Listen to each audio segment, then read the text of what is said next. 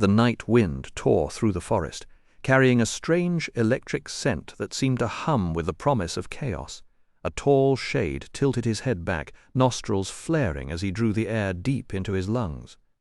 To any passing traveller, he might have passed for human until you caught sight of the blood-red hair and those unsettling wine-dark eyes. His lips curled into a thin, knowing smile. The message wasn't a hoax. They were actually coming. Still, hesitation gnawed at his mind. Was this a carefully laid trap? He weighed the possibilities, then spat his orders coldly. Fan out. Hide behind the trees and underbrush, stop whoever arrives, or drop where you stand. Around him 12 Urgals shuffled into position, their short swords gleaming and round iron shields painted with dark, cryptic symbols clanking softly. They looked like grotesque mockeries of men with bowed legs and hulking arms built solely for destruction. Twisted horns jutted above their small, piggish ears. They lumbered into the shadows, grunting as they crouched low. Within moments the rustling faded, and the forest once again held its breath. The shade pressed himself against a gnarled oak and scanned the winding trail ahead. For any mortal, the dark would have been an impenetrable blanket, but his eyes turned the weak moonlight into brilliant sunshine, painting every leaf and stone in sharp relief. He stood unnaturally still, his long, pale sword resting in his grip. A faint scratch curved along the blade, a thin line that looked delicate yet could part the toughest plate armor. The Urgals, without his gifted sight, stumbled around like blind beggars, their heavy boots catching on roots. An owl cried out, slicing through the quiet. The Urgals flinched. One of them snapped a twig with a heavy foot, and the shade whipped around with a furious hiss. The monsters shrank back, praying they wouldn't become an example. Honestly, couldn't they do anything right? Their stench alone was enough to make him gag like rotten meat wrapped in wet wool, but he restrained himself. They were tools, nothing more. Cheap, expendable tools.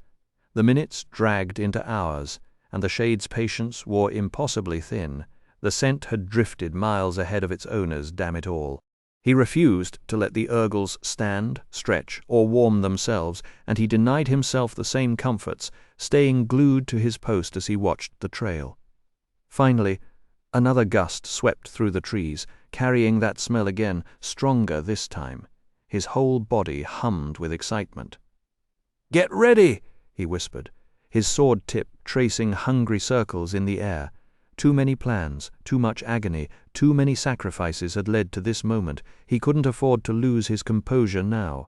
Ahead, a faint clink broke the silence as something hard struck a loose stone. Then, from the darkness, 3 pale silhouettes appeared, riding down the trail on white horses whose coats shimmered like liquid silver under the moonlight. The first elf, with pointed ears and sharp, elegant brows, moved with a slim grace that reminded the shade of a rapier. A powerful bow hung across his back, a sword resting against his hip. The last rider had the same fair, angled features and carried a long spear, a white-bladed dagger on his belt, and wore a helm of exquisite craftsmanship decorated with amber and gold. Between them rode the prize, a raven-haired elven lady, her gaze sweeping the forest with quiet confidence. Her beauty shone through even her plain clothes, and at her side rode a blade. But what caught the shade's attention was the small pouch in her lap, the thing she kept glancing at, protecting like it held her very soul. One of the guards spoke in a low murmur, too quiet for the shade to hear. The lady answered in a tone of unmistakable authority, and her guards shifted positions. The helmed one took point, adjusting his spear with a ready grip. The trio passed the shade's hiding spot, then the first few Urgals, completely unaware. The shade was already savoring the taste of success, feeling the weight of victory settle in his chest when the wind changed direction. It swirled toward the elves, heavy and foul with the unmistakable stench of the Urgals. The stallions reared and snorted in alarm, their riders whipping their heads from side to side before wheeling about and galloping off. The elven lady's horse surged ahead, leaving her guards behind in a blur of hooves. From the underbrush, the Urgals rose and loosed a cloud of black arrows. The shade slipped out from behind an oak, lifted his hand, and shouted a word that cracked like thunder. "Gargla!" A crimson beam shot from his palm, splashing against the lady's mount. The horse crashed to the ground with a high scream, and she leapt off at inhuman speed, landing lightly. She turned to look for her guards, but the arrows had done their work. 2 elves lay crumpled, blood spreading beneath them. "After her!" the shade shrieked. "She is the one I want." The Urgles lumbered into the trees, and a cry of grief tore from the elf's lips. Yet she checked herself, cursed her enemies, and bounded into the forest. While the Urgles crashed through the thicket, the shade climbed a granite outcrop that jutted above the canopy like a broken fang. From that high perch he commanded a view of the entire woodland. He raised his hand and uttered Botic Istalri, and a 1/4 mile of forest exploded into flames. He then burned one section after another until a great ring of fire, more than a mile wide, encircled the ambush site. To any distant eye, the blaze looked like a molten crown resting upon the trees. The shade watched with cold, theatrical satisfaction. For all his dark power, he clearly relished the spectacle. A flock of crows burst from a scorched pine, their cries vanishing in the roar. He made sure the flames didn't sputter, letting the ring tighten and shrink the Urgle's search area. Then came shouts and a coarse scream. Through the smoke, the shade saw 3 of his charges stumble and fall, mortally wounded. The elf dashed from the trees, running for the granite spire with extraordinary speed, black Urgle blood dripping from her blade. The shade measured the distance, jumped, and landed squarely in front of her. She skidded, whirled, and sped back toward the path, only to find her way blocked by the remaining monsters. With no way out, she drew herself up with regal disdain, chin lifted, sword ready. The shade prowled closer, savoring her helplessness. "Get her," he said. The Urgles surged forward. The elf ripped open a pouch at her side, dropped it, and clutched a massive sapphire that mirrored the angry firelight. She raised it overhead and began speaking frantic words, her voice climbing. Desperate, the shade barked, "Gargla!" and hurled a ball of red fire at her, but he was too late. A flash of emerald light flooded the glade, and the stone vanished. The red flame struck the elf a moment later, and she collapsed. The shade howled in fury. He flung his sword at a tree. It buried itself halfway through the trunk and quivered. Then, with 9 bolts of energy from his palm, he killed the remaining Urgles outright. They had failed him, and he would not tolerate failure.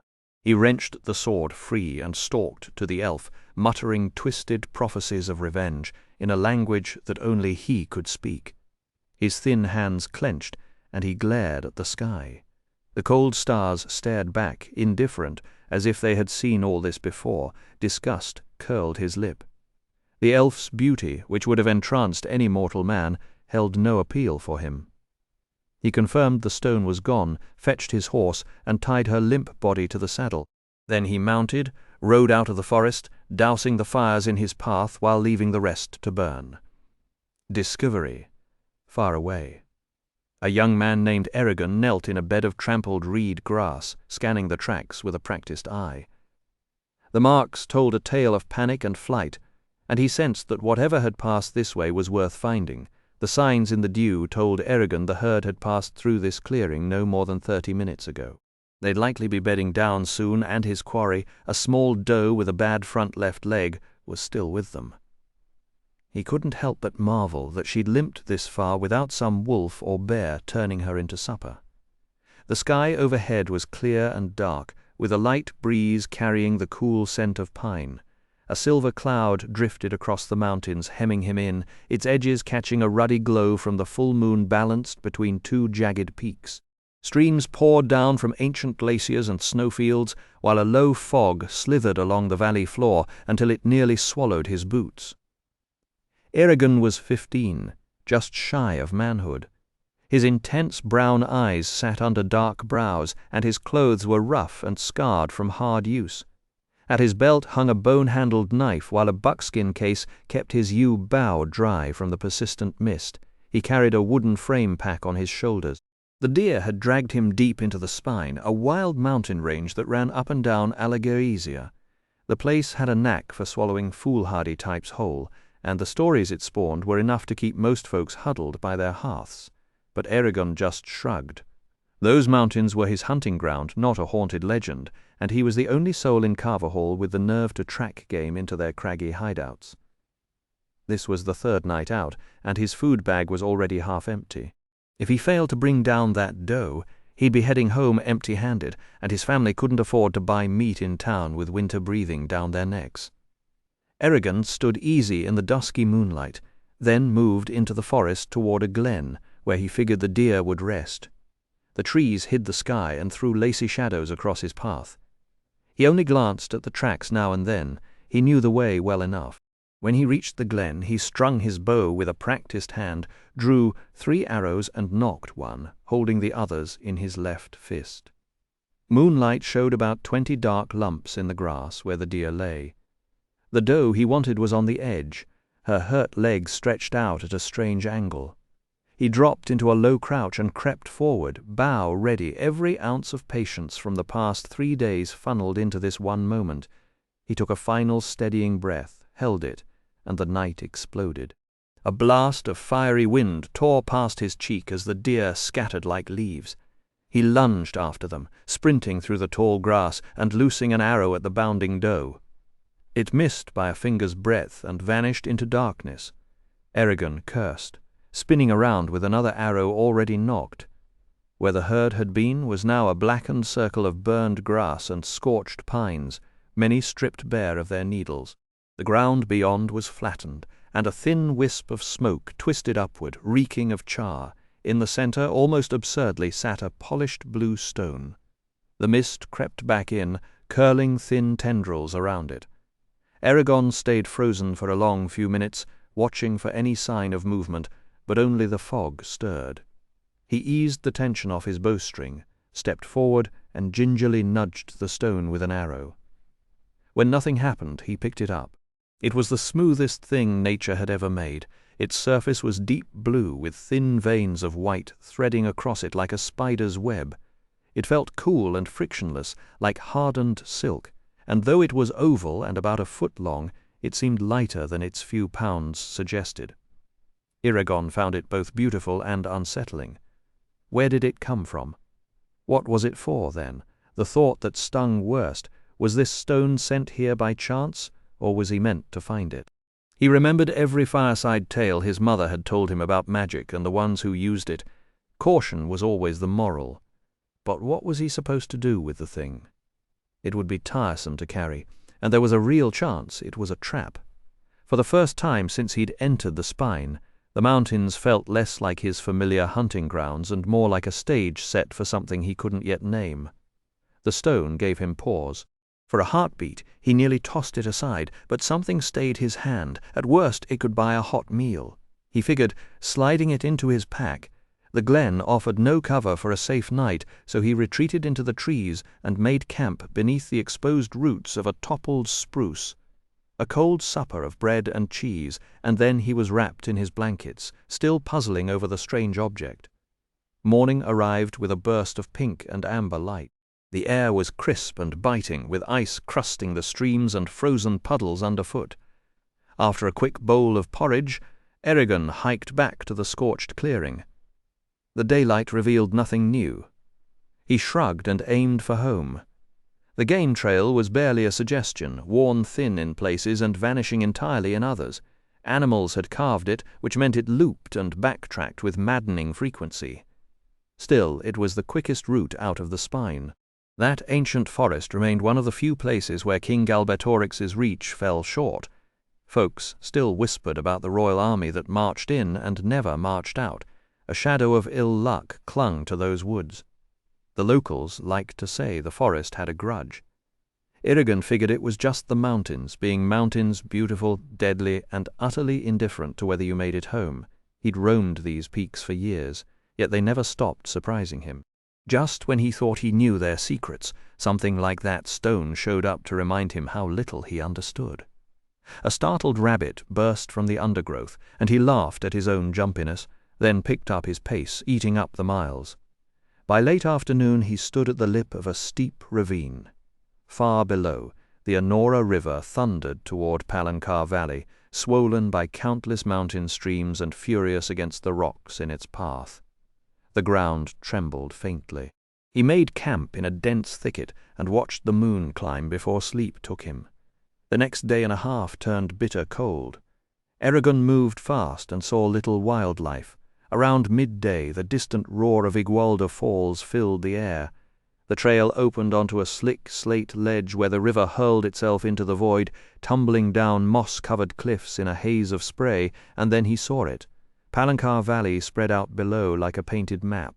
The base of the falls, more than half a mile down, marked the valley's northern edge. Near it sat Carvahall, a cluster of brown rooftops with white smoke rising against the wild landscape. The farms looked like tiny patches sown into the earth, their fields tan and windswept. The Anora River cut a bright ribbon from the falls toward the valley's southern end, catching the sunlight in long silver strips. In the distance, he could just make out the village of Therinsford and the lonely peak of Utgard. Beyond that, he knew the river bent north and eventually reached the sea. He lingered a moment, then started down with a grimace. By the time he reached the bottom, dusk had softened everything into grey shapes. Carvahall's windows glowed in the twilight, and the houses stretched long shadows across the ground. It was a quiet place, isolated and surrounded by harsh, beautiful land. Only merchants and trappers ever came through. The village itself was a huddle of sturdy log buildings with low roofs, some thatched, some shingled. Smoke curled from the chimneys, carrying the familiar scent of burning wood. Home at last, the houses lining the lane all had wide front porches, and folks gathered there to gossip and haggle. Here and there a candle flickered to life behind a window. Eragon could hear men laughing in the cool evening while wives hurried after them, scolding about supper getting cold. He slipped between the buildings and reached the butcher shop, a squat, timbered place with smoke pouring from the chimney. The door swung open into a warm, firelit room. A long wooden counter ran along the far wall, and the floor was scattered with straw, though the whole place was so clean it made Eragon wonder if the owner spent his nights hunting dust with a magnifying glass. Behind the counter stood Sloane, a wiry little man with a stained smock over his cotton shirt and a row of knives clinking at his belt. His face was sallow and pitted, and his eyes never stopped watching. He was wiping the counter with a rag when Eragon walked in, and his lip curled. Well, the great hunter stoops to mingle with us regular folk. What did you bring down today? Nothing, Eragon said flatly. He had never liked Sloane. The butcher had a way of making him feel like something tracked in from the dirt. Widower that he was, Sloane doted on only one person, his daughter, Katrina, and everyone else was just a customer to be measured and judged. Nothing? Sloane's eyebrows shot up in mock wonder. He turned and scraped at something on the wall. And that's why you're here. Yes, Eragon admitted, hating the word. Then show me your money. Sloane's fingers drummed when Eragon shifted his feet and said nothing. Come on, yes or no. I don't have money, but I have something to trade. No money. The butcher cut him off with a sharp laugh. And you expect to walk out with meat? Are all the other merchants just handing over their goods free? Am I supposed to give you a basket of steaks out of charity? He paused and added, Besides, it's late. Bring coins tomorrow. We're closed. Eragon stared at him. I can't wait until tomorrow. And this is worth your while. I found something to pay with.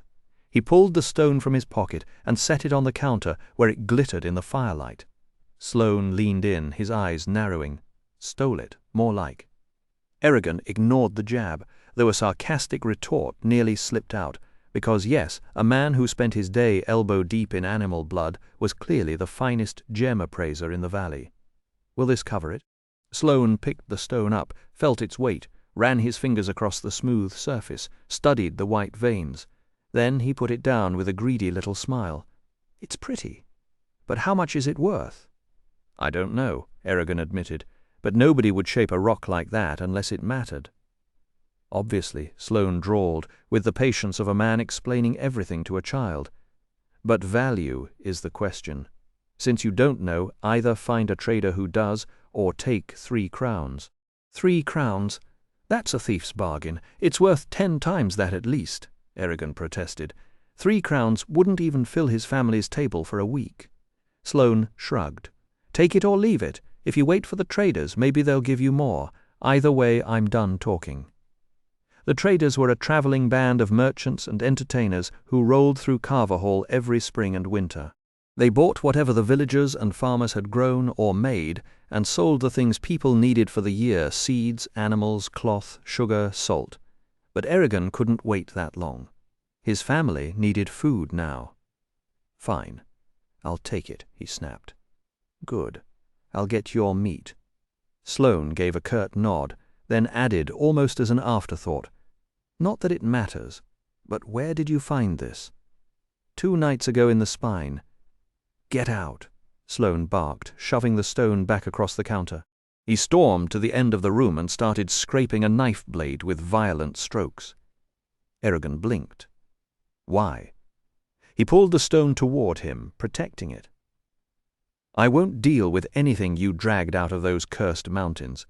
Take your sorcerer's stone somewhere else." Sloane's knife slipped as he spoke, slicing his finger, but he didn't so much as flinch. He just kept scrubbing at the cutting board, letting fresh blood streak the blade. "So you're refusing to sell to me?" Eragon asked. "Unless you've got honest coins." "Yes. Now get out before I make you." Sloane growled, hefting the knife and edging sideways. Before Eragon could respond, the back door slammed open. He spun, expecting more trouble, but in stomped Horst, the town smith, with Sloane's daughter Katrina, right behind him.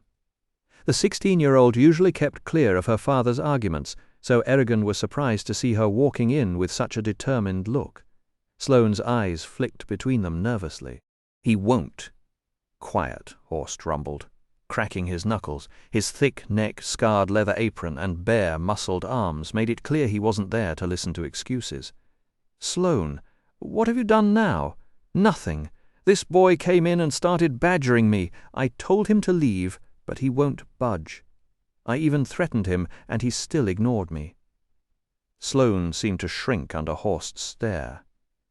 "Is that true?" the smith demanded. "No," Eragon said. "I offered this stone as payment for meat, and he accepted it. When I told him I'd found it in the spine, he refused to touch it. What difference does it make where it came from?"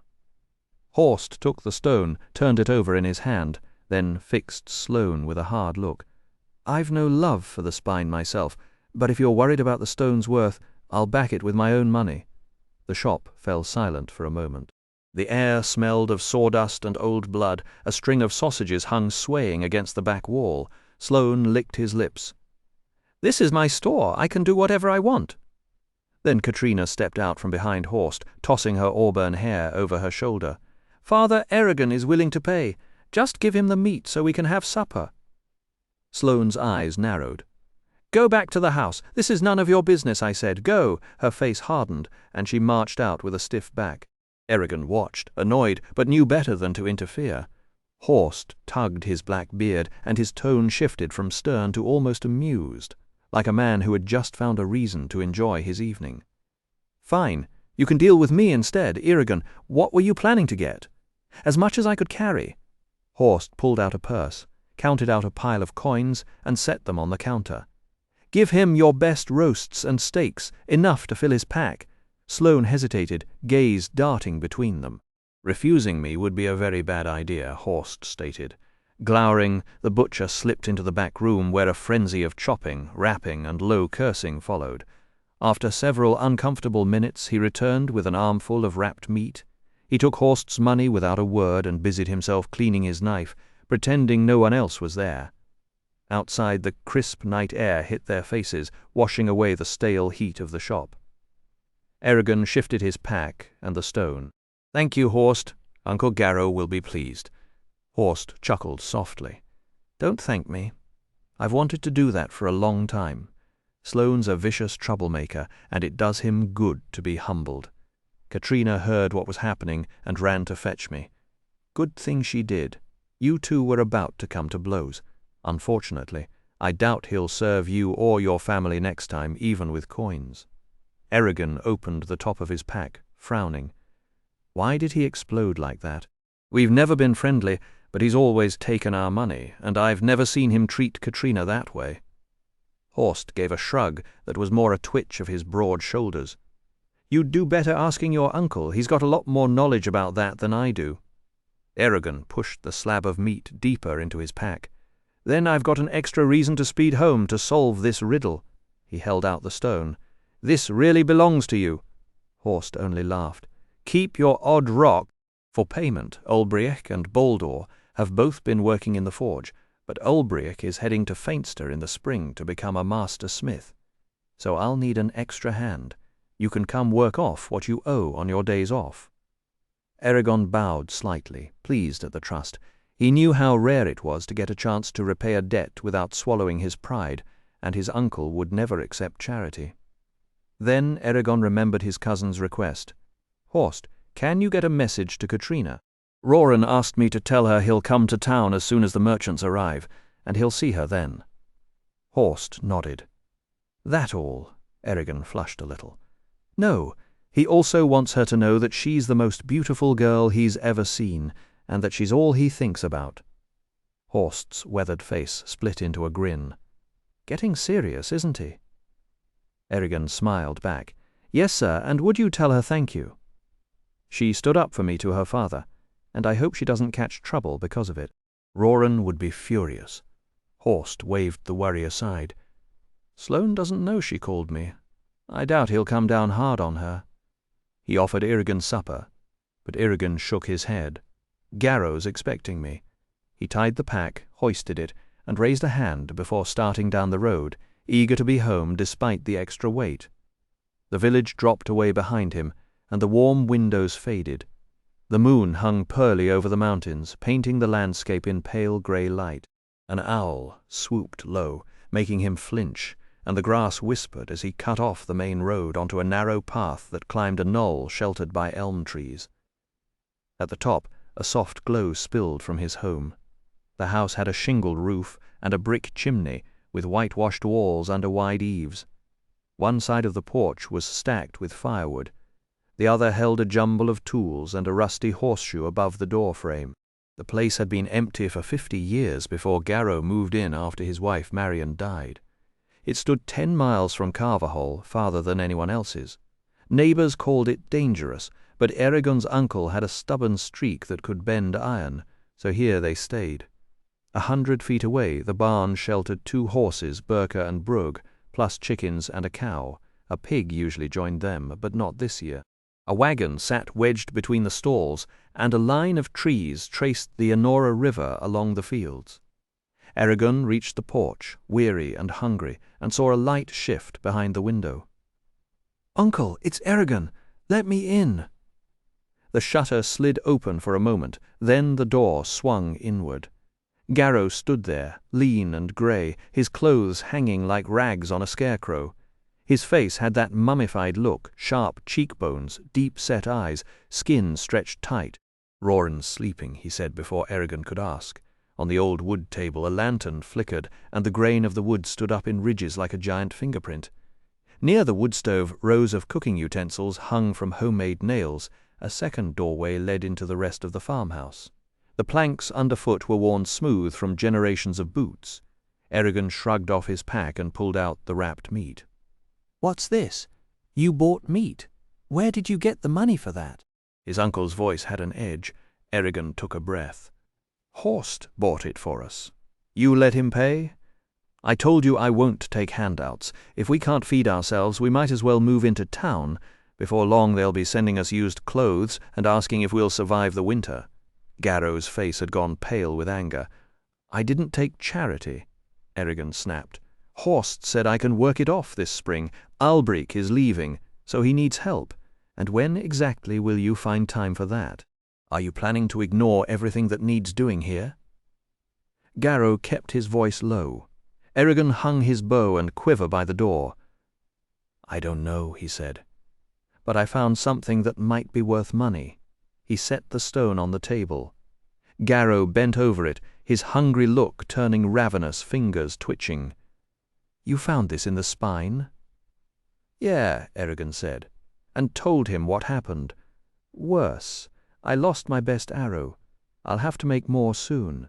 They both stared at the stone in the dim light. "How was the weather?" his uncle asked, lifting it. His hands gripped it tight, as if it might vanish. Cold, no snow, but everything froze at night.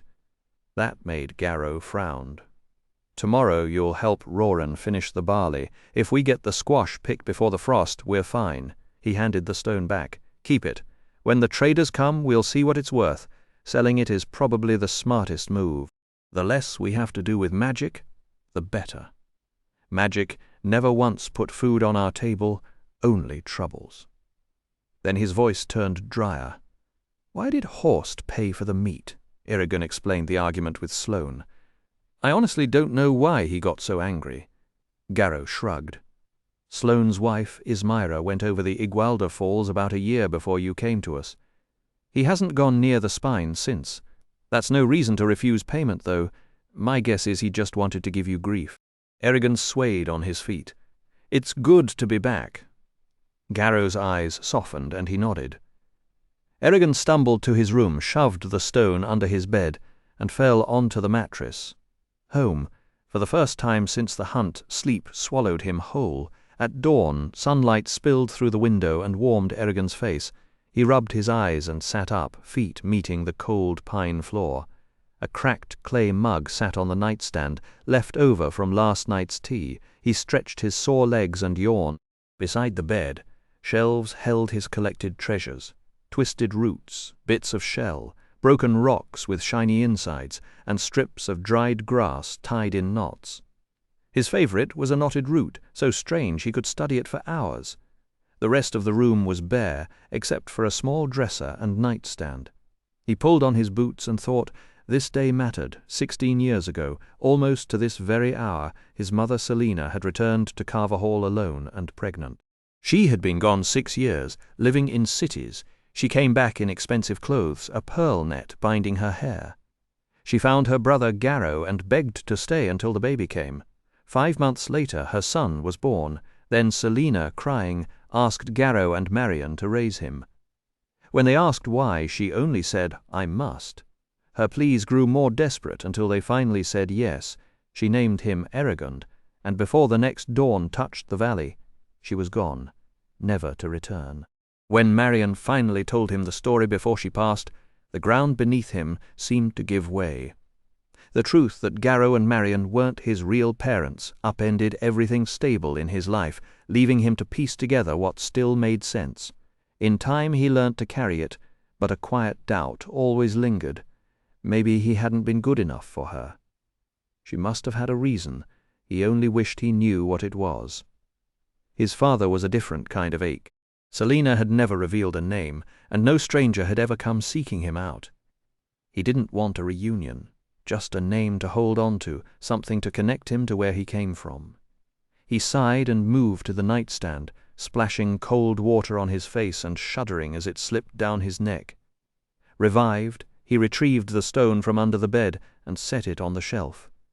It caught the morning light, throwing a soft, warm shadow against the wall. He touched it once, half expecting something to happen, then smiled at the thought. And yet he couldn't shake the feeling that this stone had already changed something inside him. Hungry and restless, he hurried to the kitchen, where Garrow and Roran were already seated, making their way through a roasted chicken. Roran stood with a grin the moment he saw Errigan. 2 years older, Roran was muscular and deliberate in everything he did, a dependable presence that Errigan had always counted on. They shared no blood, but their bond ran deeper than many brothers ever knew. "Glad you're back," Roran said. "How was the trip?" "Hard," Errigan admitted, grabbing a piece of chicken. "Did Uncle tell you what happened?"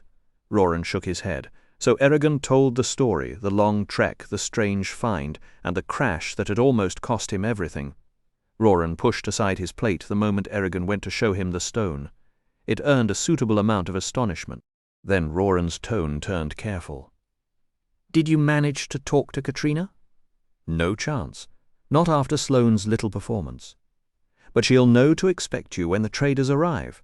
Horst is passing the message along." Roran pinched the bridge of his nose. "Horst, of course, because when I want to keep a secret, My first instinct is to hand it to the town's most well-connected blacksmith and hope for the best. If Sloane catches wind of this, I won't just be banned from seeing her. I'll be lucky if he doesn't chase me out of the valley with a cleaver." Eragon smirked. "Horst knows what he's doing. He won't let Sloane hurt your chances." Roran grumbled but didn't argue further, and the three of them finished their meal under Garrow's quiet, watchful eye. After breakfast, they worked the fields under a pale, cold sun. The last of the barley went into the barn, followed by prickly squash, rutabagas, beets, peas, turnips, and beans packed into the root cellar.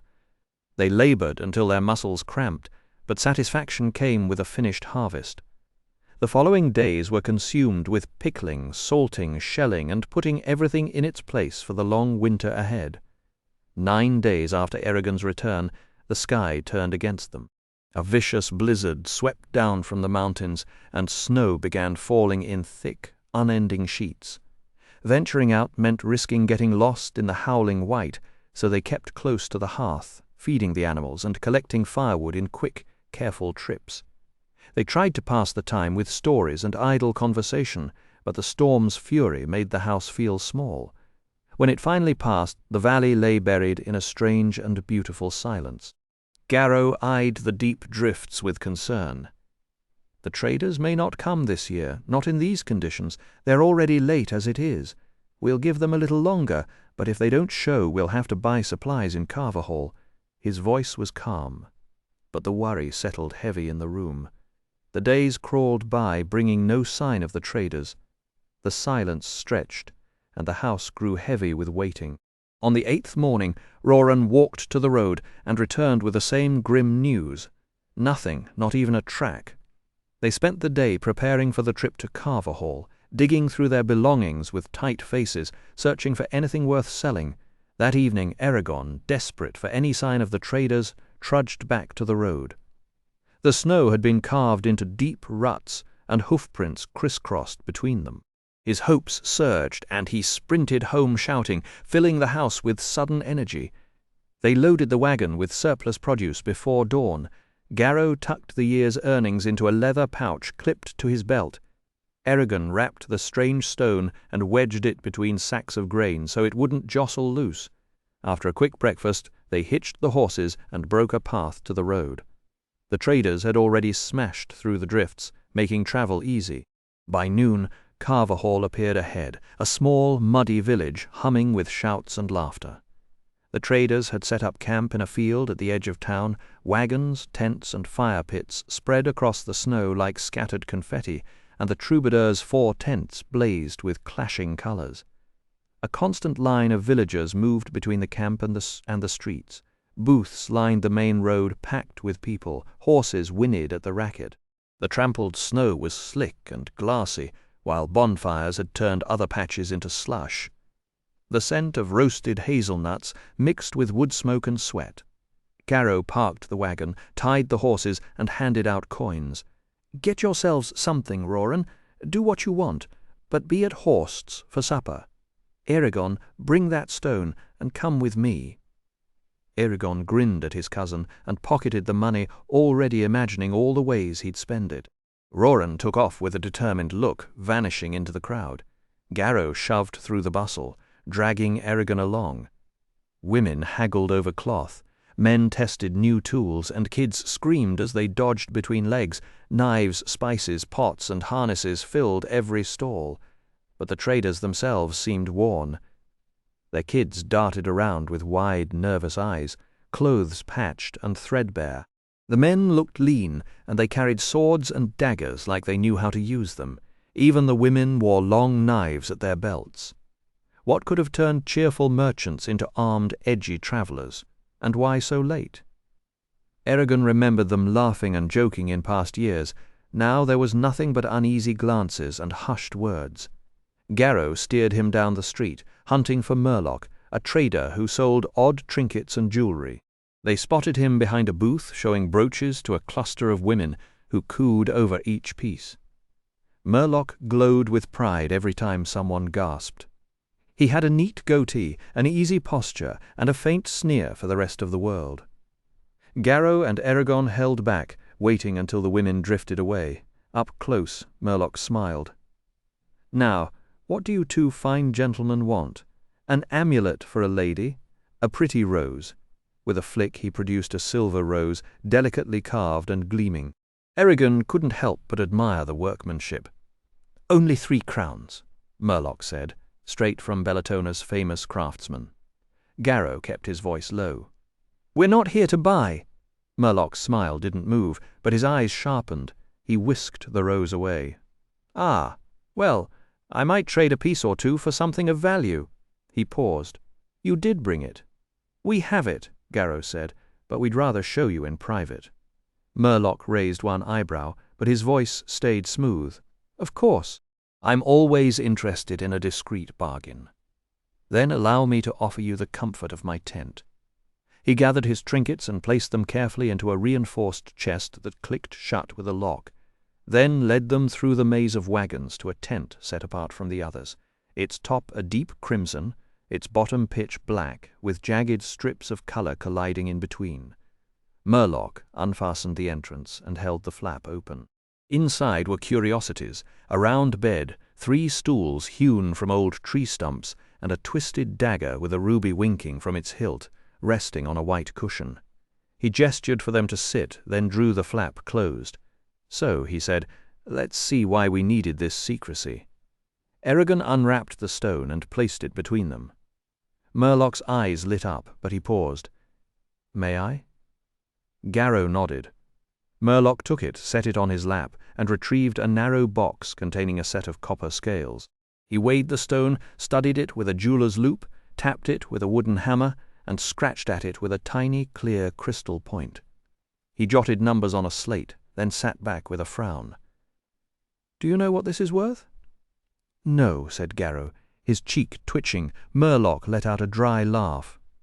"Well, that makes 2 of us, but I can tell you this much. Those white veins are made of the exact same stuff as the blue, just a different shade. What that stuff is, I've no idea. It's harder than any rock I've ever encountered, harder than diamond, and whoever shaped it had tools I've never seen or used magic. Also, it's hollow." Garrow shot forward. "What? You heard me? Did you ever hear a rock sing like this?" Murlock snatched the dagger and rapped the stone with its flat side. A pure bell-like tone rang out, hanging in the air before melting away. Eragon flinched. Worried they'd cracked it, Murlock tilted the stone toward them. "See? No scratches, no marks.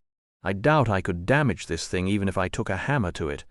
Garrow crossed his arms, his face unreadable. Eragon's mind spun. He knew the stone had come from the spine, wrapped in magic, but who would craft such a thing and why?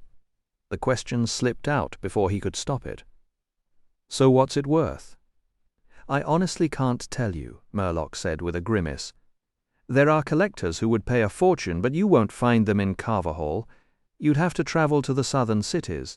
To most people, this is a curiosity, a pretty puzzle not worth their coin when they need food and tools." Garrow stared at the tent ceiling like a gambler weighing his odds. "Will you buy it?" "Not a chance. It's too risky. I might find a buyer during my spring travels, but there's no guarantee, and you wouldn't see payment until next year. You'll need to find someone else. Though I am curious, why all the secrecy?"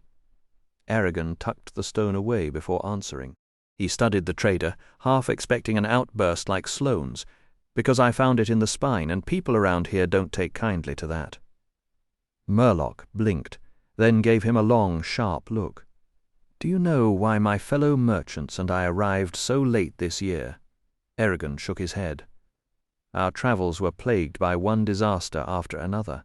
It seems chaos is loose across Alagaesia. We hit sickness, ambushes, and a run of the blackest luck I've ever seen.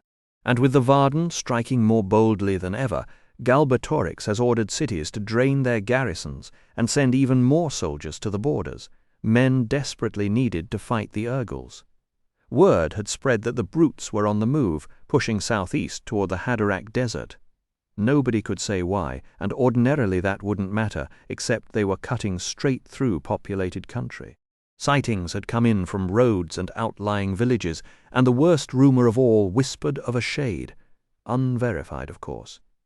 Hardly anyone walks away from that kind of encounter to file a report. Eragon couldn't keep still. "Why haven't we heard any of this?" he demanded. Murlock's face stayed grim. "Because it only began a few months ago. Whole villages have been forced to pack up and leave. The Urgles trampled their fields, and starvation is already closing in." Garrow let out a derisive snort. "That's nonsense. We haven't seen a single Urgle around here, unless you count the one whose horns are mounted over Morn's tavern." Murlock arched an eyebrow. "Maybe so, but this place is a tiny village tucked into the mountains, hidden from the bigger roads. It's no surprise you've slipped under their notice. I wouldn't count on that lasting. I only bring it up because if you found a stone like that in the spine, strange things might be stirring here too." With a slight bow and a thin smile, he left them to chew on that thought. Garrow headed back toward Carverhall, Eragon trailing at his heels. "What do you make of it?" Eragon asked. "I'm going to gather more facts before I make up my mind. Put the stone back in the wagon, then go enjoy yourself. I'll meet you at Horst's for dinner." Eragon ducked through the crowd and jogged back to the wagon, a grin on his face. His uncle would be haggling for hours, which left the afternoon wide open. He hid the stone under the bags and strode into the market with a swagger he didn't quite feel. Booth to booth he wandered, sizing up the goods like a man with a full purse, even though his coins were pathetically few. Every merchant he paused to talk with echoed Murlock's warning. The realm was shaking apart, last year's peace had packed up and left, and new dangers were sprouting like weeds. One old trader swore a lake monster had dragged off 3 sheep. Eragon rolled his eyes. Wonderful. The world was ending, and he could hear all about it between bites of pie. He bought 3 sticks of malt candy and a small cherry pie that scorched his fingers through the paper. After hours standing in the snow, the warmth felt better than gold. He licked the sticky syrup from his fingers, already wishing for another slice, then perched on the edge of a porch to chew a piece of candy. A pair of boys from Carverhall wrestled nearby in the slush, but he had no urge to join them. Near the corner of the building, a scrawny dog gnawed on an old bone. Eragon tossed him a bit of candy. The dog sniffed at it, then wandered off. Even the local mutt has standards, he thought. As the afternoon slid toward evening, the traders packed up their stalls and took business indoors. Eragon was impatient for nightfall, when the troubadours would come out with their stories and tricks. He loved tales of magic, of gods, and if they were especially lucky, of the dragon riders. Brom, Carverhall's own storyteller and a friend, had good yarns too, but after years they wore thin. The travelling performers always brought new ones, and Eragon soaked them up eagerly. He had just snapped off an icicle from under the porch, testing its weight in his hand when he spotted Sloane across the way. The butcher hadn't noticed him. Eragon ducked his head and bolted around the corner toward Morn's tavern. The tavern was stifling, thick with greasy smoke from sputtering tallow candles. Over the door hung the Urgle horns, deep black and twisted, their span wider than Eragon's outstretched arms. The bar ran long and low, with a stack of staves at one end for customers to whittle. Morn stood behind it, sleeves rolled up to his elbows, wiping a mug with a stained cloth. His face looked like it had been pressed chin first against a grindstone, flat, broad, and knotted. The solid oak tables were crowded with men listening to 2 traders who had finished their business early and come in for beer. Morn raised an eyebrow. "Eragon, good to see you. Where's your uncle buying?" Eragon said with a shrug. "He'll be a while yet, and roaring. He didn't come along. No sick beasts this year, so he's back at the farm." "Good, good." Eragon gestured at the pair of traders. "Who are they? Grain buyers?" "Bought everybody's seed at a ridiculously low price, and now they're spinning wild stories, expecting us to believe every word." Morn's jaw tightened as he swiped through another mug. Eragon didn't need it spelled out. People needed that money. Without it, the winter would bite harder than any Urgle raid. Morn let out a sharp snort, wiping down a mug with a rag that had seen better days. They're spinning tales about the Varden striking some kind of pact with the Urgles, claiming they're gathering an army to march on us. According to them, we'd have been burned to the ground long ago if not for our beloved king's protection. as if Galbatorix would lift a finger if this village turned to ash. She waved a hand toward the door. "Go listen for yourself. I've got enough on my plate without repeating their nonsense." The first trader was a mountain of a man who seemed to swallow the chair whole. Every time he shifted, the wood groaned in protest. His face was utterly smooth, no beard, no stubble, not even a hint of shadow, and his hands were as soft as a baby's. He drank from his flagon with a pout that made him look like a spoiled child denied dessert. His companion was a different kind of odd. His face was ruddy and swollen, the skin around his jaw sagging with lumps of hard fat that looked curdled, like butter gone rancid, while the rest of his body beneath was gaunt, almost skeletal in comparison. The fat trader tried to settle his bulk into the chair, his gut spilling over the armrests. No, you've got it all wrong. It's only through the king's unceasing efforts that you can stand here and argue with us in safety." If he, in his infinite wisdom, were to withdraw that support, he let the words hang. "Woe unto you all," a voice shouted from the crowd. "Sure, and I suppose the riders have returned too, and you've each slaughtered 100 elves. Do you think we're children who'll believe any fairy tale you feed us?" Laughter rippled through the room. The fat trader opened his mouth to retort, but his thin companion cut him off with a wave of his hand, gaudy jewels flashing on his fingers. "You misunderstand. We know the Empire can't personally look after every single person as much as you might wish it could, but it can keep the Urgles and other abominations from overrunning this." He paused, searching for the word place. The fat trader nodded enthusiastically, sweat already forming on his brow. "You're angry about injustice, and that's a fair concern, but no government can please everyone. There will always be arguments and conflicts. The majority of us have nothing to complain about. Every kingdom has its malcontents, a few loud voices who can't accept the balance of power." "Yeah," a woman shot back. "If that's your idea of a few loud voices, then the Varden must be a whole choir." The fat trader sighed heavily. "We've already told you, the Varden don't care about you." "That's a lie spread by traitors who want to tear the Empire apart from the inside. All they want is to overthrow the king and seize your lands. They've got spies everywhere preparing to invade. You never know who might be working for them." Something about that landed differently. It was clever how he wove fear into every sentence, making suspicion feel like wisdom. Eragon watched heads nod around him, and his stomach twisted. He stepped forward, his voice clear and steady. "How do you know all this?" "I could say the clouds are green, but that wouldn't make them green. Prove you're not lying." The two traders glared at him, and the villagers fell silent, waiting. The thin trader spoke first, avoiding Eragon's eyes. "Don't your parents teach you respect? Or do children challenge grown men on a whim these days?" Eragon didn't back down, but the room held its breath. Then a man at the back said flatly, "Answer his question." The fat trader's lips tightened, fresh sweat beading on his upper lip. "It's common sense," he stammered. That was all he had, and everyone could see it. The room burst into argument once more, voices clashing in the smoky air. Eragon retreated to the bar, a bitter taste coating his tongue. In all his 17 years he'd never met anyone who defended the Empire so openly, who tore down its enemies with such practiced ease. Here in Carverhall, the hatred for the Empire was deep, almost hereditary, passed down like an old scar. The Empire had never once helped them during the harsh winters when they nearly starved, and its tax collectors had hearts of stone. He had no doubt where he stood on Galbatorix's mercy, but the Varden were another matter. They were a rebel band that raided the Empire relentlessly, striking and vanishing like ghosts.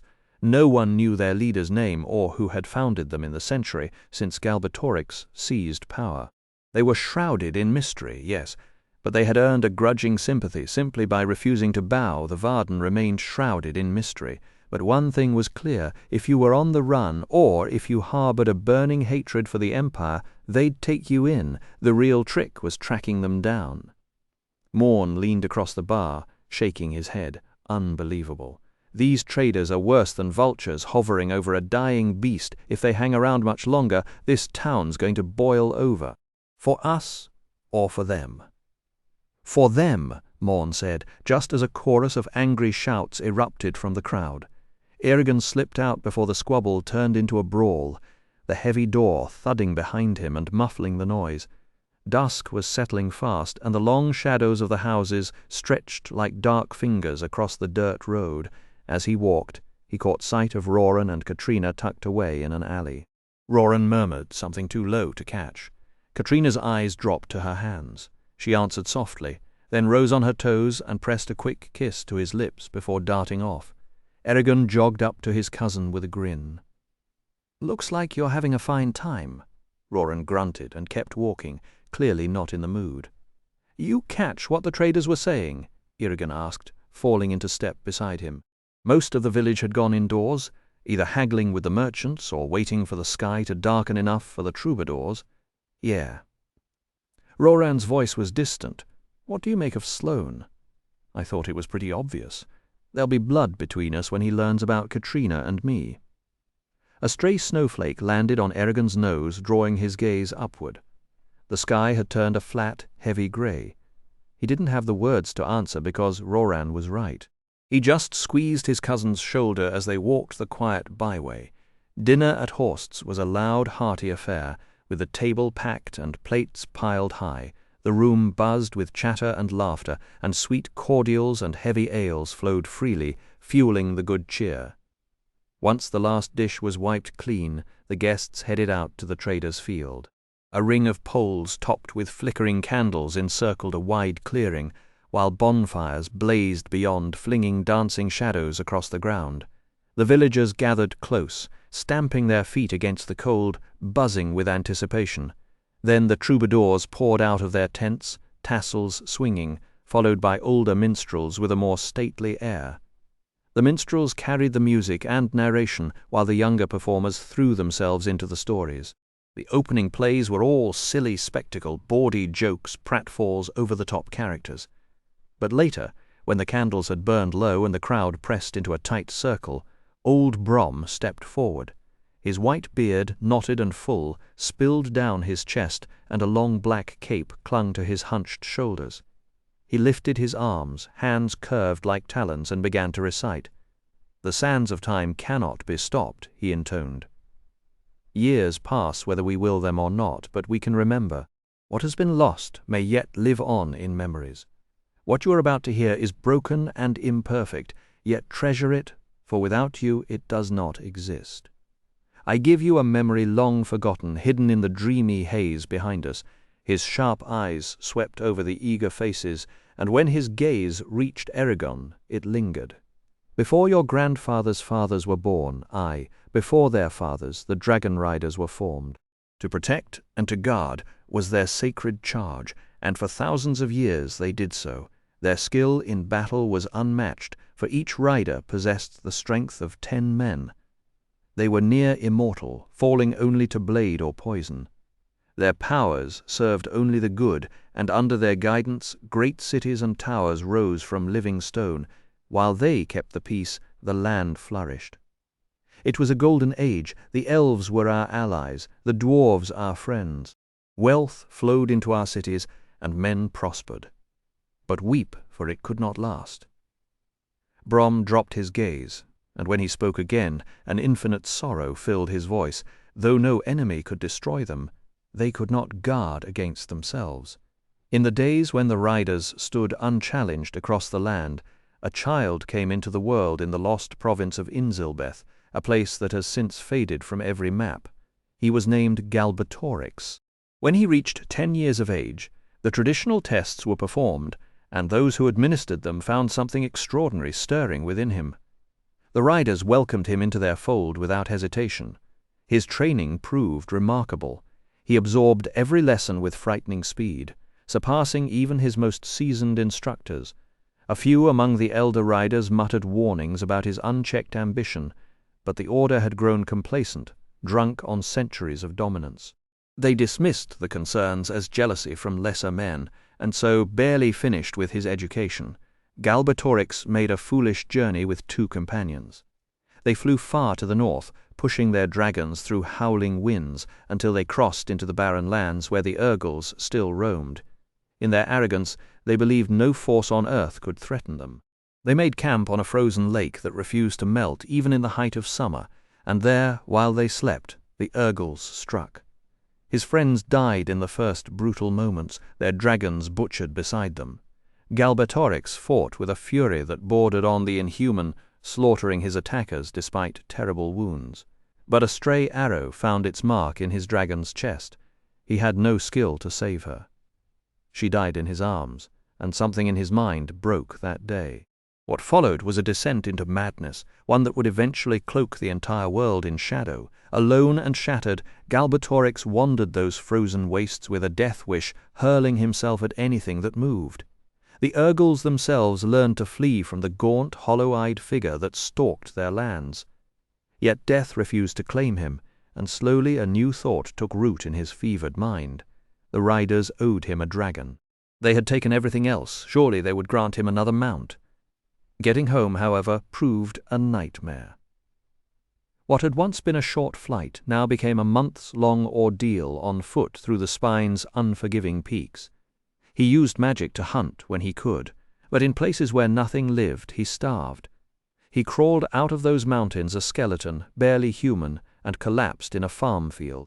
The farmer who found him summoned the riders, who carried him to their stronghold and mended his broken body. He slept for 4 days straight, and when he woke he gave no hint of the storm raging inside his head. Brought before a council of elders, Galbatorix demanded a dragon. The sheer audacity of the request startled the council, but they saw the madness gleaming behind his eyes and understood the danger. They refused him flatly and without mercy. That refusal was the spark that kindled a wildfire. Galbatorix, through the venomous lens of his broken mind, convinced himself the riders were responsible for his dragon's death.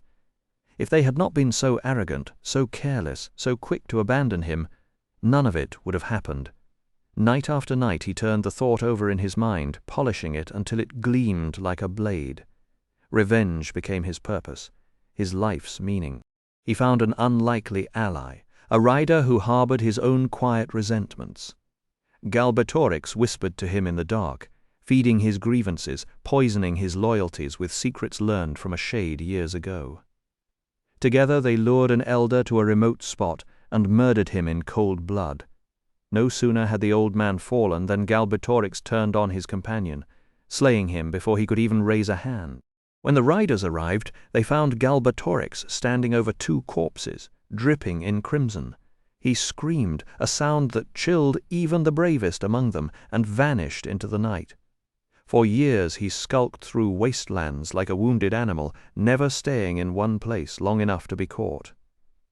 The riders searched, but he was too cunning to be found. Their efforts slowly faded, and the world began to forget. But Galbatorix never forgot. He was waiting, watching, biding his time. Then, by a stroke of ill fortune, or perhaps dark design, he encountered a young rider named Morzan. The boy was powerful but impressionable, hungry for recognition, and all too easily swayed. Galbatorix charmed him, molded him, and convinced him to leave a gate unbarred in the great citadel of Illyria, the city now called Urubaean. Through that open gate, Galbatorix slipped like a shadow and claimed a dragon hatchling for himself. He vanished with his new disciple into a place of such darkness that the riders dared not follow there. Morzan learned secrets best left buried, becoming Galbatorix's shadow, his enforcer, his devoted follower. And when the black dragon Shruiken had finally grown to full size, Galbatorix emerged from the shadows to unveil himself. The world looked upon his face, saw Morzan at his side, and knew that a new terror had risen. Brom's voice carried the weight of ages as he told how the 2 of them hunted down riders wherever they could be found, growing more dangerous with every kill. 12 of those riders, seduced by promises of power and eager to avenge imagined slights, abandoned their order and joined Galbatorix.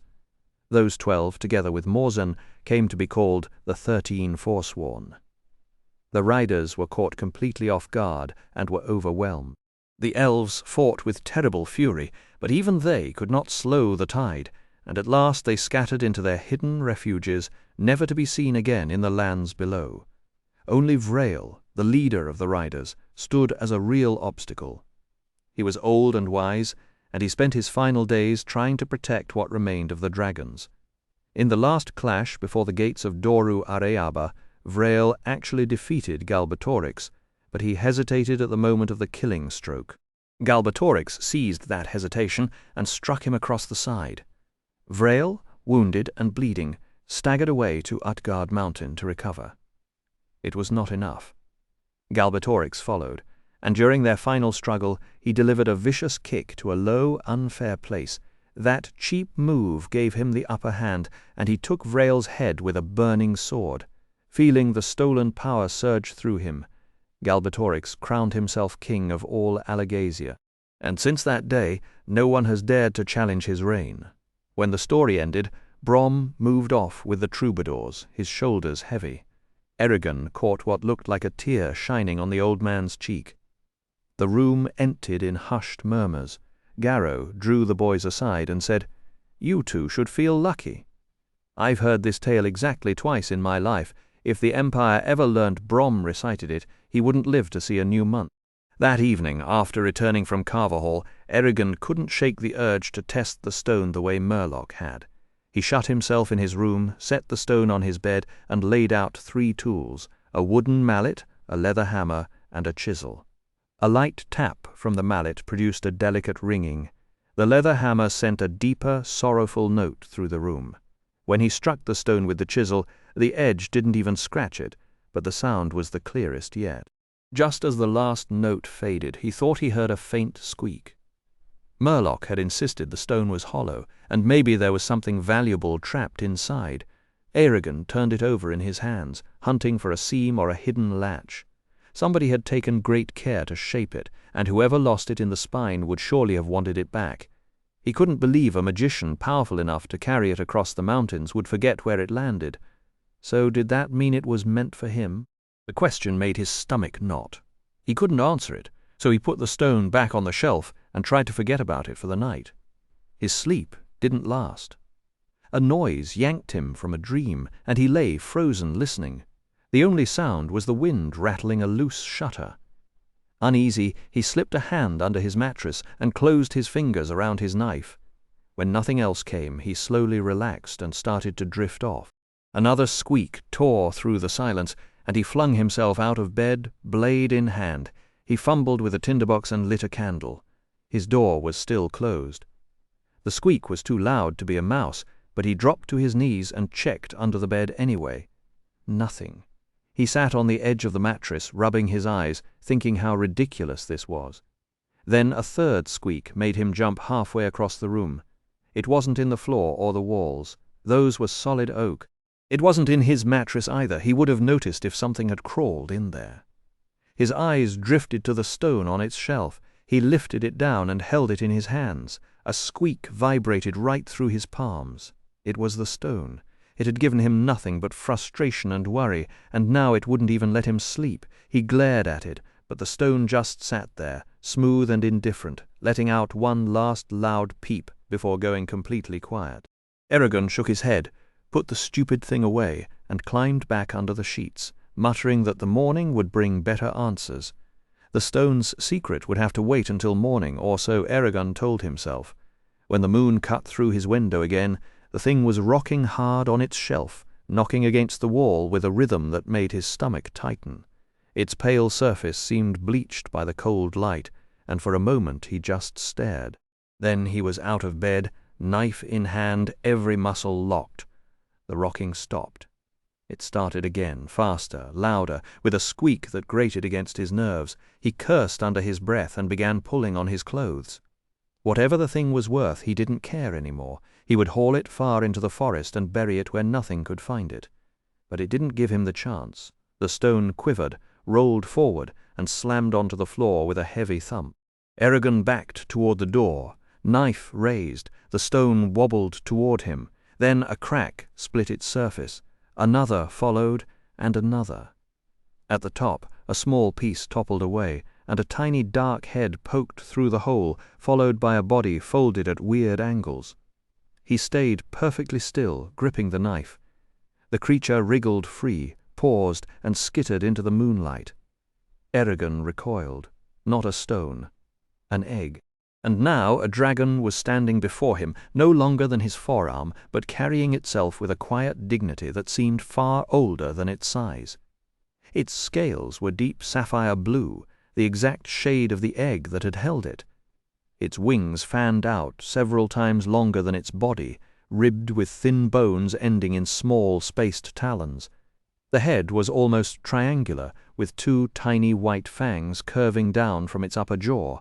Its claws were ivory white and slightly serrated. A row of small spikes ran from the base of its skull down to the tip of its tail, and there was a strange hollow where its neck met its shoulders. Eragon shifted his weight, and the dragon's head snapped around, hard, ice-blue eyes fixed on him. He held his breath. If it wanted a fight, it would be a sharp, noisy little enemy.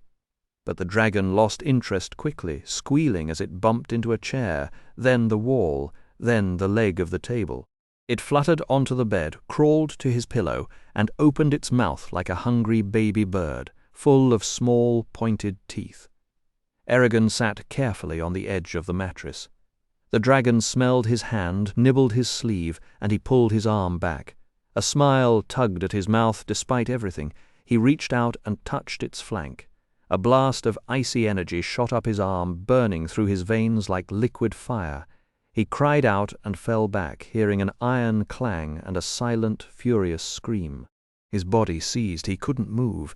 It felt like hours before warmth crept back into his limbs, leaving them tingling and weak. His hand was numb, fingers paralyzed. Then the middle of his palm shimmered, forming a pale white oval that itched and stung like a spider bite. His heart hammered. He tried to understand what was happening. Something touched his thoughts, light at first, like a fingertip brushing his skin. Then it strengthened into a tendril of awareness, pulsing with curiosity. The invisible wall around his mind had crumbled, and for the first time Eragon felt something else looking back at him, waiting, learning. The moment his hand made contact, a strange energy surged through him, and he panicked. What if nothing kept him tethered? He could drift out of his own body and disappear into the air like a restless ghost. Terrified, he pulled away, and the impossible sense vanished as if a door had shut. He glared at the motionless dragon, still not trusting it. A scaly leg scraped against his side, and he flinched, but no jolt came. Curious, he rubbed the creature's head. A light tingle ran up his arm. The dragon nuzzled his palm, arching its spine like a cat. He slid a finger across its thin wing membrane, parchment-like, velvety, warm, still a little damp, with hundreds of delicate veins pulsing underneath. Then the tendril touched his mind again, and this time he felt no curiosity, only a ravenous, overpowering hunger. He sighed and got to his feet. This was a dangerous animal, he was certain. But watching it crawl across his bed, so small and helpless, he couldn't help asking himself if keeping it was truly a bad idea. The dragon wailed in a thin, reedy cry, and he scratched its head to quiet it. "I'll figure this out later," he decided, and slipped out, closing the door gently. 2 strips of dried meat in hand, he came back to find the dragon perched on the windowsill, staring up at the moon. The cabin felt hollow and still around them, and a cold draught slipped through the logs. He cut the meat into small squares and held one out. The dragon sniffed it, then lunged forward like a snake and snatched it from his fingers, swallowing it with a strange little jerk. It prodded his hand for more. He fed it carefully, keeping his digits away from those teeth. By the time only 1 square remained, the dragon's belly was round and bulging. It eyed the final piece, then snapped it up lazily. Completely full, it crawled onto his arm and curled against his chest, letting out a snort that sent a wisp of dark smoke into the air. Eragon stared, amazed. When the dragon seemed asleep, a low humming started in its throat. He carried it to the bed and set it by his pillow, its eyes still closed. It wrapped its tail around the bedpost as if content.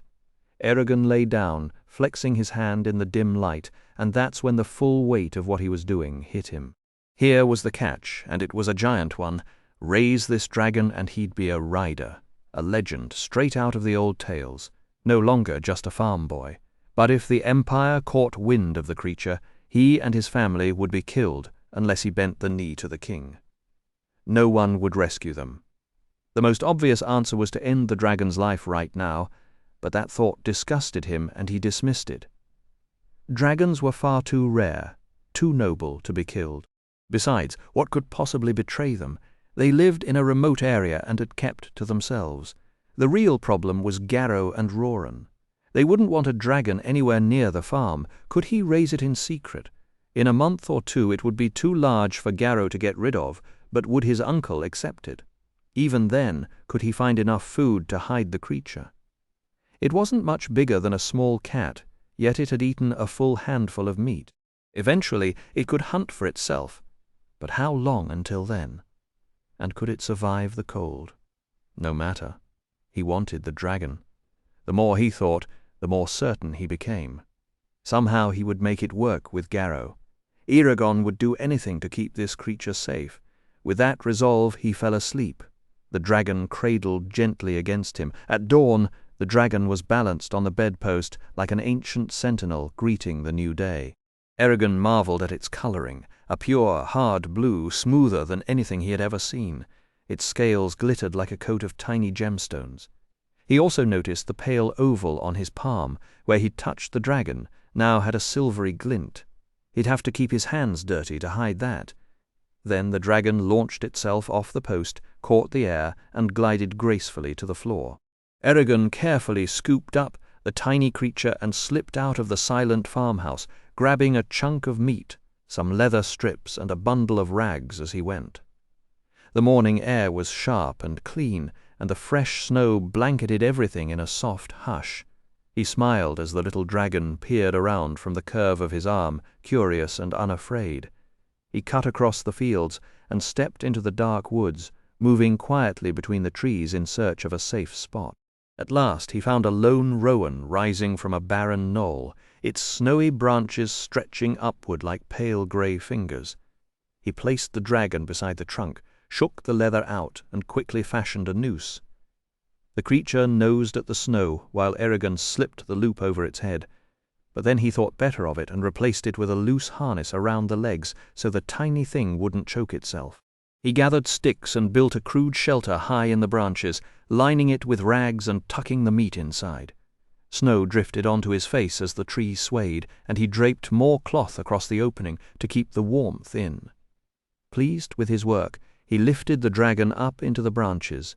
It squirmed at first, then crawled into the hut, gnawed a piece of meat, curled up, and blinked at him, with an expression that almost looked like gratitude.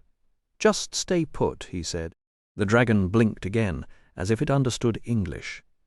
Eragon wasn't convinced, so he reached out with his mind, the strange ability jolting him into that vast, dizzying openness, a space so huge it pressed down on him like a heavy blanket. He focused and pushed a single thought: stay here. The dragon cocked its head. He pushed again, harder.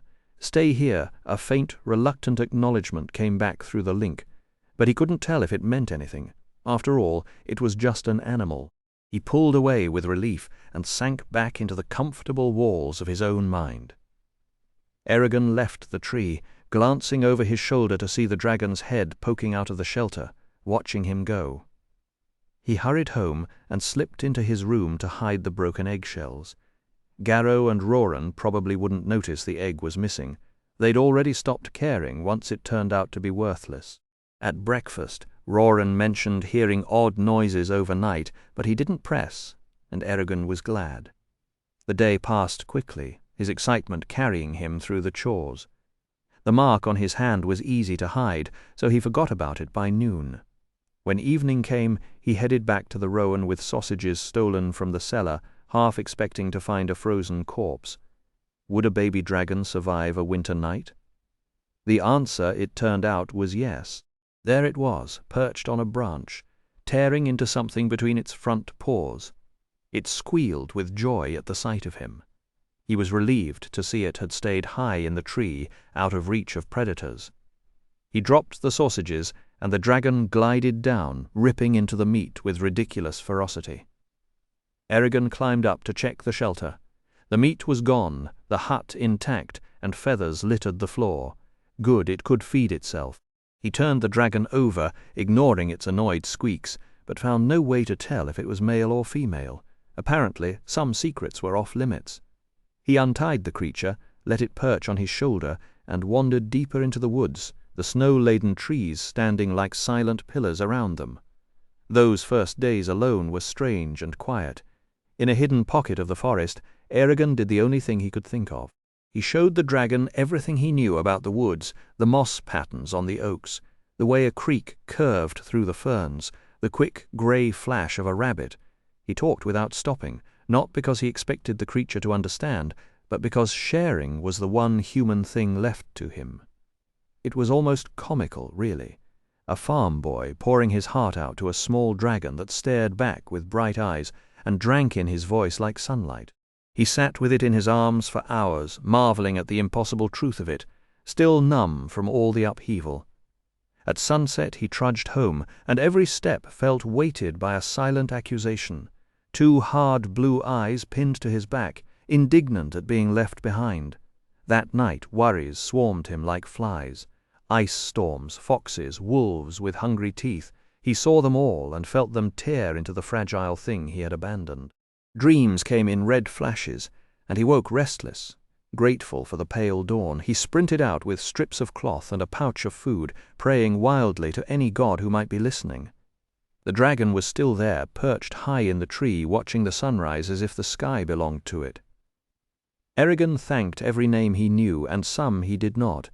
As he approached, the little creature dropped to the ground and launched itself into his arms, trembling against his chest. It was unhurt, but spooked, and a thin wisp of dark smoke curled from its nostrils. He murmured to it, letting it burrow into his coat, pressing his back against the rowan until the shaking stopped. Then it crept onto his shoulder and demanded breakfast. He fed it, wrapped fresh rags around the shelter, and played with it until chores forced him back to the farm. A smooth routine took hold in no time. Mornings meant a secret run to the tree, a quick meal, and a longer goodbye. Eragon attacked his chores with fresh energy, and when they were done, he slipped away to the woods. Garrow and Roran noticed, of course. They asked why he spent so much time outside. Eragon shrugged and made sure no one followed him to the tree. After those first few days, he stopped expecting disaster. The dragon's growth was explosive. It doubled in a week, and 4 days later it stood knee-high. The tiny rowan hut no longer fit it, so Eragon spent 3 days building a hidden shelter on the ground. By the time the dragon was 2 weeks old, it needed so much food that he had no choice but to let it roam. The first time he untied it, only the sheer force of his will kept it from trotting back to the farm. He pushed it away with his mind again and again, until it learned to stay clear of the house and everyone in it.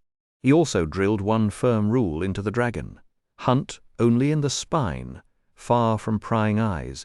If deer and rabbits started vanishing from Palancar Valley, farmers would notice.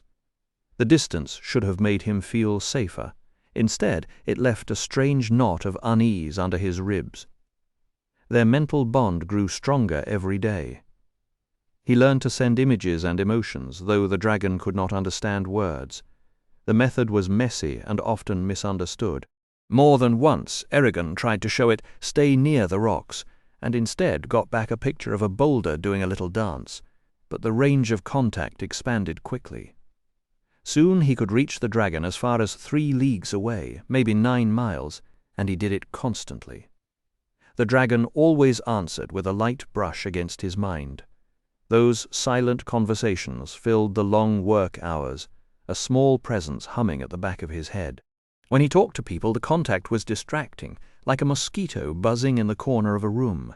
As the dragon grew, its squeaks turned into a throaty roar, and the odd humming became a deep rumble, but there was no fire.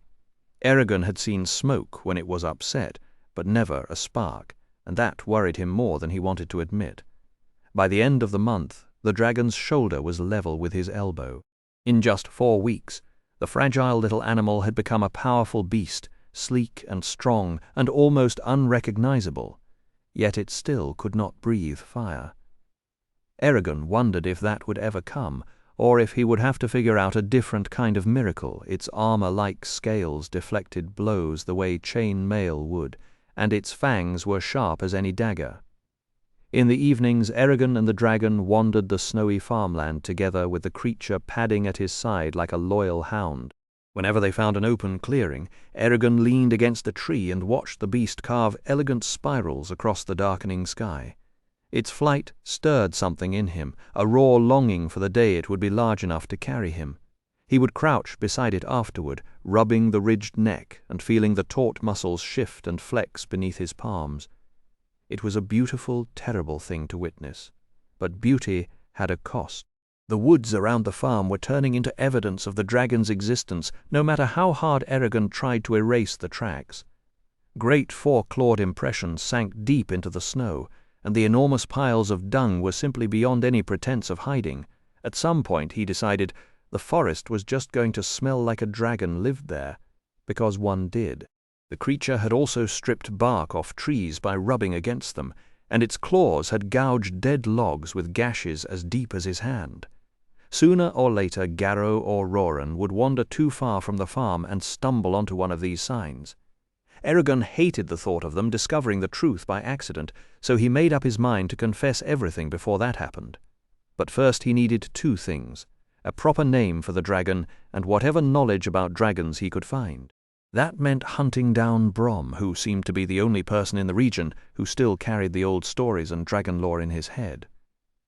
Fortunately, Roran announced he needed a chisel repaired in Carver Hall, and Eragon jumped at the chance to tag along. The night before they left, Eragon slipped out to a small clearing and called the dragon with his mind. For a moment, nothing. Then a dark speck appeared against the fading dusk, moving impossibly fast. The dragon dove toward him, pulled up at the last second, and leveled off just above the treetops. Air hissed over its wings in a low whistle, and it banked slowly to the left before spiraling down to the ground with a muffled thump. The odd mental contact still made Eragon's skin crawl, but he forced himself to open his thoughts and explain that he was leaving. The dragon snorted, clearly uneasy, and flicked its tail when he tried to send soothing images. He rested his hand on its warm shoulder and poured out every ounce of calm he could muster. Then a single word rang through his mind, deep and resonant. Eragon. The sound was solemn, almost grief-stricken, as if it marked some unbreakable bond. A cold tingling ran down his arm, and the dragon fixed him with those endless sapphire eyes. For the first time, Eragon didn't see an animal in front of him. It was something else entirely, something that defied easy understanding. A knot tightened in his stomach. My dragon, Eragon. He bolted for home, heart hammering, desperate to put distance between himself and that unspoken promise. At the edge of Carver Hall, Roran and Eragon parted ways. Eragon walked alone to Brom's house, lost in thought, and raised his hand to knock, only to freeze when a raspy voice cut through the air. "What do you want, boy?" He spun. Brom stood behind him, leaning on a twisted carved staff that looked older than the town itself. A brown hooded robe made him look almost like a wandering friar, and a worn leather belt held a small pouch at his waist. His white beard framed a face dominated by a proud, hooked nose, and his deep-set eyes stared at Eragon from beneath a gnarled brow. "To get information?" Eragon said. "Roran's fixing a chisel, and I figured I'd ask you a few things while I waited." The old man grunted, reaching for the door as a gold ring on his hand caught the light. A sapphire gleamed, etched with a strange symbol. "Might as well come in, then. Your questions never run out, do they?" Inside, the house was so dark it felt like stepping into a coal bin, and the air carried a sharp, acrid bite that stung Eragon's nose. Now, for a light. A clatter, a low curse, a sudden white spark, and then a flame bloomed into existence. Brom stood before the stone fireplace, candle in hand, expression unreadable. The room was a fortress of books. Loose sheets and brittle scrolls rose in leaning towers, surrounding a massive carved chair whose armrests ended in griffin talons and whose seat was padded with leather embossed with a deep red rose. A spider had made a lazy web between a candle holder and a stack of manuscripts, and the last rays of evening light slipped through a dusty window. Smaller chairs were buried under rolls of parchment. Ink bottles and quills crowded a writing desk. Clear yourself a space, but by the lost kings be careful. This stuff is worth more than you are. Eragon stepped over pages covered with crumped angular runes.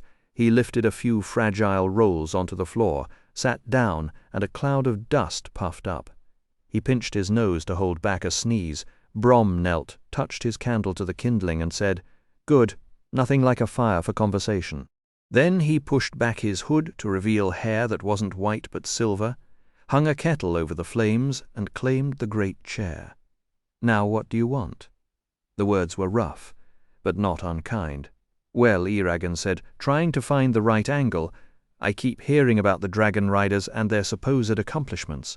Everyone seems to want them back, but no one ever says how they started, where dragons came from, or what made the riders so special other than having dragons." Brom grumbled. "That's a story big enough to swallow the sky. If I told you the whole thing, we would still be sitting here when the snows melted and froze again." He dug a tinderbox from his cloak, lit his pipe, and puffed a few lazy clouds. "There, now we won't have to stop except for tea, about the riders, the Shortugul, as the elves call them. Where to start? They lasted for ages, and at their peak they held more land than the Empire would ever dream of. Most stories about them are utter nonsense. If you believed the tavern songs, you'd think they could breathe fire and turn stones into gold. Scholars have wasted entire lives picking those fictions apart, and good luck to them. But we can do this properly if we stick to your 3 questions: how the riders began, why everyone valued them, and where dragons came from. I'll take the last one first." As he spoke, his rough voice softened, and the firelight carved deep lines into his face. Eragon settled back and listened. "Dragons have no beginning, unless it lies with the creation of Alagasia itself. If they have an end, it will come when this world perishes, for they suffer as the land suffers. They, the dwarves, and a few others, are the true inhabitants of this land. They lived here before everyone else, strong and proud in their elemental glory. Their world was unchanging until the first elves sailed over the sea on their silver ships." "Where did the elves come from?" Eragon cut in. "And why are they called the Fair Folk? Do they actually exist?" Brom shot him a heavy-lidded look. "Do you want your answers, or don't you? Because we won't get anywhere if you stop to chase every odd piece of knowledge." Eragon dropped his head and tried to look properly sorry. "No, you're not," Brom said, and his mouth curled with amusement. He watched the flames try the bottom of the kettle. "Fine. Elves aren't legends. They're called the Fair Folk because they're more graceful than anyone else, and they come from a place they call Alalia, though nobody but them knows what or where that is." Brom fixed Eragon with a stern glare from beneath his bushy eyebrows, letting him know there would be no more interruptions. The elves were a proud race back then, and their magic ran strong. At first they looked at dragons and saw nothing more than wild beasts. That arrogance proved to be a deadly mistake. A young elven hunter decided to take down a dragon the way he would a deer, and he killed it. The dragons were furious, and in retaliation they ambushed and killed the elf, but the bloodshed didn't end there. The dragons came together and waged war on the entire elven nation, horrified at how far things had gone. The elves tried to stop the fighting, but they had no way to communicate with the dragons. And so began a long, bloody conflict that everyone involved would later regret. At first, the elves merely defended themselves, hoping the dragons would come to their senses. Fat chance. The dragons only grew more ferocious until the elves had to strike back just to survive. It lasted 5 years, and it might have gone on even longer if an elf named Eragon hadn't stumbled upon a dragon egg. Eragon blinked. "I didn't know I shared a name with him." "Ah, so you didn't know about your namesake," Brom said, a hint of amusement in his voice. "No." The tea kettle began to whistle sharply. "Why was I named after an elf?" "Then you should like the rest of this," Brom said, pulling the kettle off the fire and pouring hot water into 2 cups. He handed one to Eragon. These leaves don't need much time to steep, so drink it now before it gets too bitter." Eragon tried a sip and promptly burned his tongue. Brom left his own cup untouched and went back to puffing his pipe, the smoke forming lazy spirals in the air. Nobody can say for certain why that egg was left there. A few believe the parents were slain in an elven raid, others think the dragons abandoned it deliberately. Either way, Eragon saw a chance to raise a dragon as a friend. He kept it hidden, and in the ancient language he named it Bidam. Once the dragon had grown large enough, they went from clan to clan among the dragons, convincing them to make peace with the elves. Treaties were signed, and to make sure such a war would never happen again, the riders were formed. At first, they were only messengers between the two races, but over time people realized how valuable they were, and their authority expanded. Eventually they claimed the island of Roengard and built the city of Doru Ariaba there. Before Galbatorix brought them down, the riders had more power than every king in Alagaesia put together. That answers two of your questions. "Yes," Eragon said absently. It felt like a strange coincidence that he shared a name with the first rider. The name didn't sit with him the same way anymore, as if it had grown heavier. "What does Eragon mean?" "I don't know," Brom replied. "It's very old. I doubt anyone still remembers, except maybe the elves, and you'd be lucky to ever talk with one. Still, it's an honorable name to carry. Be proud of it." Eragon shook off the thought and turned back to what Brom had said. Something was missing. "I don't get it. Where were we when the riders were created?" "We," Brom raised an eyebrow. "All of us, meaning humans," Eragon said, waving a hand. Brom laughed. "We're no more native to these lands than the elves are. It took our ancestors another 300 years to get here and join the riders." "That can't be right," Eragon protested. "We've always lived in Palancar Valley. That might be true for a few generations, but after that, no." "And it's not even true for you, Eragon," Brom said gently. "You consider yourself part of Garrow's family, and that's a good thing. But your real father didn't come from here. Ask around, and you'll hear that many people haven't been here all that long. The valley is old, but it hasn't always belonged to us." Eragon scowled and took a big gulp of tea, which was still hot enough to sear his throat. Whatever the truth about his father, this was Eragon's home, and nothing was going to change that. He shifted on his stool, the firelight casting long shadows across the old man's face. A log cracked in the hearth, and Eragon pulled his gaze back to Brom. "What happened to the dwarves after the riders were destroyed? No one really knows," Brom admitted. "They fought beside the riders through the early battles, but once it became clear Galbatorix would win, they sealed up every known entrance to their tunnels and vanished underground. As far as anyone can tell, not a single dwarf has been seen since." "And the dragons?" Eragon pressed. Surely not all of them were killed. Brom's expression darkened. "That's the greatest mystery in Alagaesia these days. How many dragons survived Galbatorix's slaughter? He spared the ones willing to serve him, but only the twisted dragons of the Forsworn were broken enough to help his madness.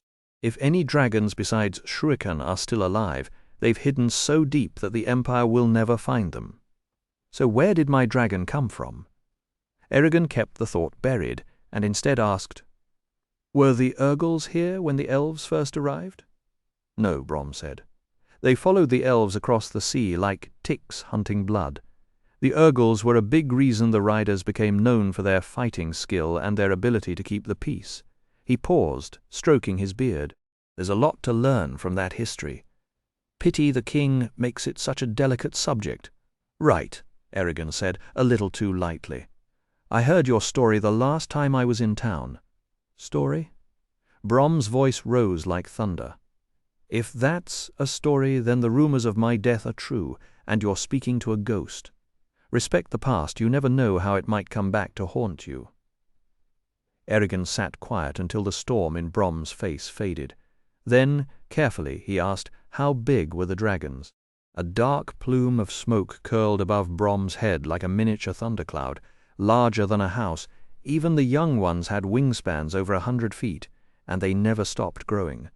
Some of the ancient ones before the Empire hunted them down, could have been mistaken for small hills. Great, just great. Eragon swallowed the dread curling in his chest. A pet the size of a hill, and I'm supposed to hide him from the whole empire. Out loud he kept his voice steady.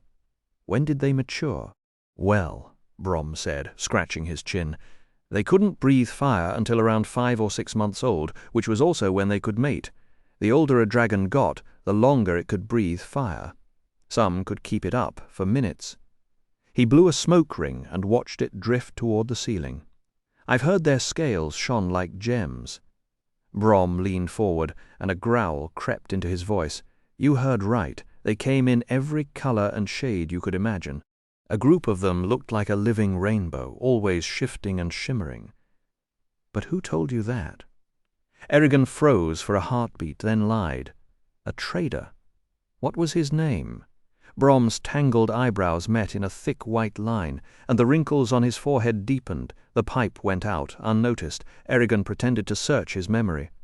I don't know. He was talking in Morns, but I never found out who he was.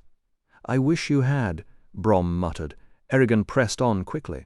He also said a rider could hear his dragon's thoughts. He hoped the invented trader would keep Brom from suspecting the truth. Brom's eyes narrowed. Slowly he pulled out his tinderbox, struck the flint, and relit his pipe. He took a long pull, exhaled, and said in a flat voice, "He was wrong. That's not in any of the stories, and I know them all. Did he say anything else?" Eragon shrugged. No. Brom was far too interested in that trader, so he let the lie die, and tried a different angle. Did dragons live long? Brom didn't answer right away. His chin dropped to his chest, and his fingers tapped the pipe, while the firelight glinted off his ring. Sorry, my mind wandered. He looked up. Yes, a dragon lives for quite a while, forever actually, as long as it isn't killed and its rider doesn't die. But that doesn't make sense, Eragon objected. If dragons die when their riders do, then they could only live to be 60 or 70. You said riders lived for hundreds of years. That's impossible. The thought of outliving his family and friends made his stomach twist. Brom studied him for a long moment, smoke curling from his pipe, and said nothing. Brom's lips curled into a knowing half-smile. What's possible is all about perspective. Plenty of people would swear no one can cross the spine and come back alive. Yet here you are. So who's right? You have to admit a kid your age knowing this much is either wise or very lucky. Eragon felt a flush creep up his neck, and the old man let out a dry chuckle. Don't get offended. You can't expect yourself to know everything. Remember, dragons were magical through and through. Their presence twisted the world around them in strange ways, and the riders felt it most of all. The easiest thing to notice was how long they lived. Our king is proof of that, though most folks credit his own sorcery. But there were quieter changes too. Riders ended up stronger, sharper-minded, and keener-eyed than ordinary people. And over time, a human rider's ears would slowly start to grow pointed, though never quite as elegant as an elf's. Eragon forced his hand to stay at his side instead of touching his ears. So this dragon is changing me from the inside out. First it slips into my head, now it's reshaping my body. What else is it going to do? Were dragons smart? He asked. Brom raised an eyebrow. Did you listen to a single thing I said? How else would the elves have made treaties with them? They were just as intelligent as you or me. Eragon frowned.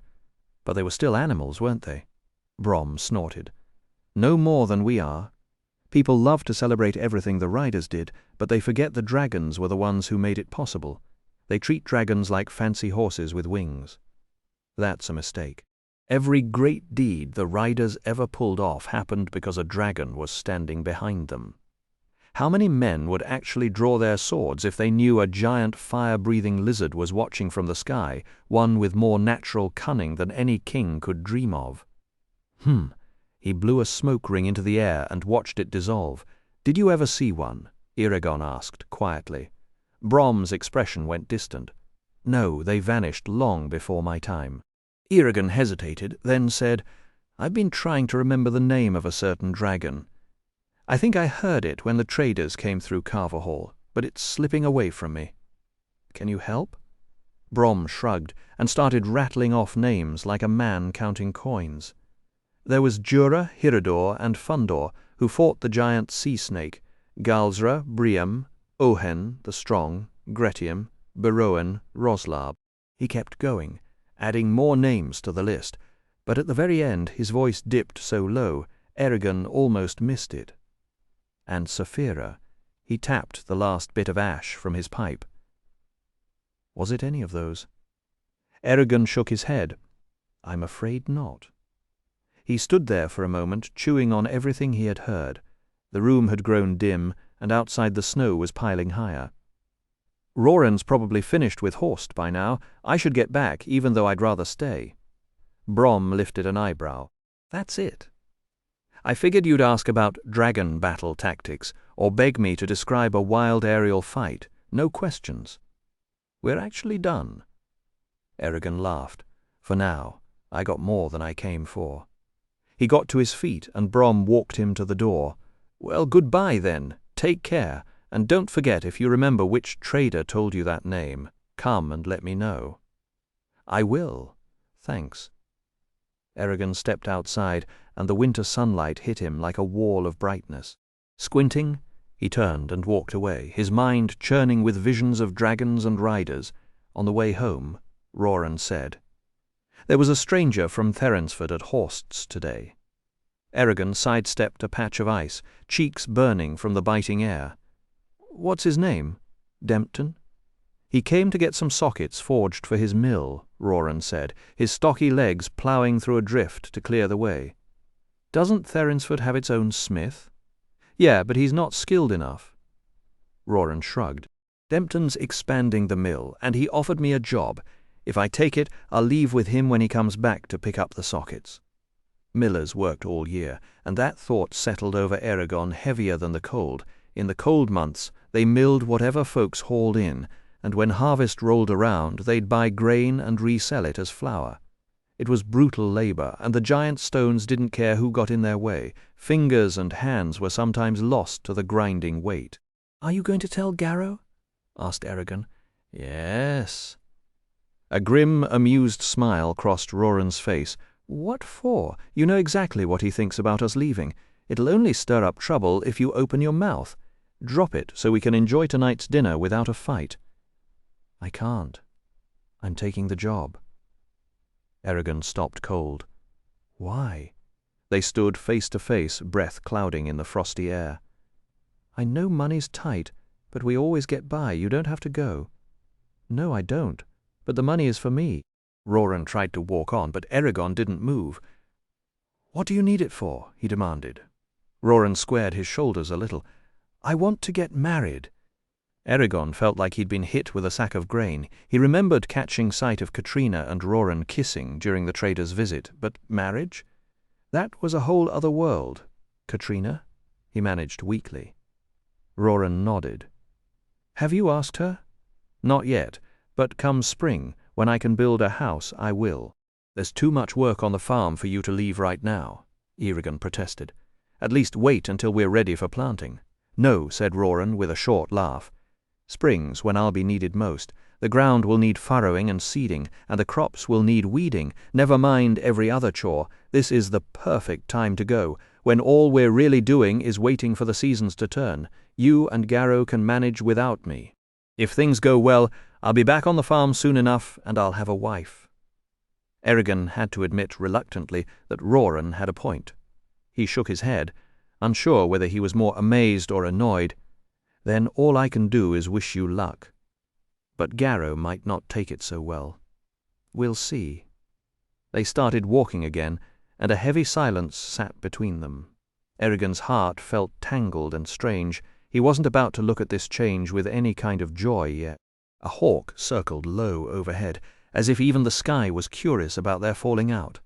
When they got home, Roran kept quiet about his plans, but Eragon knew that wouldn't last long. He decided to visit the dragon for the first time since it had spoken to him. He approached cautiously, suddenly aware that this creature was no simple animal. It was his equal, maybe more. "Eragon, is that all you can say?" he snapped. Yes. He blinked at the unexpected answer and dropped to the ground hard. Oh, great. Now it had a sense of humor. What next? He kicked a dead branch, snapping it in two. Roran's announcement had put him in a foul mood, and the dragon sent him a curious thought. So he told it everything. As he talked, his voice kept rising until he was yelling at nothing in particular, ranting until the feeling wore itself out.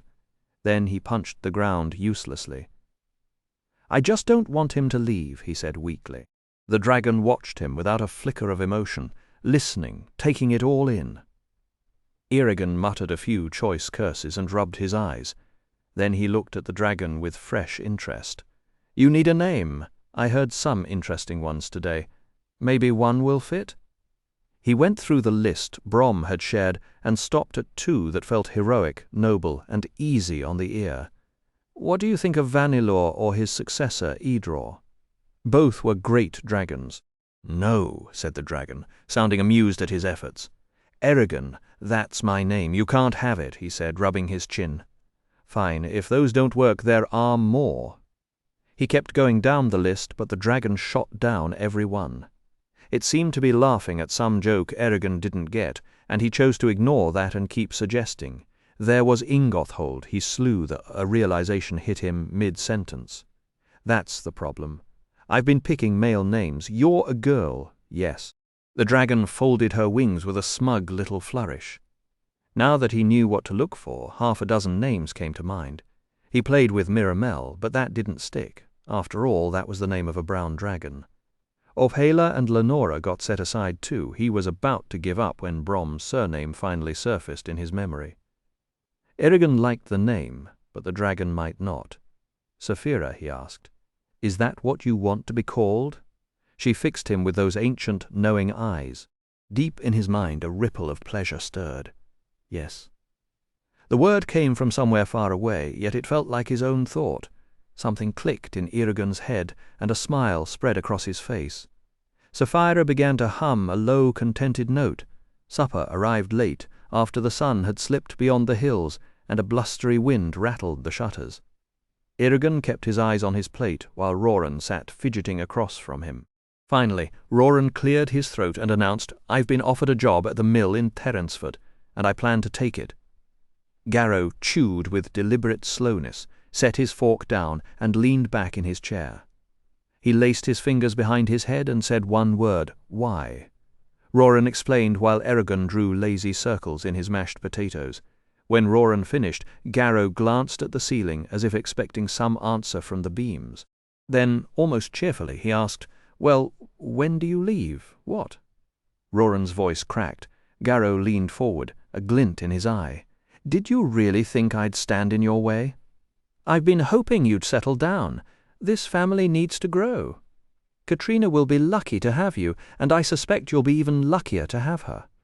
Roran's surprise melted into a relieved grin. Garrow asked again when he'd go. "When Dempton comes back for the mill sockets," Roran said. Garrow nodded. "So 2 weeks. 2 weeks. Good. That gives us time to get ready. It'll be strange having just Eragon and me in the house, but if nothing goes sideways, it won't be for long." He turned to Eragon. "Did you know about this?" Eragon shrugged. "Not until today. It sounds like madness." Garrow rubbed his face. "It's called life. Everything settles in time now. Let's clear the dishes." The three of them worked in silence, each lost in his own thoughts. The next few days were a masterclass in frayed nerves. Eragon's temper was as thin as old rope, and every glance around the farm reminded him that Roran would soon be gone. Garrow sewing a travel pack? Wonderful, empty places on the wall where belongings once hung. Just great. The house felt too big and too quiet. Worse, the cousins were drifting apart. Their conversations became stiff and awkward, full of half-finished sentences. Saphira was Eragon's only refuge. He could spill every dark thought into her mind and feel no judgment. She understood him better than anyone else, and she never asked him to pretend. During those weeks, Saphira shot up another foot at the shoulder, so she easily looked down on Eragon. He discovered that the hollow where her neck joined her shoulder was the perfect seat. Many evenings found him there, scratching her scales while explaining the subtle shades of words. Soon she had opinions about everything he said, and Eragon treasured those hours. She had as much depth and reality as any person he had ever known, with a personality that could feel familiar one moment and utterly strange the next, yet they always understood each other on a level beyond words. Once she caught an eagle, held it in her talons for a long moment, and then released it. No hunter of the sky should end his days as prey, she said. Better to die on the wing than be pinned to the ground. The plan to show Saphira to his family had evaporated. Roran's departure made it impossible, and Saphira herself insisted on staying secret. Eragon partly agreed because he didn't want to share her, and partly because he could already picture the shouts, the accusations, the fear in Garrow's eyes, so he postponed the revelation, waiting for a sign that never seemed to come. Then came the night before Roran's departure.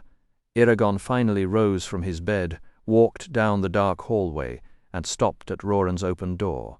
The oil lamp on the nightstand threw warm, flickering patterns across the walls, and the tall, empty shelves looked like they were reaching for the darkness.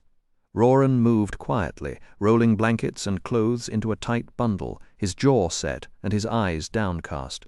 He stopped, picked up a smooth river stone from the pillow, and turned it over in his hand, a gift from Eragon from years before. For a moment he seemed ready to tuck it into his pack, but then he changed his mind and placed it carefully on a shelf. Eragon felt a knot tighten in his throat, and he left without a sound. Breakfast was cold and quiet, though the tea was hot enough to steam. The frost that had been crusted on the windows overnight had melted into dark puddles on the wooden floor. Eragon sat across from Garrow and Roran, trying to accept the truth. This was the last time he'd see them together for a long while. Roran was already lacing his boots, his full pack leaning against his chair. Garrow stood near the stove with his hands shoved deep in his pockets, his shirt hanging loose on his thin frame, his face pale. The boys kept insisting he should come with them, but he shook his head, saying it was better this way. When Roran asked why, Garrow just smiled faintly and said some things were best done alone. He asked Roran if he had everything, then pressed a small pouch of coins into his hand. The metal clinked softly. "Saved this for you," Garrow said, his voice low. "It won't buy you much, but it'll cover a fancy drink or a silly souvenir if you're ever in the mood." Roran tried to give it back, insisting he'd never waste money on toys, but Garrow told him to keep it anyway. Then he offered a father's blessing. Worth little, as he put it, and Roran accepted with a thick voice, saying he'd be honored. Garrow kissed his forehead and then turned to Eragon, raising his voice. He had words for both of them, he said, and since they were stepping into the world, it was time they heard them. What came next was equal parts wisdom and old man grumbling. Garrow told them never to let anyone rule their minds or bodies. "You can walk free and still be chained," he said, "so take care that your thoughts stay yours alone." He told them to listen to people in power, but not to follow them like sheep, judge with logic, but keep your opinions to yourself. He warned them to treat everyone fairly because revenge was a hungry thing, and to guard their money. "Hold on to your beliefs," he said, "and people will listen." Then his voice slowed, and a bit of color came to his cheeks. "As for love, all I'll say is be honest. Honesty is the key that opens hearts and earns forgiveness. That's all. That's everything." He looked almost embarrassed by his own words, then cleared his throat and lifted Roran's pack, saying dawn was coming and Dempton would be waiting. Roran swung the pack onto his shoulders and gave Garrow a strong hug. "I'll be back as soon as I can," he promised.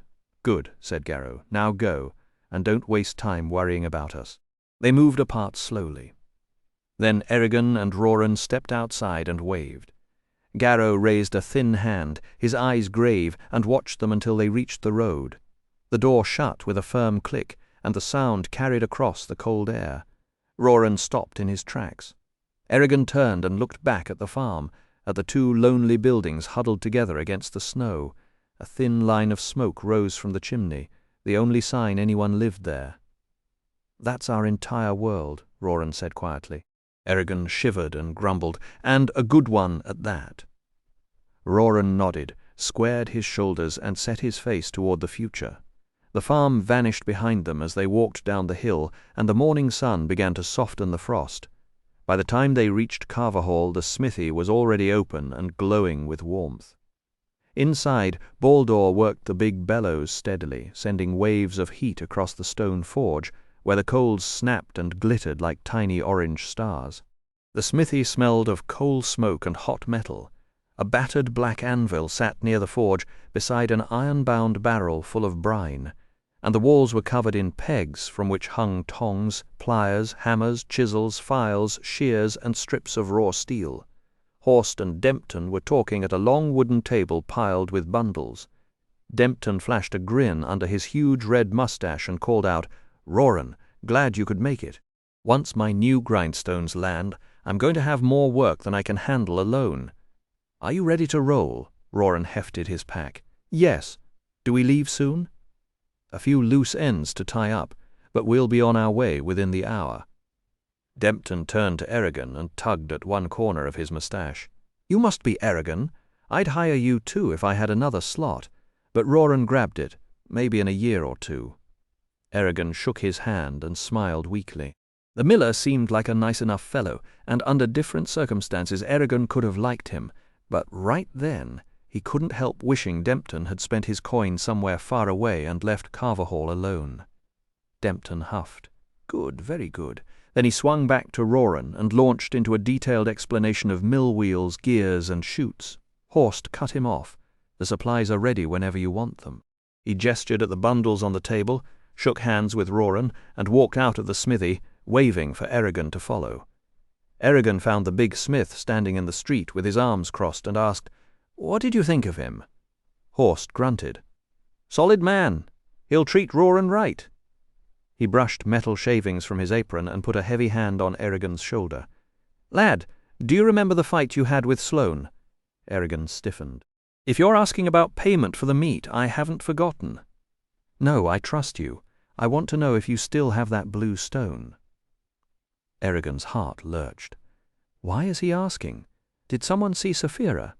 He forced himself to answer calmly. "I do, but why? Get rid of it the moment you get home." Horst talked over his startled protest. 2 men showed up in town yesterday, strange characters, all in black, carrying swords. Just looking at them made my skin crawl. Last night they began asking around if anyone had found a stone like yours. They're at it again today. Eragon felt the blood drain from his face. Horst went on. "Nobody with good sense told them anything. Folks know trouble when they see it. Still, there are a few yammerers who'd sell their own mother for a coin." Dread coiled in Eragon's stomach. Wonderful, just wonderful. Whoever had sent that thing into the spine had finally caught up with it. Or worse, the Empire had somehow discovered Saphira. Both ideas were awful in different ways. He told himself to think, the egg is gone. They can't find it, but if they know what it was, it'll be pretty obvious what happened. Saphira could be in danger. He locked his knees, forced a lazy expression onto his face, and said, "Thanks for telling me. Any idea where they are?" He was proud that his voice came out almost steady. "I didn't warn you so you could go looking for trouble," Horst said, his voice hardening. "Leave Carver Hall. Go straight home." "All right," Eragon said, hoping to calm him, "if that's what you think is best." "It is." Horst's face softened.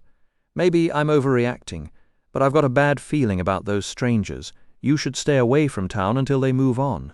I'll do my best to keep them clear of your farm, though I make no promises." Eragon gave him a grateful look and wished he could explain everything about Saphira. Instead, he said, "I'll go now." He walked quickly back to Roran, clasped his cousin's arm, and said goodbye. Roran blinked. "Aren't you going to stick around a while?" Eragon almost laughed at that. The question struck him as bizarre. "Nothing for me to do here. I'm not going to stand around waiting for you to leave." "Well," Roran said, sounding uncertain, "I suppose this is the last time we'll see each other for months. I'm sure it won't feel that long," Eragon said quickly, after a quick hug and a whispered, "Take care and come back soon." Eragon left Roran behind and started toward the edge of Carver Hall, mindful that Horst the blacksmith still stood in the street watching. Once the workshop was out of sight, he cut behind a house, pressed his back to the cold boards, and worked his way through the familiar alleys until he was back inside the village. His breath clouded around him as he crept from shadow to shadow, ears straining for the slightest sound, and he couldn't help thinking of his bow still propped beside his bed, exactly where it was useless. A stray cat shot past his boots, making his heart jump, but he forced himself to keep moving. Near one house, a low, sibilant voice snaked through the air. And when exactly did this happen? The tone was slick as oiled glass, and underneath it lurked a hiss that made the hairs on his scalp prickle. A second voice answered, and Eragon recognized Sloane. About 3 months back, by Shade's blood, the butcher was giving them everything. Eragon made a mental note to punch Sloane squarely in the teeth next time they met. Then a third voice spoke, low and wet, like something gurgling in a drain. "Are you sure?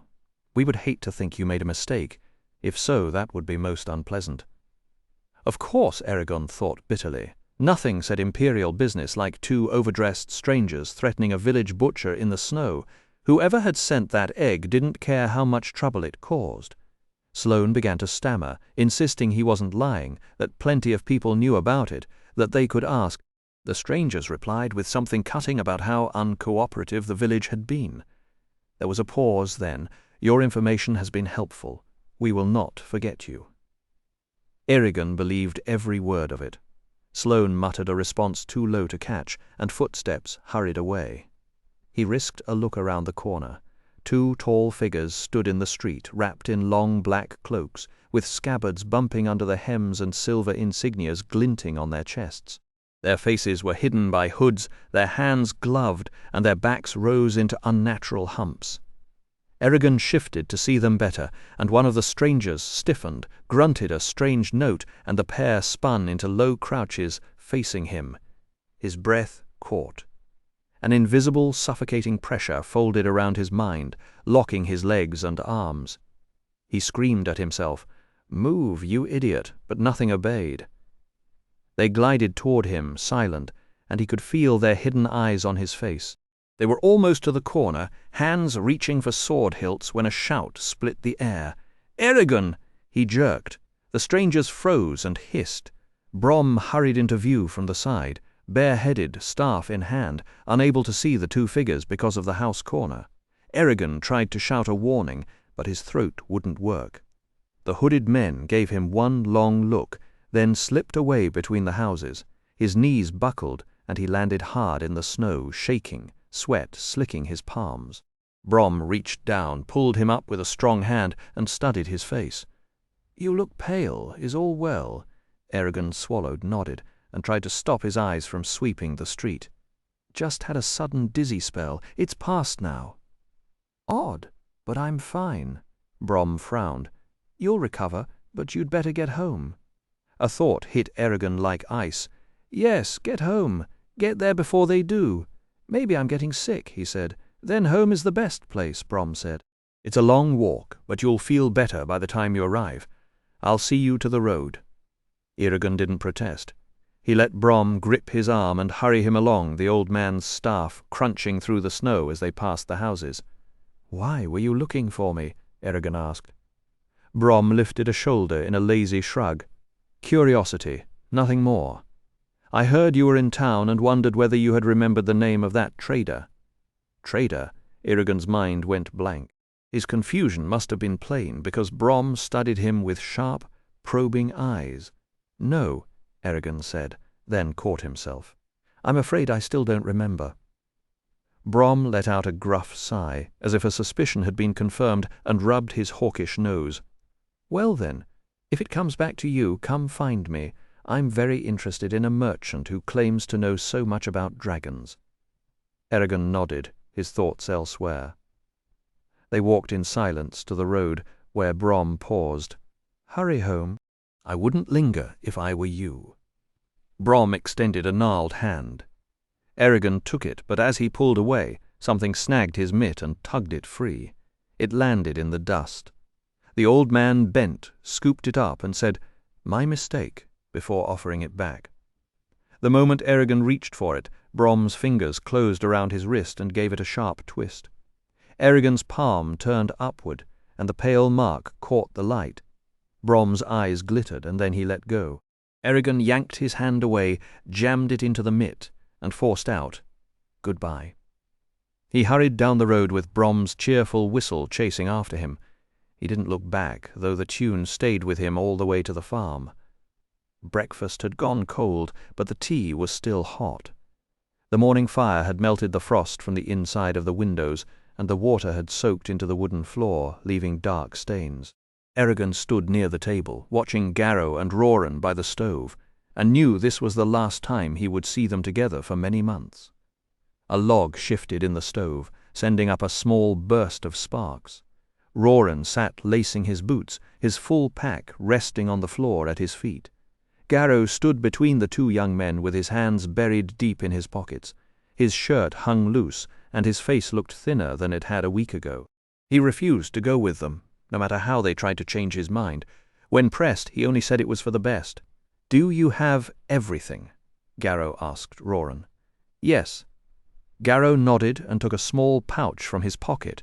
The coins clinked as he handed it over. "I've been saving this for you. It isn't much, but if you want a bauble or a trinket, it'll cover it." "Thank you, but I won't spend it on trifles," Roran said. "Do what you will. It's yours. I have nothing else to give you except a father's blessing. Take it if you like, though it isn't worth much." Roran's voice was thick. "I'd be honored. Then take it and go in peace." Garrow kissed him on the forehead. Then he turned, raising his voice. "Don't think I've forgotten you, Erigon. I have words for both of you, and now's the time to say them. You're entering the world, and if you heed this, it will serve you well." His gaze was stern as it moved between them. "First, let no one rule your mind or your body. Keep your thoughts free, because a man can be at liberty and still be chained tighter than any slave. Give men your ear, but not your heart. Show respect to those in power, but don't follow them blindly. Judge with logic and keep your opinions to yourself." Roran caught Erigon's eye then, and for a split second they both had to fight a smile, because Garrow of all people sounded like a village philosopher. The humor faded as Garrow went on. "Never call anyone your better. Treat everyone fairly, or they'll seek revenge. Watch your money carefully. Stand by your beliefs, and others will listen." He slowed. "As for love, all I'll say is this. Be honest. It's the surest way to unlock a heart or to earn forgiveness. That's all." A hint of embarrassment crossed his face, as if he had revealed more than he meant to. He hoisted Roran's pack. "Now go. Dawn's breaking, and Dempton will be waiting." Roran shouldered the pack and hugged Garrow. "I'll come back as soon as I can." "Good," Garrow said. "Now go, and don't worry about us." They parted slowly. Erigon and Roran stepped outside, then turned and waved. Garrow lifted a bony hand, his eyes grave, and watched them trudge to the road. After a long moment he shut the door. The sound of the latch carried through the crisp morning air, and Roran halted. Erigon paused at the crest of the hill and looked back. A gust of wind whipped snow across the road as his eyes settled on the farm below.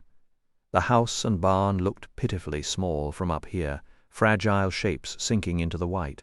A thin trail of smoke curling from the chimney was the only sign that anyone still lived there. "That's our whole world," Roran said quietly. Erigon shivered and grumbled, "Yeah, some world." Roran nodded, straightened his shoulders, and turned toward Carverhall, leaving the farm to vanish behind the snowy slope.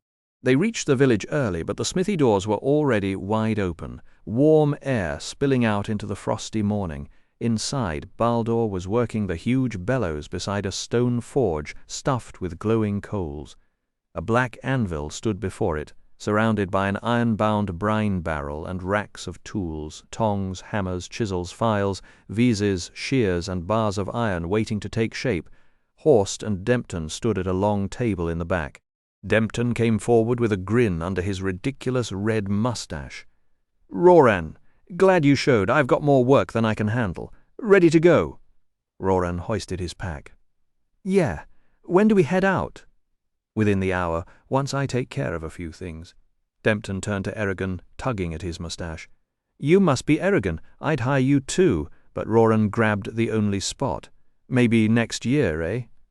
Eragon forced a smile and shook his hand, thinking, "Great. The friendly guy who's about to take my cousin away." Under different circumstances he might have liked Dempton, but right now he was just the man who was making Roran leave. Horst interrupted, gesturing at bundles on the table. "They're ready whenever you are." After handshakes, Horst led Eragon out to the street, where he folded his massive arms and looked down at the younger man. Eragon jerked a thumb over his shoulder. "What do you make of him?" Horst rumbled, "Good man. He'll do right by Roran." He brushed a few metal shavings off his leather apron, then rested a heavy hand on Eragon's shoulder. "Lad, you remember that fight you had with Sloane? If you're asking about the meat, I haven't forgotten that debt. No, I trust you. What I need to know is whether you still have that blue stone." Eragon's heart lurched. Why is he asking? Did someone see Saphira? He forced calm. "I do." "Why?" "Because when you go home you get rid of it right away." Horst cut off Eragon's startled protest. "2 men came through here yesterday, strange fellows in dark cloaks carrying swords. Just looking at them put my teeth on edge. They've been asking folks if they've found a stone like yours. They're at it again this morning." The blood drained from Eragon's face. Nobody with sense said a word. Folks around here know trouble when they see it, but there are a couple who might talk. Dread hit Eragon like cold water. Whoever had sent that stone into the spine had come looking for it, or the Empire had somehow learned about Saphira. He couldn't decide which was worse. "Think," he told himself. "The egg is gone, they can't find it now. But if they know what it was, they'll know what happened." Saphira could be in danger. He kept his voice steady with every ounce of will he had. "Thanks for telling me. Do you know where they're staying?" He was proud that his voice only trembled a little. "I didn't warn you, so you could go find them. Leave Carverhall and go straight home." "All right," Eragon said, to ease the smith's mind.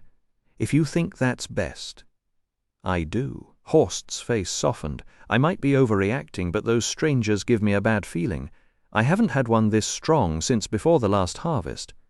"You'd best stay inside until they're gone," the man said.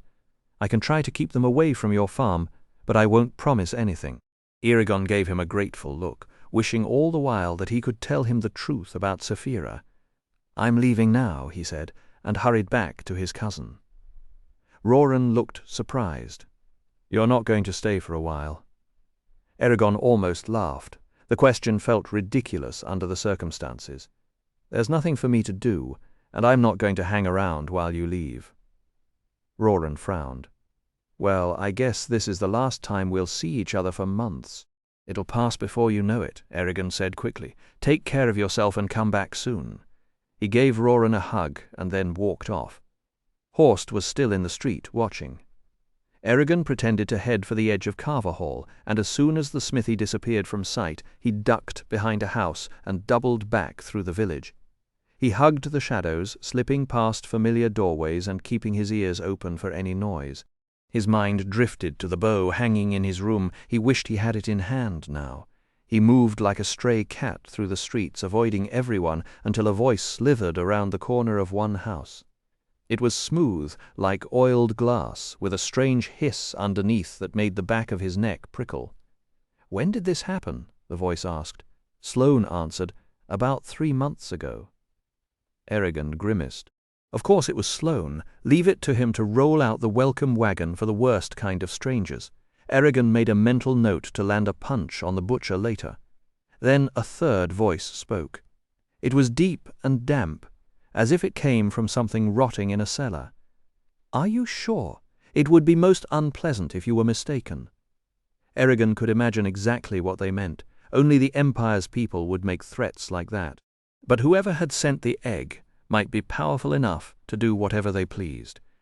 "Yeah, I'm sure," Sloane said, his voice shaking. "I saw it. Plenty of other folks know. Go ask them." The smooth voice interrupted. "They have been uncooperative." There was a pause. "Your information has been helpful. We will not forget you." Eragon believed that completely. He edged around the corner. 2 tall men stood cloaked in black, with silver thread insignias on their shirts and long sword sheaths jutting past their legs. Hoods shadowed their faces, and their backs looked oddly humped as though they were padded beneath their clothes. Eragon shifted to get a better look, and one of the strangers stiffened and grunted to his companion. Both of them spun toward him and crouched. A suffocating weight slammed into Eragon's mind, pinning him in place. "Run!" he screamed at himself. His legs trembled, but they refused to move. The strangers closed in with silent steps, gloved hands reaching for their weapons. "Eragon!" A voice cut through the terror. The strangers froze, hissed, and vanished between the houses. Brom hurried toward Eragon, bareheaded and holding his staff.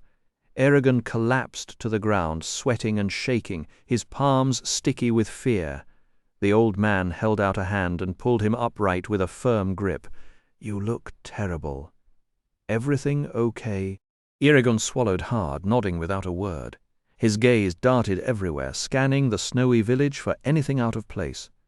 "Just got light-headed out of nowhere. It's gone now. Strange. I can't explain it. You'll shake it off," Brom said, "but heading home might be your best move." "Yeah, I need to get home now, before they show up. You're right. Maybe I'm coming down with something. Then the farm is where you belong. It's a long hike, but the fresh air should do you good. I'll walk you to the main road." Eragon didn't argue as Brom gripped his elbow and steered him briskly past the snow-covered cottages. The old man's wooden staff left a steady rhythm of crunching prints in the frozen drifts. "So what brought you into town?" Brom shrugged. "Curiosity mostly. Heard you were here and wondered if you ever recalled the name of that traveling merchant." Merchant. What's he babbling about? Eragon's blank stare didn't escape Brom's sharp gaze. "No," he said, quickly correcting himself. "Still drawing a blank, I'm afraid." Brom let out a gruff sigh like a piece of a puzzle had just clicked into place, and rubbed his hooked nose. "Well, if it comes back to you, let me know. That trader seemed awfully familiar with dragons, a little too familiar for my liking." Eragon nodded absent-mindedly. They trudged in silence until they reached the main road. "Get moving. I wouldn't linger if I were you." He extended a weathered hand. Eragon shook it, but as he pulled away, something snagged his mitt and sent it tumbling into the snow. Brom stooped down and scooped it up. "My apologies," he muttered, handing it back. The moment Eragon's fingers reached for the mitt, Brom's grip locked around his wrist and twisted hard. His palm flashed upward, exposing the faint silver brand. Brom's eyes glittered with quiet recognition, then released him. Eragon yanked his hand back and shoved it into the mitt. "Goodbye," he choked out, rattled, and bolted down the road. Behind him, Brom's cheerful whistling drifted through the cold air. Flight of destiny. Eragon's thoughts spun like a storm as he sprinted homeward. He pushed himself harder, ignoring the burning in his lungs, the ache in his legs. He reached out with his mind towards Saphira, but she was too far away, nothing but silence and distance. His only option was to face Garrow and tell him everything. No more hiding, no more secrets. Just walk up and say, "Hey, Uncle, I found a dragon egg, and now there's a dragon living in the woods behind the barn." Yeah, that would go over real smooth. He burst onto the farm, gasping, heart hammering, and spotted Garrow by the barn with the horses. Should I just say it outright? He'll think I've lost my mind unless Saphira's standing right there. I've got to find her first. He skirted around the farm and disappeared into the tree line. Saphira. He mentally shouted, "I'm coming." Her reply was faint, edged with panic. He paced, restless, until the beating of her wings cracked through the air. She slammed down in a plume of smoke. What happened? Eragon touched her side, closed his eyes, and let the images flow. The moment the strangers came up in his mind, Saphira recoiled as if struck. She reared up and let out a thunderous roar, her tail whipping just above his head. He threw himself backward, barely ducking as it carved through a snowdrift. A sickening flood of rage and terror poured off her in waves. Fire, enemies, death, murderers. What's wrong? He pushed every ounce of his strength into the words, but her mind was sealed behind an iron wall. She roared again and clawed at the frozen ground, tearing furrows into the earth. Stop it. Garrow will hear. Betrayed oaths, shattered eggs, blood everywhere, murderers, panic surged through him. He blocked out her emotions, watching her tail carefully. When it swung past, he sprinted to her flank, grabbed a spike on her back, and hauled himself into the hollow at the base of her neck, holding on tight as she reared once more. "Enough, Saphira!" he shouted. Her thoughts cut off instantly. He stroked her scales, steadying his breathing. "Everything's going to be all right." She crouched, wings folding, and let out a low, shuddering growl that almost sounded like a sob. For a heartbeat they hovered above the treetops, and then Eragon's stomach lurched as Saphira dropped into a steep climb. The world fell away, and the farm shrank to a speck beside the glittering ribbon of the Anora. A violent gust slapped him sideways, and he clung to the warm scales with every ounce of strength, squeezing his eyes shut. He tried to breathe, but the wind shoved the air back down his throat. Saphira, utterly indifferent to his misery, tilted her wings and arrowed toward the spine. Eragon cracked one eye open, caught a glimpse of a sharp grey peak, and was instantly sorry. The cold sliced through his jacket, and frost began to form on his lashes. His stomach heaved, and he leaned over her neck, losing the sparse breakfast he'd had. After wiping his mouth with a shaking hand, he pressed his face against the dragon's neck and begged her to turn around. "We have to go back," he thought fiercely. Garrow could be in real trouble, please, Saphira. He tried to push into her mind, but found only a wall of angry, frightened electricity, but he had no intention of giving up. He gritted his teeth and systematically probed at her mental armor, searching for a crack. He found none. She was as stubborn as a mountain, and she was not going to listen to a single word he said. By the time Saphira leveled out, the farmland was far behind, and the mountains rose like frozen teeth all around them.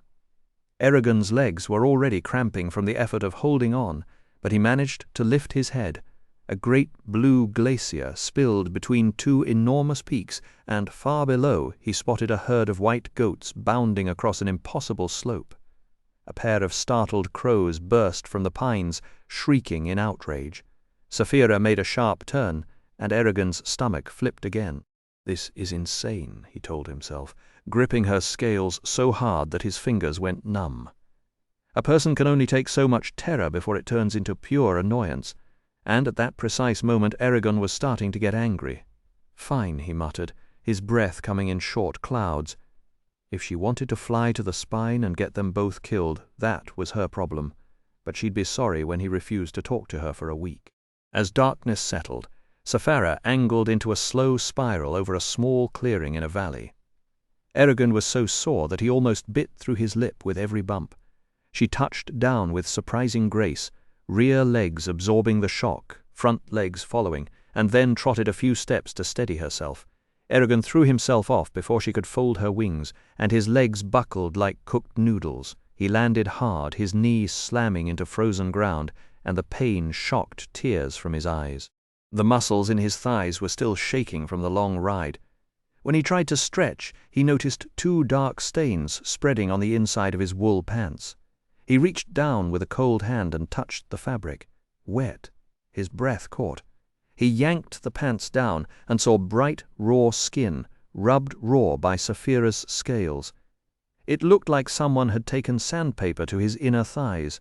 He hissed, carefully pulled the wool back up, and instantly regretted it. The rough material scraped the wound, and he had to bite back a scream. Night was closing in fast. He struggled to his feet, but his legs refused to hold his weight. He collapsed onto his backside, staring up at the unfamiliar, shadowy peaks. The spine stretched in every direction, wild and unforgiving. He had no shelter, no fire, no idea which way to go. Garrow might already be dead, and tomorrow he had to fly again. He couldn't even walk. For a moment he wanted to curl up and let the snow bury him. Then, with a shaking breath, he made himself steady. He would find a way. He always did. He turned his head and saw Saphira lying beside him, her great frame trembling. Her mind was wide open now, and her fear slammed into him like a wave. He forced himself to push past it, to send her a gentle image of warmth and safety, of a sunny meadow and a cool stream. "Why do the strangers frighten you?" he asked, almost gently. "Murderers," she hissed. Eragon felt a hot surge of anger. Garrow is in danger, and you drag me into this nightmare. If you're so scared, why are you running? Are you too weak to protect anyone?" Sapphira growled and snapped her jaws at the air, but there was no bite behind it. "Ah, so you think you're unbeatable," he said, huffing out a bitter laugh. "Then why run?" "Because death is a poison," she whispered. It was the first time he'd ever heard her sound less like a dragon and more like a lost creature. He sat there in the snow, shivering, and for one absurd moment he almost felt sorry for her. Eragon propped himself up on one elbow and pushed down a wave of irritation. "Sapphira, look at where we are. The sun is down, and your flying has scraped my legs raw as easily as I'd scale a fish." Was that what you wanted? He felt her quiet regret through their bond, though it came with no shame for what she'd done. She turned her head away. The cold had already sapped the feeling from his legs, which dulled the sting but left a deeper worry. He changed tactics. "I'm going to freeze unless you make me a shelter or dig a hollow. Even a pile of pine needles and branches would work." She seemed relieved to have something useful to do. "There's no need.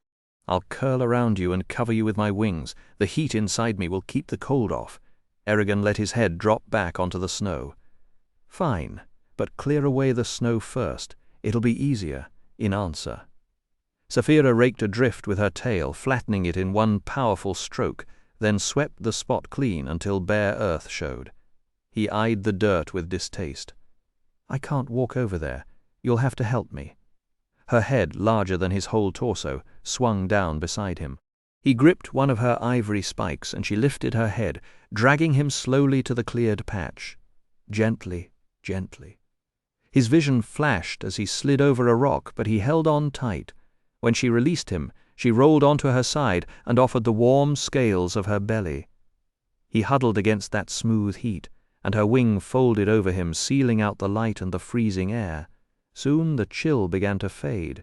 He drew his arms into his coat and tied the empty sleeves around his neck. Only then did hunger make itself known, hollow and insistent, but the thought of the strangers back at the farm gnawed harder. Even if he forced himself onto Sapphira again, they wouldn't reach home until mid-afternoon, long after the strangers could have arrived. He closed his eyes, feeling a single tear slip down his cheek. What have I done? When Eragon opened his eyes, he thought the sky had fallen on him, a smooth, unbroken curtain of blue stretched overhead and slanted to the ground. Still half asleep, he reached out and touched a thin membrane. For a long moment he couldn't make sense of it. Then he turned his neck and found himself staring at Sapphira's scaly haunch. Slowly he unfolded his legs, wincing as cracked scabs pulled against raw skin. The pain was less than it had been, but his muscles refused to cooperate. A burning hunger reminded him of every meal he'd missed. He pounded weakly on her side. "Hey, wake up!" She stirred, lifted her wing, and let the morning sun pour in. He squinted as snow glare seared his eyes. Beside him, Sapphira stretched like a cat and yawned, showing rows of sharp white teeth. Once his vision adjusted, he studied the place. Strange, towering mountains ringed the clearing, casting long shadows across the snow. A trail cut into the forest, and somewhere beyond the trees a creek muttered beneath a sheet of ice. Groaning, he forced himself upright, swayed, and hobbled to a tree.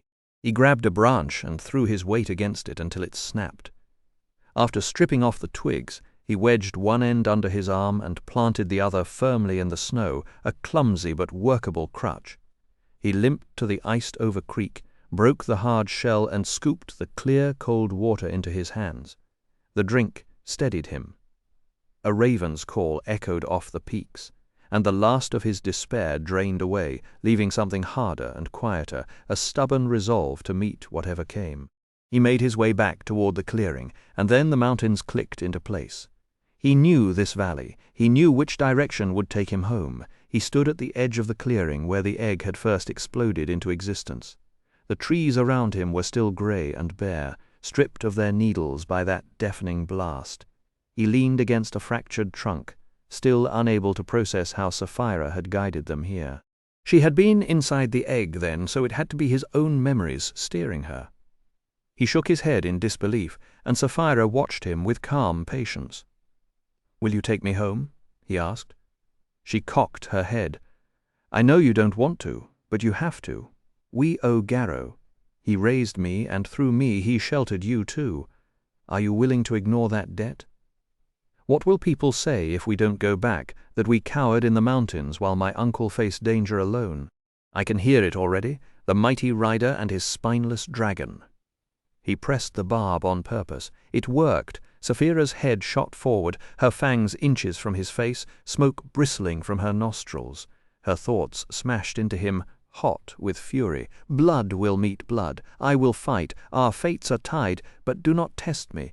I will take you out of duty, but we fly into folly." "Folly or not," he said, "there's no choice." He ripped his shirt into 2 padding layers and shoved them against his wounded legs, then climbed onto Saphira's back. "Fly low and fast," he ordered. "Every moment counts." She launched upward, leveling off just above the treetops. His stomach lurched. He was thankful he hadn't eaten. "Faster," he urged. Her wings beat harder. He squeezed his eyes shut, but each movement sent fire through his thighs. Blood trickled warm down his calves. Saphira's concern pulsed into him, and she dug deeper, racing over the land until the world below was a blur. A hawk shrieked as they thundered past. By early afternoon, Palancar Valley came into view. Clouds hid the south. To the north lay Carverhall. Eragon scanned for the farm, and when he found it, fear hit him like a stone. A black column of smoke with licking orange flames rose from the house. "Saphira, down there!" he yelled. She folded her wings and dove, wind screaming. At the last second, she veered toward the field. "Land in the crops," he shouted, gripping her neck. She beat her wings hard only after the ground rushed up, then hit with a jolt that threw him off. He crashed onto the frozen earth, staggered to his feet, gasping. The house was a ruin. Beams and boards lay scattered everywhere, shattered as if struck by a giant hammer. Black shingles were mixed with broken pottery and chimney bricks. The stove had been twisted into scrap metal. The barn blazed ferociously, pouring oily smoke into the sky. No animals anywhere. Uncle Eragon ran into the wreckage, tearing through sheared planks. "Nothing, Uncle," he shouted again. Saphira walked around the remains and came to his side. "Sorrow breeds here," she said. He spun to face her, rage cracking his voice. "This would never have happened if you hadn't run off with me." Her eyes held his unyielding. "We would both be dead if we had stayed." "Look at this!" Eragon shouted, his voice cracking with raw anguish. "We could have warned Garrow before they ever got here. If you'd only been faster, he would have gotten away." He slammed his fist into a wooden post so hard that his knuckles split open, blood spotting the snow as he stormed out of the farmhouse. Stumbling toward the road, he dropped to his knees and tried to study the ground, but his eyes blurred with tears. "Am I going blind?" he thought, pressing a shaking palm to his face. Then Saphira's shadow fell over him, her wings curving around him like a shelter. "Take comfort, little one. All may not be lost." He blinked up at her, grasping for any shred of hope. "Look at the tracks. I count only 2 sets of prints. Garrow couldn't have been dragged away from here." He forced himself to focus, and the snow told a quiet story. 2 pairs of leather boots arriving, then the same 2 pairs leaving, their stride heavier with the same weight. That means Garrow is still here. He scrambled back into the ruined house, his heart pounding. Saphira announced she'd searched the outbuildings and the tree line, and then he was alone, tearing through debris with a frantic strength he didn't know he had. A cupboard that should have weighed a ton tipped over with a single shove. Something rattled behind him, and he spun, ready to fight. A pale hand was reaching out from beneath a collapsed section of roof. He grabbed it, crying out, "Uncle, can you hear me?" No answer. He ripped at the wood, splinters driving into his palms until he'd uncovered an arm and a shoulder, but a heavy beam blocked the rest. He threw his weight against it, straining with every muscle, but it wouldn't budge. "Saphira, I need you." She came at once, cracking charred floorboards as she crossed the wreckage. Without a word, she nudged him aside, braced her side against the beam, and shoved. Wood groaned, and as the beam lifted, Eragon dove beneath it. Garrow lay face down, his clothes shredded. Eragon dragged him clear as Saphira let the beam crash down. He cradled his uncle's head, but the sight made his stomach drop. Garrow's skin was grey and waxy, as if all moisture had been burned out of him. His lip was split, his cheekbone raw, but the burns were worse, ragged white patches weeping fluid, spreading across his chest and arms. A sweet, rotten smell clung to him like spoiled fruit. His breath came in short, rattling bursts. "Murderers," Sapphira hissed. Eragon's jaw tightened. "Not yet. He's still breathing, and that means we still have a chance. We're taking him to Gertrude in Carver Hall." Sapphira showed him an image of Garrow wrapped beneath her, hanging from straps while she flew. "Can you carry both of us?" "I must," she replied. He found a board and some leather thongs, had Sapphira punch holes with her claws, and lashed the board to her forelegs. After testing the knots, he rolled Garrow onto it and tied him down. A scrap of black cloth slipped from his uncle's fingers, the same fabric as the stranger's clothes. He stuffed it into his pocket, his anger hardening into cold resolve. Then he mounted Sapphira and closed his eyes as pain throbbed through his body. Now.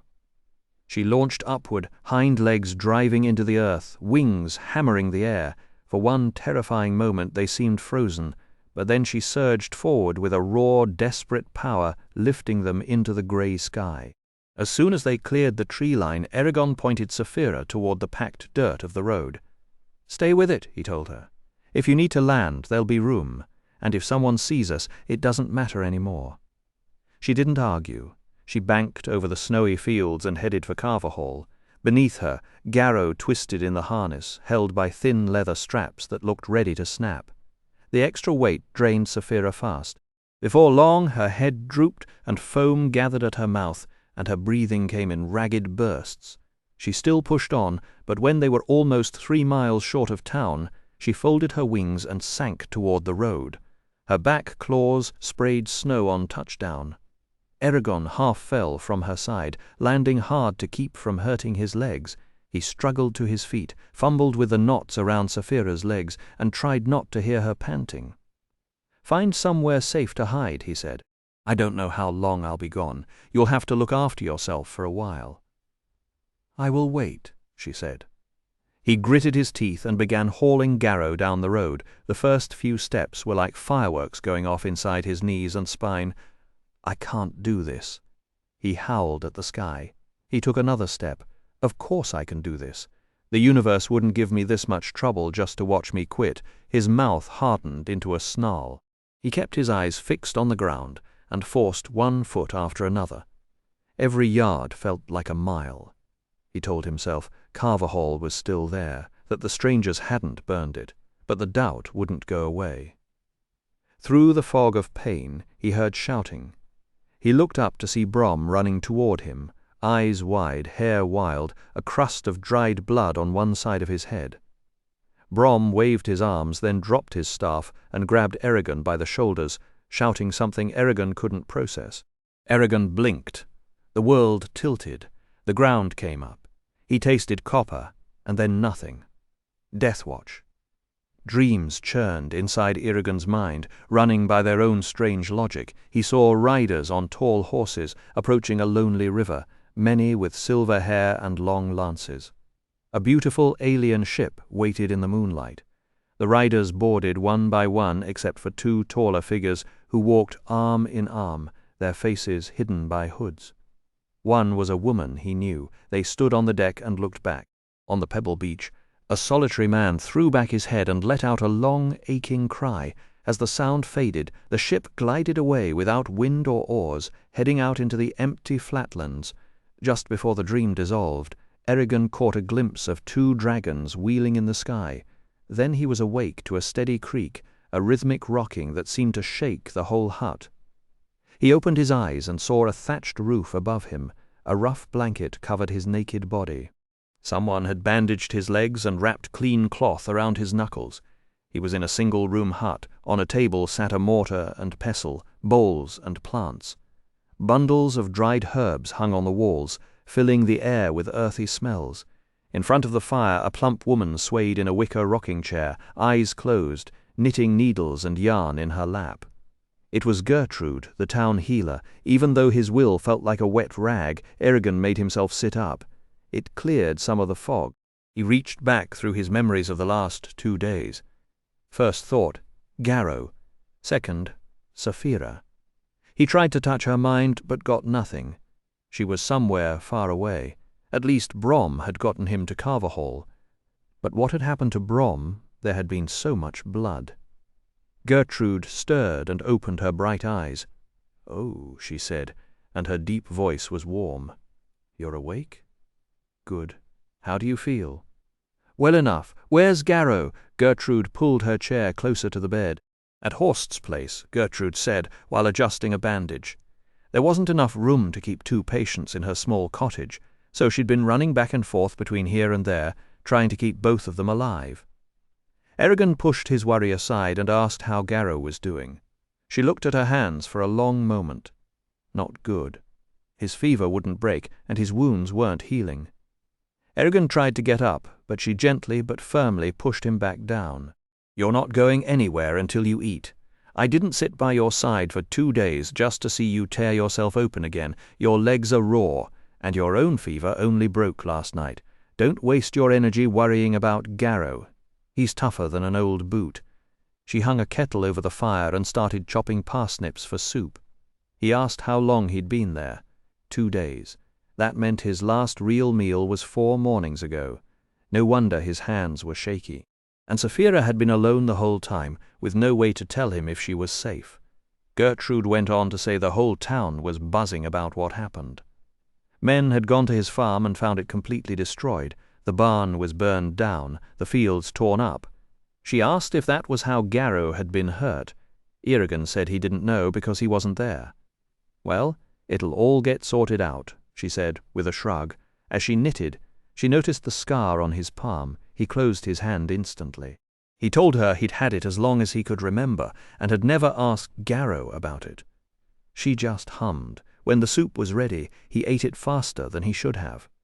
It was the best thing he'd ever tasted, or maybe that was just 4 days of hunger talking. Gertrude gave him a dry look. "You're determined, aren't you? Fine. Get dressed and we'll go." He winced, pulling on his pants, the fabric dragging over the bandages, then slipped into his shirt. His legs were weak but no longer screaming in pain. She told him to try a few steps and observed that at least he wouldn't have to crawl outside. A blustery wind carried smoke from the chimneys into their faces. Storm clouds piled over the spine, and a curtain of snow was already sweeping toward the village, swallowing the foothills. Eragon leaned heavily on Gertrude as they crossed Carverhall to Horst's house. Horst had built it on a slope to get a view of the mountains, and he'd poured all his skill into the place. A shale roof capped a railed balcony. Each water-spout was a snarling gargoyle, and the doorframes were carved with serpents, stags, and twisting vines. Elaine, Horst's wife, opened the door. She was a small, elegant woman with delicate features and blonde hair pinned up. Her movements were soft and unhurried. She invited them inside, where the room was warm and honey-colored. A staircase with a polished banister curved down into the space. She gave Eragon a sad smile, then turned to Gertrude and said Garrow was worse and she should see him right away. Gertrude asked Elaine to help Eragon up the stairs, then hurried up 2 at a time.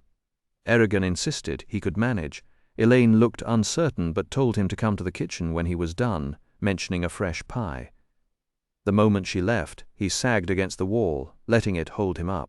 Then he began to climb, one painful step after another, each one a small war. At the top, a long hallway stretched out in front of him, lined with closed doors. Behind one of them, Garrow was waiting, and Eragon wasn't sure what he'd find when he opened it.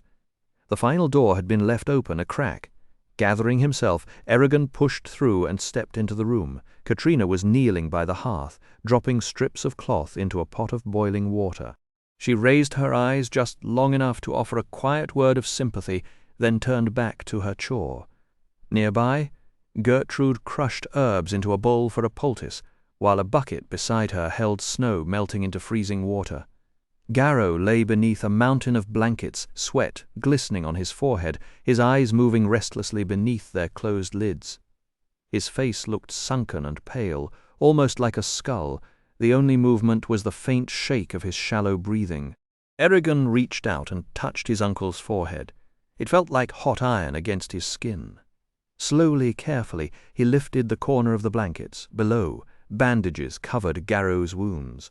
Where the wrappings had been changed, raw burns stared back at him, red and wet, with no sign of healing.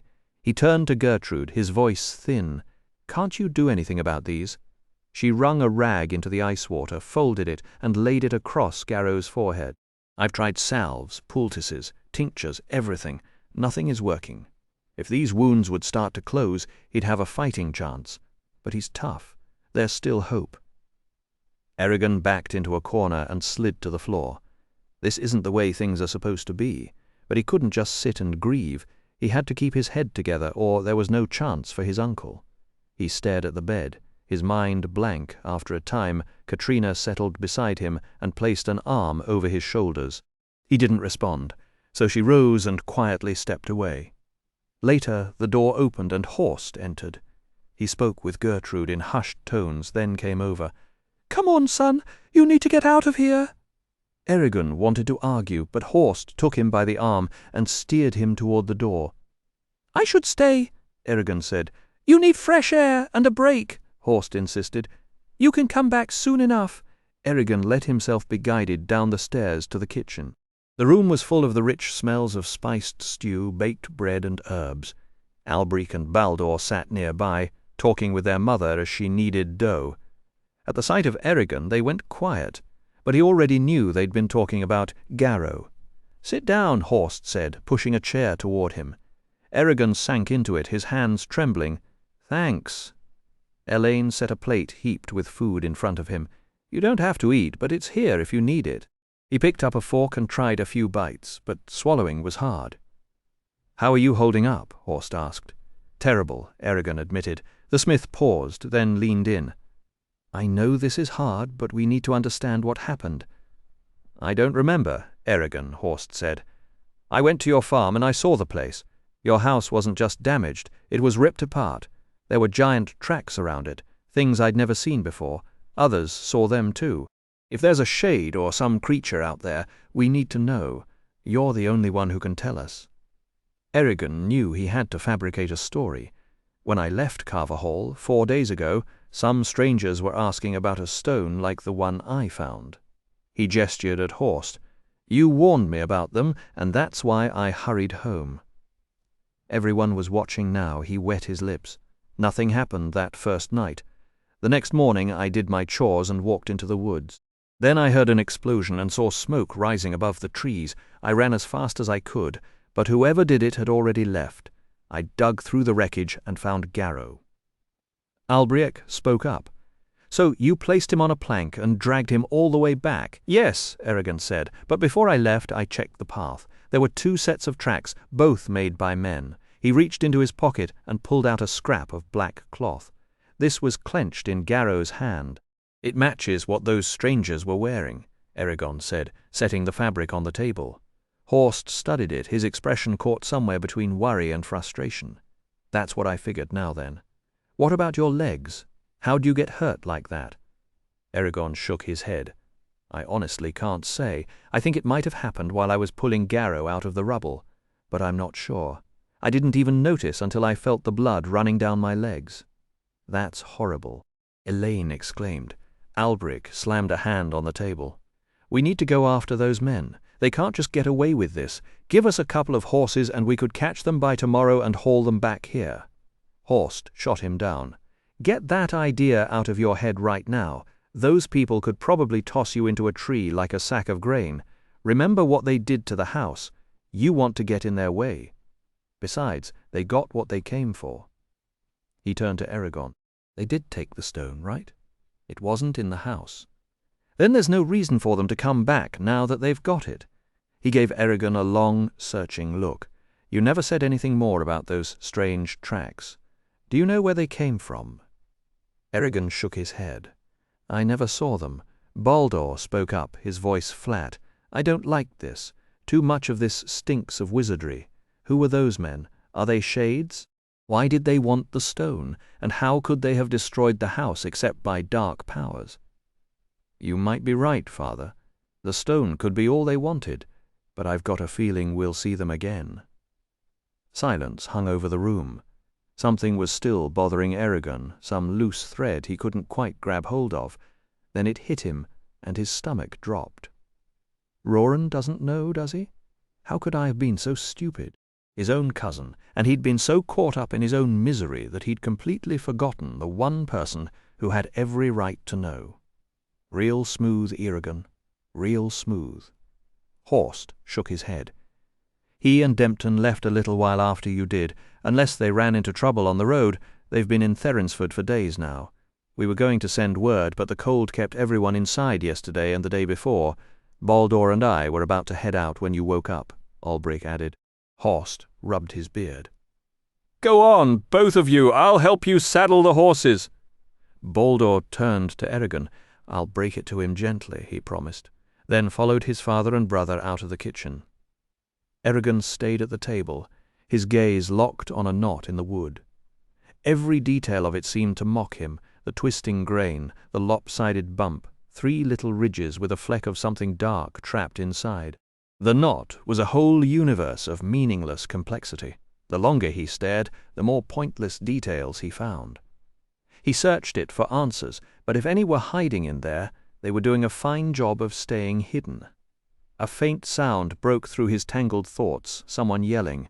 Maybe from outside. He ignored it. Let somebody else deal with it for once. Several minutes passed, and then he heard it again. Louder. He blocked it out. Why can't they just be quiet? Garrow's resting. He glanced at Elaine, but she didn't seem bothered by the noise at all. Eragon. The roar was so strong he nearly fell out of his chair. He looked around in alarm, but nothing in the room had changed, and then it dawned on him the shouts were inside his head. Saphira? He asked anxiously. There was a pause. Yes, stone ears. Relief flooded through him. Where are you? She sent him an image of a small cluster of trees. I tried to reach you many times, but I couldn't get through. I was sick, but I'm better now. Why couldn't I sense you earlier? After 2 nights of waiting, hunger finally got the better of me. I had to hunt. Did you catch anything? A young buck? He was careful enough to watch for predators on the ground, but he forgot to look up. When I first caught him in my jaws, he kicked hard and tried to break free. I was stronger, though, and once he realized he couldn't win, he gave up and died. Does Garrow also fight the inevitable? I don't know. He told her everything that had happened, then said, It'll be a long time, if ever, before we can go home. I won't be able to see you for at least a couple of days. You might as well make yourself comfortable. Unhappily, she said, I will do as you say. But don't take too long. They parted reluctantly. Eragon glanced through the window and was startled to see the sun had already slipped past the horizon. His legs ached as he dragged himself over to Elaine, who was carefully folding oilcloth around a stack of meat pies. I think I'll head back to Gertrude's place to sleep, he told her. She set down the last package and looked at him with concern. Why not stay here instead? You'd be nearer to your uncle, and Gertrude could finally have her own bed back. He hesitated, rubbing his tired eyes. Are you sure you've got enough room? Plenty, she said, wiping her hands on her apron.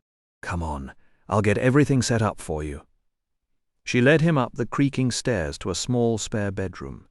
He sank onto the edge of the mattress, testing the springs. Need anything else? She asked. He shook his head. All right then, I'll be downstairs. Just call if you need me. He listened to her footsteps fade down the stairs, then slipped out his door and padded quietly down the hallway to Garrow's room. Gertrude greeted him with a weary smile, her knitting needles still clicking away. How is he? Eragon whispered. Her voice was thin with exhaustion. He's weak, but the fever is starting to break, and a few of the burns are already looking better. It's too soon to say for certain, but this is a hopeful sign. That news lifted a weight off Eragon's chest, and he returned to his room feeling almost optimistic, but the darkness beneath the blankets felt cold and hostile, and he drifted into a restless sleep. Hours later he jolted awake, gasping for air. The room was freezing, and goosebumps crept across his arms and shoulders. It was still a few hours before dawn, the dead hour when the world holds its breath and waits for the first warm rays of sunlight. His heart thundered with a horrible certainty that something was deeply, catastrophically wrong. He dressed quickly and hurried down the hall on silent feet. The sight that met him stopped him cold. Garrow's door hung wide open, and the room was crowded with people. Garrow lay motionless on the bed, dressed in fresh clothes, his hair neatly combed back, his face peaceful. If not for the silver amulet resting against his chest and the dried sprig of hemlock laid over his heart, he might have merely been sleeping. They were the last gifts from the living to the dead. Katrina stood near the bed, her face pale as bone, eyes fixed on the floor. He barely caught her whisper. "I had hoped to call him father one day, father." The word hit him like a blade to the gut. Even that right, that simple human right, was denied to him. He stood there, hollow and numb, and then the tears came. He did not utter a sound, but his shoulders shook violently as grief crashed over him in waves. He had already lost his mother, his aunt, and now his uncle. The weight of it pressed down on him like an avalanche, and he swayed on his feet. Someone guided him back to his room, murmuring empty consolations. He collapsed onto the bed, buried his face in his arms, and sobbed with his whole body. Sapphira reached out to him, but he shoved her aside, drowning himself in sorrow. He could not accept that Garrow was gone. If he did, what was left to believe in? Nothing but a cold, indifferent world that snuffed out lives like candles in a storm. Then something shifted. Rage flared up through his despair, hot and sudden, cutting through the fog like a flame. He lifted his tear-streaked face to the ceiling and demanded, "What kind of God would allow this? Show yourself." Footsteps thundered toward his room, but the sky offered no answer. He didn't deserve this. Gentle hands touched his shoulders, and he realized Elaine was beside him. She wrapped her arms around him and held him close as he cried, until at last, exhausted beyond words, he fell into a heavy, dreamless darkness. Morning brought no relief. Eragon woke with tears already streaming down his face, his eyes still closed against the unwelcome light. He searched desperately for anything, a thought, a hope, to keep his mind from shattering. "I can't survive this," he moaned inwardly. "Then don't." Sapphira's voice cut through his spiraling despair, sharp and clear. "How? Garrow is gone forever, and one day I'll face the same end. Love, family, accomplishments. It's all torn away in the end. What is the point of any of it? The point is in the act itself. Your worth only fades when you surrender the will to grow, to change, to live. There are paths before you, Eragon. Choose one, and dedicate yourself to it. The deeds will grant you fresh purpose and renewed hope, but what can I possibly do? The only true compass is your heart. Nothing short of its deepest longing can guide you now." She left him to dwell on her words. Eragon turned his gaze inward, sifting through the tangle of his emotions.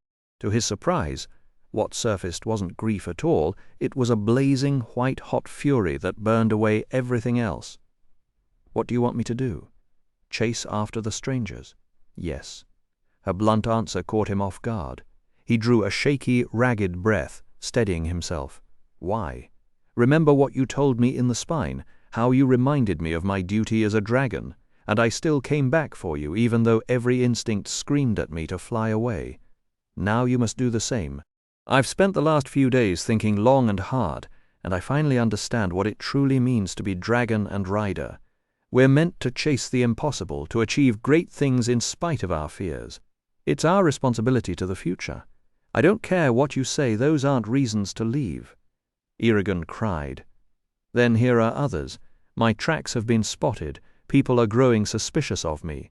Eventually I'll be exposed, and besides, there's nothing left here for you anymore. No farm, no family, and Roran isn't dead." He shot back with fierce conviction. "But if you stay, you'll have to explain what really happened. He deserves to know how and why his father died. And what do you think he'll do once he finds out about me?" Sapphira's arguments spun through Eragon's head, yet he still shrank from the thought of abandoning Palancar Valley. It was his home, the only place he'd ever known. Still, the idea of hunting down those strangers and making them pay felt fiercely comforting, like a warm fire on a freezing night. Am I strong enough for this? You have me. Doubt crept in like a cold draught, whispering that this was a reckless, desperate gamble. Then contempt for his own hesitation washed over him, and a grim, humorless smile tugged at his lips. Sapphira was right. Nothing else mattered any more. The doing is the thing. And what would give him more satisfaction than tracking those murderers down and ending them? A dark, electric energy surged through him, seizing his emotions and hammering them into a single, unbreakable bar of anger stamped with one word: revenge. His temples throbbed as he declared, "I will do it." He broke the connection with Sapphira and swung out of bed, his body tensed like a coiled spring. It was still early. He'd barely slept 3 hours. Nothing is more dangerous than an enemy with nothing to lose, he thought, pulling on his boots, and that's exactly what I've become. Yesterday he could barely stand upright, but now he moved with purpose, held together by sheer willpower. He pushed the pain aside, ignoring every protest his injured body made. He was a different person than the one who had crawled into this bed the night before. As he slipped out of the house, the quiet murmur of voices made him stop cold. Curious, he pressed himself against the wall and listened. Elaine was speaking in her gentle voice. "A place to stay. We have the room." Horst rumbled something low that Irrigant couldn't quite catch. "Yes, the poor boy," Elaine replied. Then Horst's deep voice cut through clearly. "Maybe—" A long pause hung in the air. "I've been thinking about what Irrigant told us, and I don't think we got the whole story." "What makes you say that?" Elaine's voice carried a worried edge. "When we headed out to their farm, the road was scraped smooth where he'd dragged Garrow on that board. Then we hit a stretch where the snow was all torn up and trampled. His footprints and the board's trail just stopped there. But we found those same giant tracks from the farm." "And what about his legs? There's no way he didn't notice losing that much skin. I didn't want to push him for answers before, but I think it's time I did. Maybe whatever he saw scared him so badly he can't bring himself to talk about it," Elaine suggested. "You saw how shaken he was. That still doesn't explain how he managed to get Garrow nearly all the way here without leaving a single track in the snow." Sapphira was right, Eragon realized. Time to go. Too many people asking too many questions. Sooner or later, they'll piece it all together. He moved on through the house, wincing every time the floorboards groaned beneath his feet. A dog barked somewhere in the village, and he froze, heart hammering, until the sound faded. The streets were empty, hardly anyone was awake at this hour. He paused for a moment, forcing his mind to focus. "I don't need a horse. Sapphira will carry me, but she needs a saddle. Sapphira can hunt for us, so I don't have to worry about meals, though I ought to carry some rations anyway. Anything else I need is hidden under the floorboards back home." He made his way to Gedrick's tanning vats at the edge of Carver Hall. The reek hit him like a wall, but he pushed past it and headed to a low shed dug into the hillside, where the cured hides hung in heavy rows. He cut down 3 ox hides, tried not to think of it as stealing, and told himself he'd pay Gedrick back one day, and Horst too. He rolled the leather into a bundle, hauled it to a grove beyond the edge of town, and jammed it into the fork of an old oak. Then he turned back toward Carver Hall. Food was next. He started for the tavern, but then a tight smile crossed his face, and he doubled back. If he was going to steal, Sloane's place was the better choice.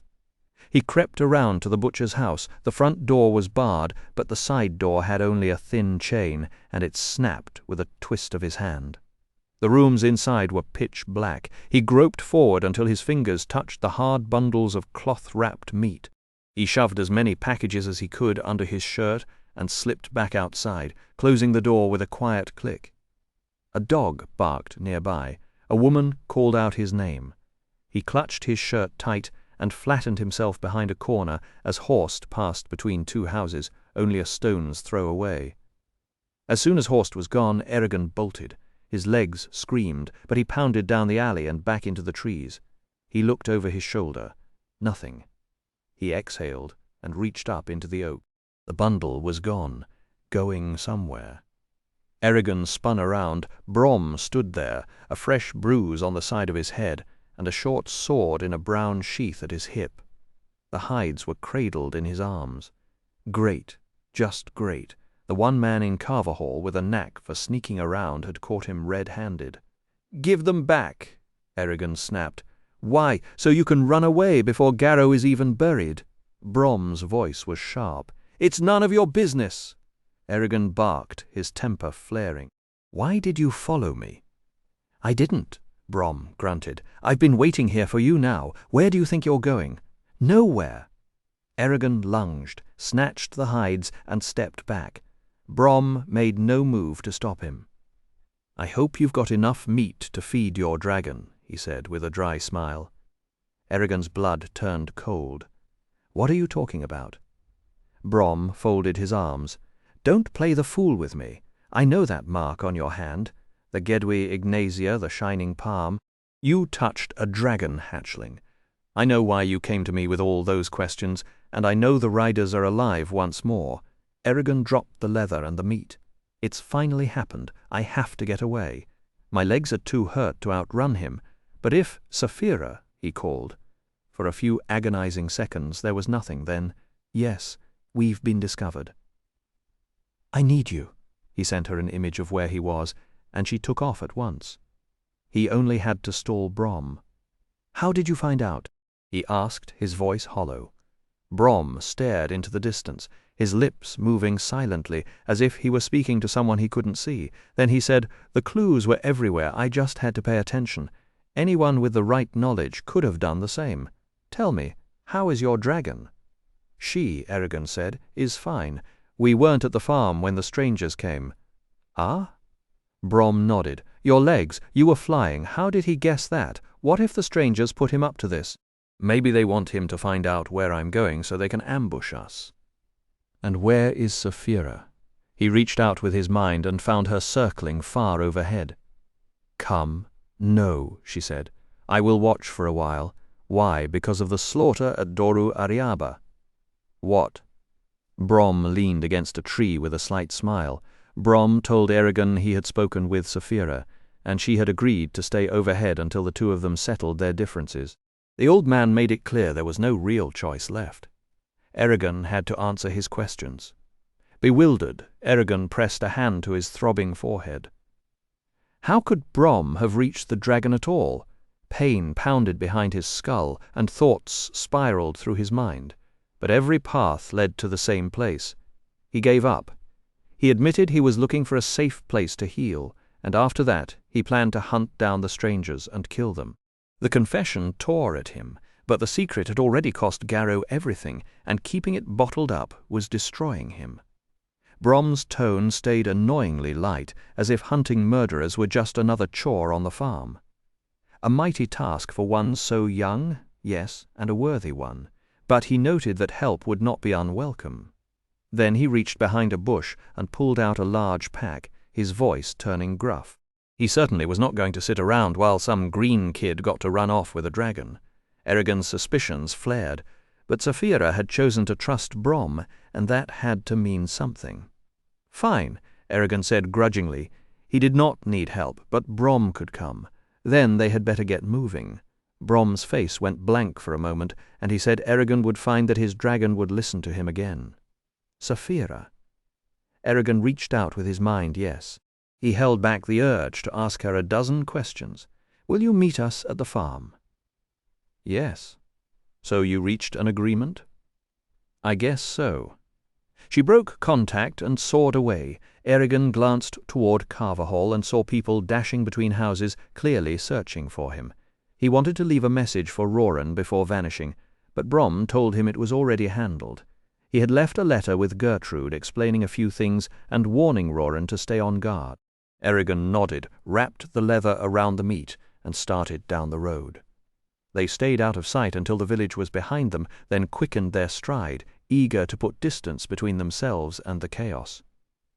Eragon's legs burned, but the steady rhythm of walking helped his mind settle. Once they reached the farm, he decided he would demand answers from Brom before taking another step. He needed to know about the riders, about the enemies hunting him, and about why his life had been turned into this wreck. But when the ruined farm came into view, his resolve wavered. He had expected violence, but not this quiet, cruel erasure. Snow and dirt had already drifted into the house, covering the signs of the attack, and the barn was nothing but a sinking rectangle of ash. Brom's face twisted with anger. Then Saphira's wing-beats sounded over the trees, and she dove past them, skimming so low that the wall of air nearly knocked them off their feet. She wheeled over the farm and landed with a grace that seemed impossible for something so large. Brom stepped forward, his expression caught between solemn grief and strange joy. A tear slid into his beard as he watched Saphira, and she watched him. Eragon edged closer and heard Brom muttering under his breath, "So it starts again. But how and where will it end? My sight is veiled. I cannot tell if this be tragedy or farce, for the elements of both are here. However it may be, my station is unchanged, and I, whatever else Brom might have said, was lost as Saphira came striding toward them, head high and scales gleaming.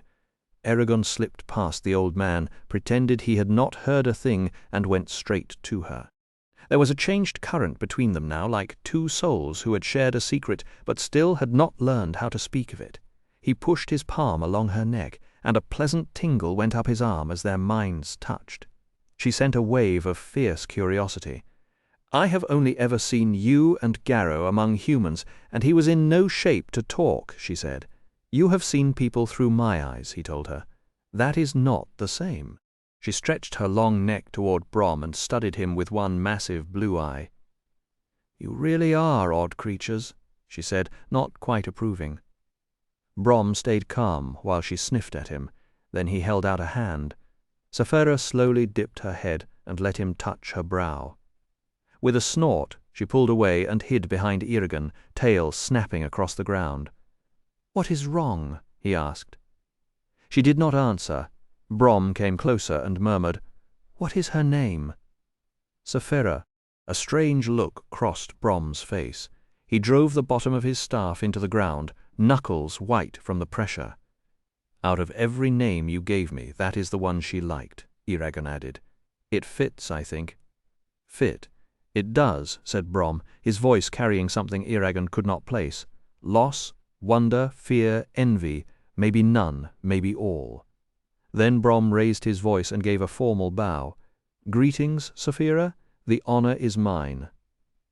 "I like him," she said softly. "Of course you do. Everyone loves a little flattery." Eragon patted her shoulder and walked to the ruined house, with Saphira trailing behind Brom. The old man looked suddenly vibrant, almost eager. Eragon crawled under a fallen door into the wreckage of his room. He barely recognized it beneath collapsed beams and shattered wood. Using memory as a guide, he felt along the broken inner wall until he found his pack. One frame was cracked, but it could be mended. He kept digging and uncovered the buckskin tube holding his bow. The leather was scuffed, but the oiled wood inside was untouched.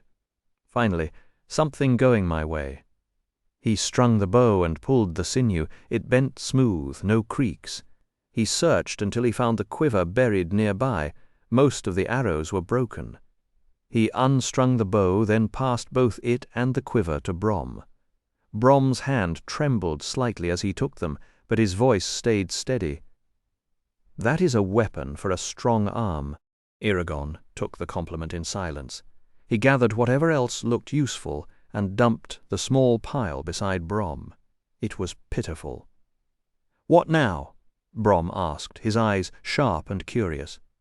Eragon glanced aside. "We need somewhere to hide. Got a place in mind?" "I do." He bundled the rest of the supplies, leaving out the bow, tied it tight, and swung it onto his shoulders. "Follow me," he headed into the trees. "Saphira, stay above us. Your tracks are too easy for anyone to spot." "As you wish." She launched after them. The hideout was nearby, but Eragon deliberately doubled back and twisted through the woods to throw off anyone on their trail. More than an hour passed before he halted inside a dense, well-hidden thicket. At its heart, an open space barely fit a campfire, 2 people and a dragon. Red squirrels scurried up the trunks, scolding them noisily. Brom untangled himself from a vine and studied the spot. "Anyone else know this place exists?" "No." Found it soon after we arrived. Took me a week to dig my way to the middle, and another just to pull out the dead branches." Sapphira landed beside them, careful with her wings among the thorns, and curled up with a sharp crackle of twigs. She rested her head on the ground, her unreadable eyes fixed on them. Brom stayed propped against his staff, his gaze fixed on Sapphira.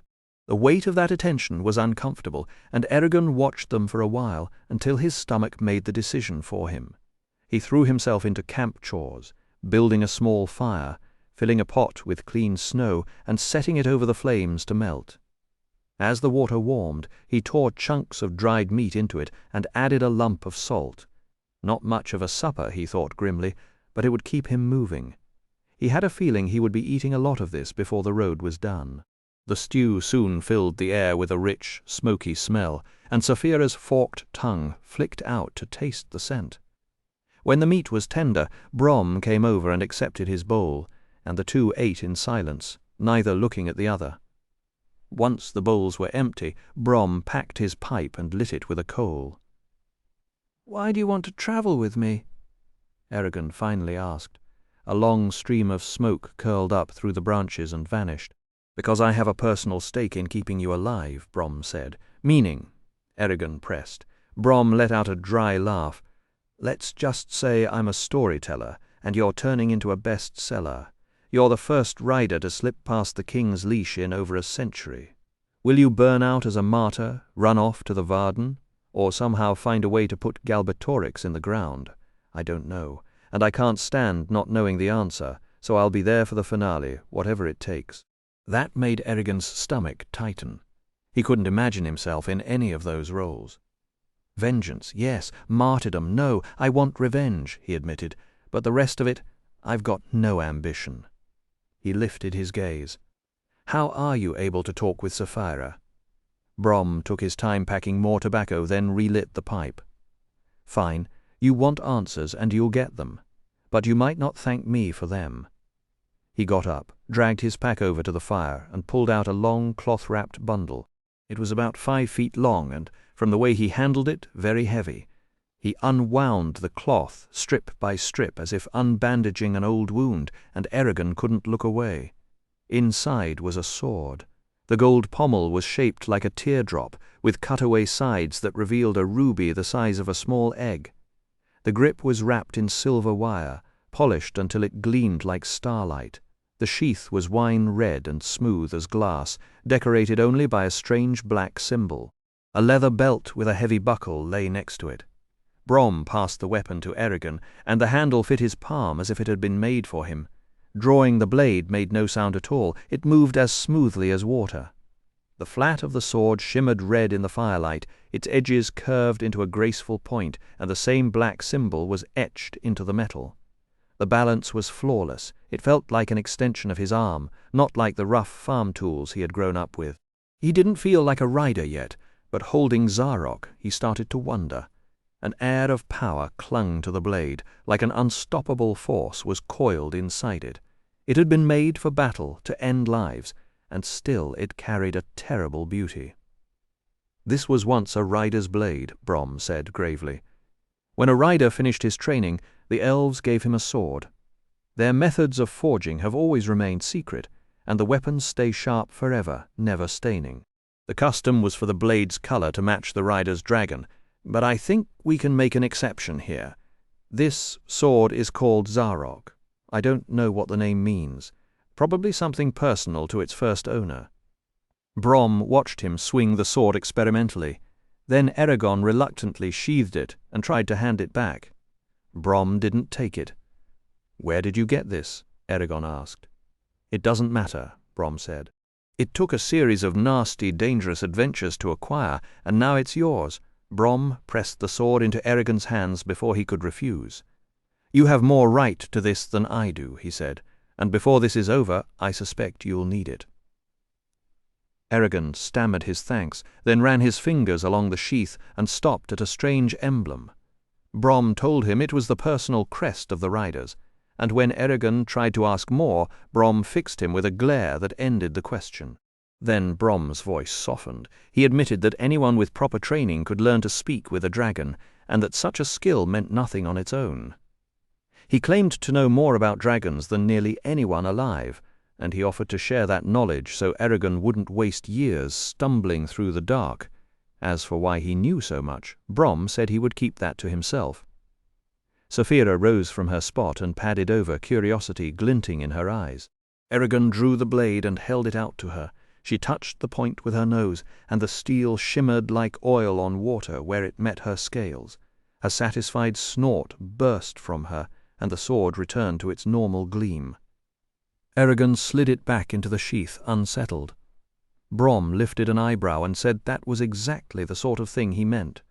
Dragons made impossible things happen around them. Even centuries of riders had never cracked the mystery, and maybe the dragons themselves didn't know the full truth.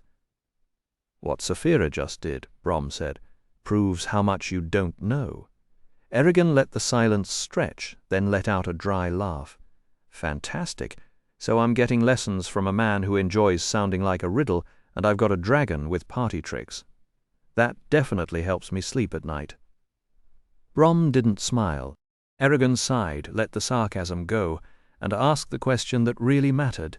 Did Brom know who the strangers were? Brom drew a long breath and told him they were called the Razak. He didn't know if that was their race name or a title they had chosen, and they never revealed individual names.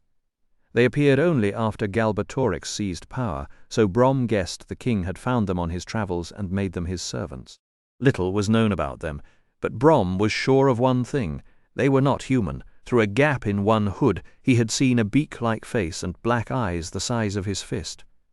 The rest of their bodies were probably just as strange, which explained why they wore heavy cloaks even in bright weather. They were stronger than any man, could leap terrifying distances, and had no magic. Brom warned that their weakness was sunlight, though they wouldn't let that stop them if they were determined, and they were cunning, full of lies, and easy to underestimate. Eragon asked how many there were. Brom thought only the 2 he had seen existed, though there could be more hidden somewhere. Perhaps they were the last of a dying breed. They served as the king's dragon hunters, sent to investigate any rumor of a dragon, and their path was usually lined with death.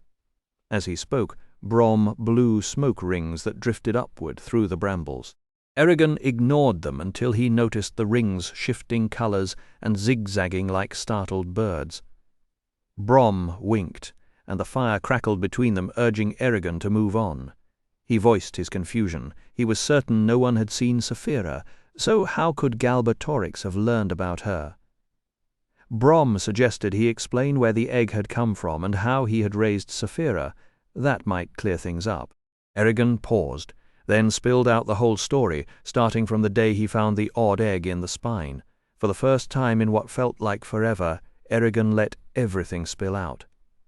Brom asked a few pointed questions here and there, but for the most part he just sat there, listening with the quiet patience of a man who knew how to keep his thoughts close. By the time Eragon had dragged every last memory into the open, the sun was sinking and the sky had melted into layers of pink and orange. The 2 of them sat in silence, watching the clouds drift west.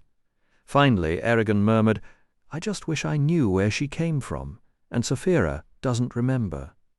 Brom tilted his head, smoke curling from his pipe. "I can't say for certain, but you've given me a lot to piece together. One thing I do know, no one besides us has laid eyes on Saphira. The Razak must have had a source of information outside this valley, and odds are that source is long gone now. You've been through hell and managed to survive it. That's more than most could say." Eragon stared past the fire, his gaze unfocused. Then he frowned. "What happened to your head? It looks like somebody clocked you with a rock." "Close, but not quite."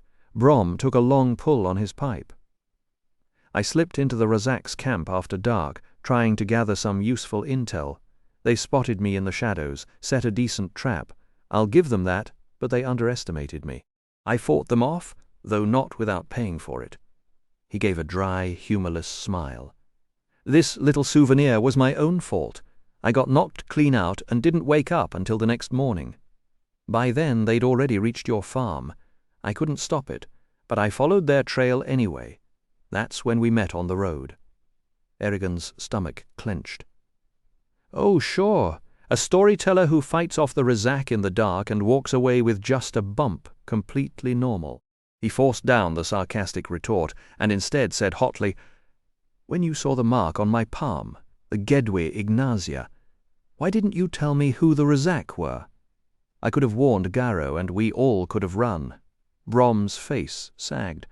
"I wasn't sure what to do. I thought I could keep them away from you, and once they left I'd confront you about Saphira. But they were smarter than I expected. It's a mistake I'll carry with me for the rest of my life, and it cost you more than I can ever repay. Who are you?" Eragon's voice was sharp and bitter. "How does a village storyteller end up with a rider's sword? How do you know about the Rizak?" Brom tapped the bowl of his pipe. "I believe I already said I wouldn't talk about that. My uncle is dead because of this."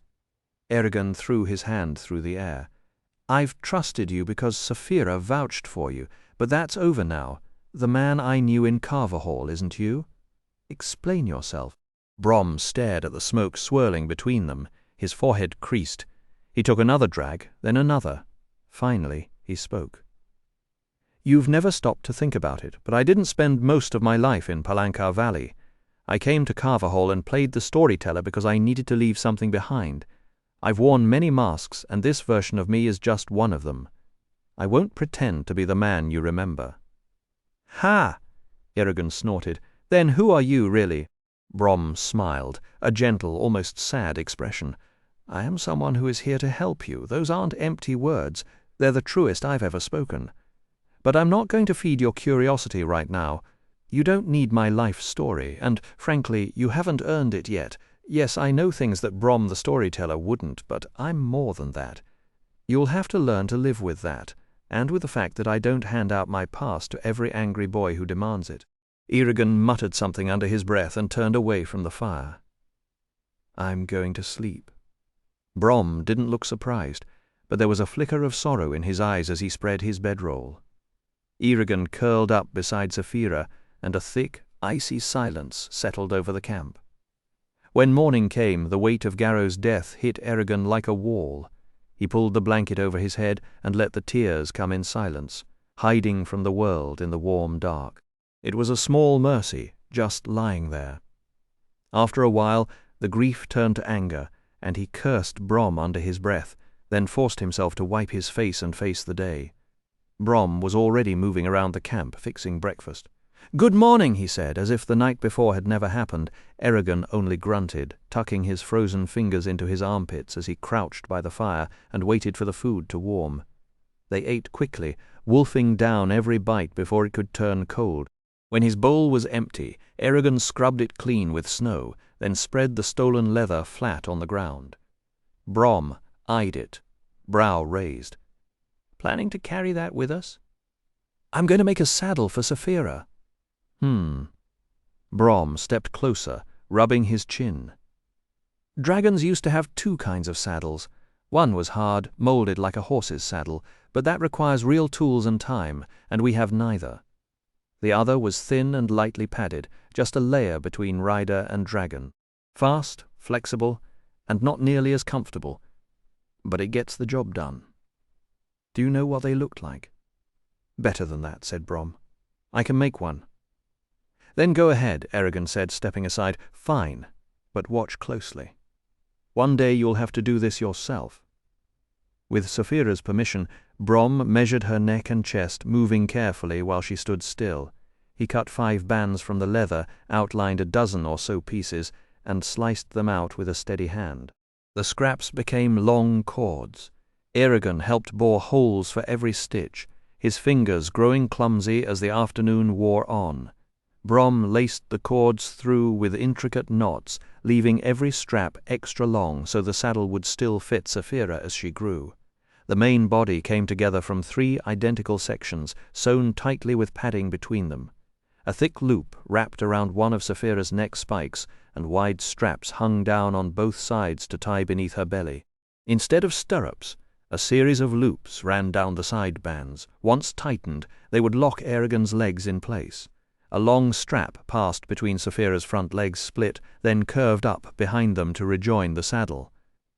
While Brom worked, Eragon repaired his pack and sorted their supplies. By the time they finished, the day was gone. Brom set the finished saddle on Saphira, checked the fit, made a few small tweaks, and nodded, satisfied. Eragon gave him a grudging nod. "You did a good job." Brom dipped his head. "One tries his best. That leather's sturdy, and it should serve you well." Saphira flicked her head toward the saddle. "Aren't you going to try it out?" Maybe tomorrow, Eragon thought back, stowing it with his blankets. It's too late now. Inside, he wasn't eager to fly again, not after the last attempt ended in disaster. Dinner was simple, but tasted better than he expected. As the fire crackled, Brom looked at him and asked, "Will we leave tomorrow? No reason to stay." "I suppose not." Brom shifted. "Eragon, I need to apologize for the way things have turned out. This was never what I wanted. Your family didn't deserve any of it. If I could undo it, I would."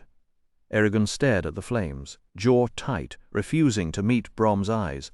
For a long moment, the only sound was the fire. Then Brom cleared his throat. "We're going to need horses. Maybe you do. I have Saphira. And there isn't a horse alive that can outrun a flying dragon. But Saphira's too young to carry both of us, and we're safer together. Riding beats walking." "But that makes it harder to catch the Razak," Eragon snapped. "On Saphira, I'd find them in a day or two. On horses, we might never catch up at all." Brom gave him a long, patient look. "That's a risk you'll have to take if I'm coming with you." Eragon ground his teeth, then let out a heavy breath. "Fine, we'll get horses, but you're paying." Eragon admitted, "I've got no money and I'm not about to steal again. That's not who I am." Brom smiled faintly and corrected him. "That depends on your point of view before you set out. Remember that the Razak answer to the king. Wherever they go, they're protected. Laws don't stop them. In cities, they'll have plenty of allies, plenty of resources, and plenty of people willing to do their dirty work. And Galbatorix would rather recruit you or kill you than let you slip away, though he probably hasn't heard of you yet. The longer you dodge the Razak, the more desperate he becomes. Every day you survive means you're growing stronger, and every passing hour gives you another chance to join his enemies. You have to be careful, because you can turn from hunter into hunted in a heartbeat." Eragon fell quiet, turning those heavy words over as he snapped a dry twig between his fingers. Brom stretched and said, "Enough talk for tonight. My old bones ache. We can continue tomorrow." Eragon nodded and smothered the campfire with dirt at Therinsford. Dawn arrived grey and overcast with a biting wind cutting through the trees. The forest was too still. After a light breakfast, Brom and Eragon doused the fire, shouldered their packs, and got ready to move. Eragon hung his bow and quiver on the side of his pack, where he could grab them quickly. Saphira had to wear the saddle until they found horses, and Eragon carefully tied Zarok onto her back as well in his hands. The sword would be no better than a club anyway. Inside the bramble thicket, he had felt safe. Out in the open, weariness crept back into every step. Saphira took off and circled overhead once before, gliding ahead. As the trees thinned and the farm came into view, Eragon stared at the ruined buildings. "I will see this place again. This isn't forever. When it's safe, I'll come back and rebuild." He squared his shoulders and turned south toward the strange barbaric lands that waited beyond. Great, just my luck. Saphira veered west toward the mountains and vanished from sight, and Eragon felt the loss immediately. Even with no one around, they couldn't spend their days together. She had to stay hidden in case they met a traveler. The Razak's footprints were faint on the eroding snow, but Eragon wasn't worried. They almost certainly stuck to the road since it was the easiest way out of the valley. Once past the valley, though, the road split several times, and figuring out which branch they had taken would be guesswork. They traveled in silence, focused on speed. Eragon's legs kept bleeding where the scabs had cracked, and to take his mind off the sting, he asked, "So what exactly can dragons do?" "You said you knew something about their abilities." Brom laughed, his sapphire ring flashing as he gestured. "Sadly, I know far less than I'd like. People have tried to answer that question for centuries, so understand that what I tell you is incomplete. Dragons have always been mysterious, though maybe not on purpose. To truly answer you, I need to start with the basics. It's impossible to jump into the middle of something so complex without laying a foundation. I'll begin with the life cycle of dragons. If that doesn't wear you out, we can move on to other things. He went on to explain how dragons mated and what had to happen for their eggs to hatch. You see, Brom said, when a dragon lays an egg, the young one inside is already ready to emerge. But it waits, sometimes for years, for the right circumstances. In the wild, those circumstances usually depended on how much food was available. After they formed an alliance with the elves, though a small number of eggs, usually no more than 1 or 2, were given to the riders each year. The eggs, or rather the restless lives sleeping inside them, would remain sealed tight until the person fated to become their rider walked into the same room, though exactly how they sensed that arrival remained a mystery people had spent centuries trying to solve. In the old days, crowds would form long lines just to press their palms against the polished shells, each person silently begging to be chosen. Eragon's heart gave a strange twist. So Saphira might never have hatched for me at all, he asked. Quite possibly, Brom said with a shrug, if she hadn't decided you were worth the trouble. A quiet wave of pride washed over Eragon of every soul in Alagasia. She had picked him. Then he caught himself. How long had she waited inside that hard, dark prison? Just imagining the endless silence, the cramped nothingness, made him want to shake the thought away. Brom went on with his lesson, and his voice had the dry, patient tone of a man who had explained the same things 100 times before. Dragons, he said, were not house pets. A full-grown, lazy dragon could nap for months between meals, but once mating season rolled around, it turned into a ravenous machine that needed fresh meat every single week. Certain herbs could soothe a dragon's sickness, while a single wrong leaf might twist its stomach into knots. He talked about grooming claws, polishing scales, and the best angles for striking from the sky, and then how to survive when the dragon was the one hunting you. Their bellies were armored plates, but their armpits were soft as bread dough. Eragon kept interrupting with questions, and Brom's eyes brightened at every one. Time dissolved in the fire of curiosity. By the time the sky started to bruise purple, they were close to Therinsford, and Eragon finally voiced the question that had been kicking around his skull all evening. Who did Zarok belong to? Brom paused, his face going still. A warrior, he said, a mighty one, feared across kingdoms, a man who held more power than you can imagine. And his name? Brom shook his head. I won't tell you, Eragon sputtered, demanding an answer, but Brom stayed stubborn as stone. It's not that I want to keep you in the dark. But some names are hooks, and if you hear them too soon, they'll drag you into deep water before you can swim. I'm only trying to keep you away from the people who would use you as a piece in their game. Something in Eragon snapped. You know what? I think you just get a thrill out of sounding mysterious. I'm half tempted to ride off on my own if it means I never have to chew on another riddle. If you've got something to say, say it. Stop dancing around like a storyteller trying to stretch a night's pay. Brom's voice softened. Peace, boy. All of it will come in time. Eragon opened his mouth to argue, then stopped. He looked at the old man's face, at the lines carved by years of watching the world go sideways, and a strange thing happened. The anger faded into a slow, grudging respect. Maybe Brom wasn't being difficult. Maybe he was being careful. He let out a long breath and nodded once. They set up camp in a hollow sheltered by rocks, and Saphira joined them just as the stew began to bubble over the fire.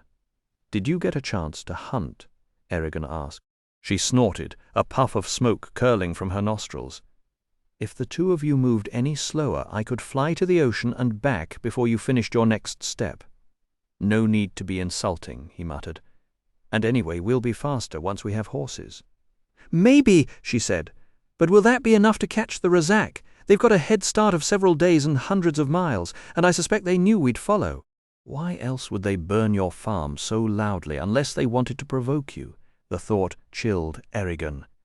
He leaned against her warm belly, feeling the slow rhythm of her breath. Brom sat across the fire, whittling 2 sticks with a knife, quiet as a shadow. Suddenly he flicked one of the sticks at Eragon, who snatched it from the air just before it smacked his face. Defend yourself, Brom barked, rising to his feet. Eragon looked down. The stick was carved into a crude wooden sword. This was a joke, right? The old man wanted to duel him?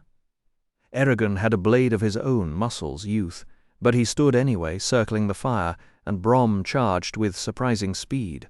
The first swing caught Eragon square on the ribs, and he yelped, stumbling back. He lunged forward, all anger, but Brom knocked the attack aside like swatting a fly.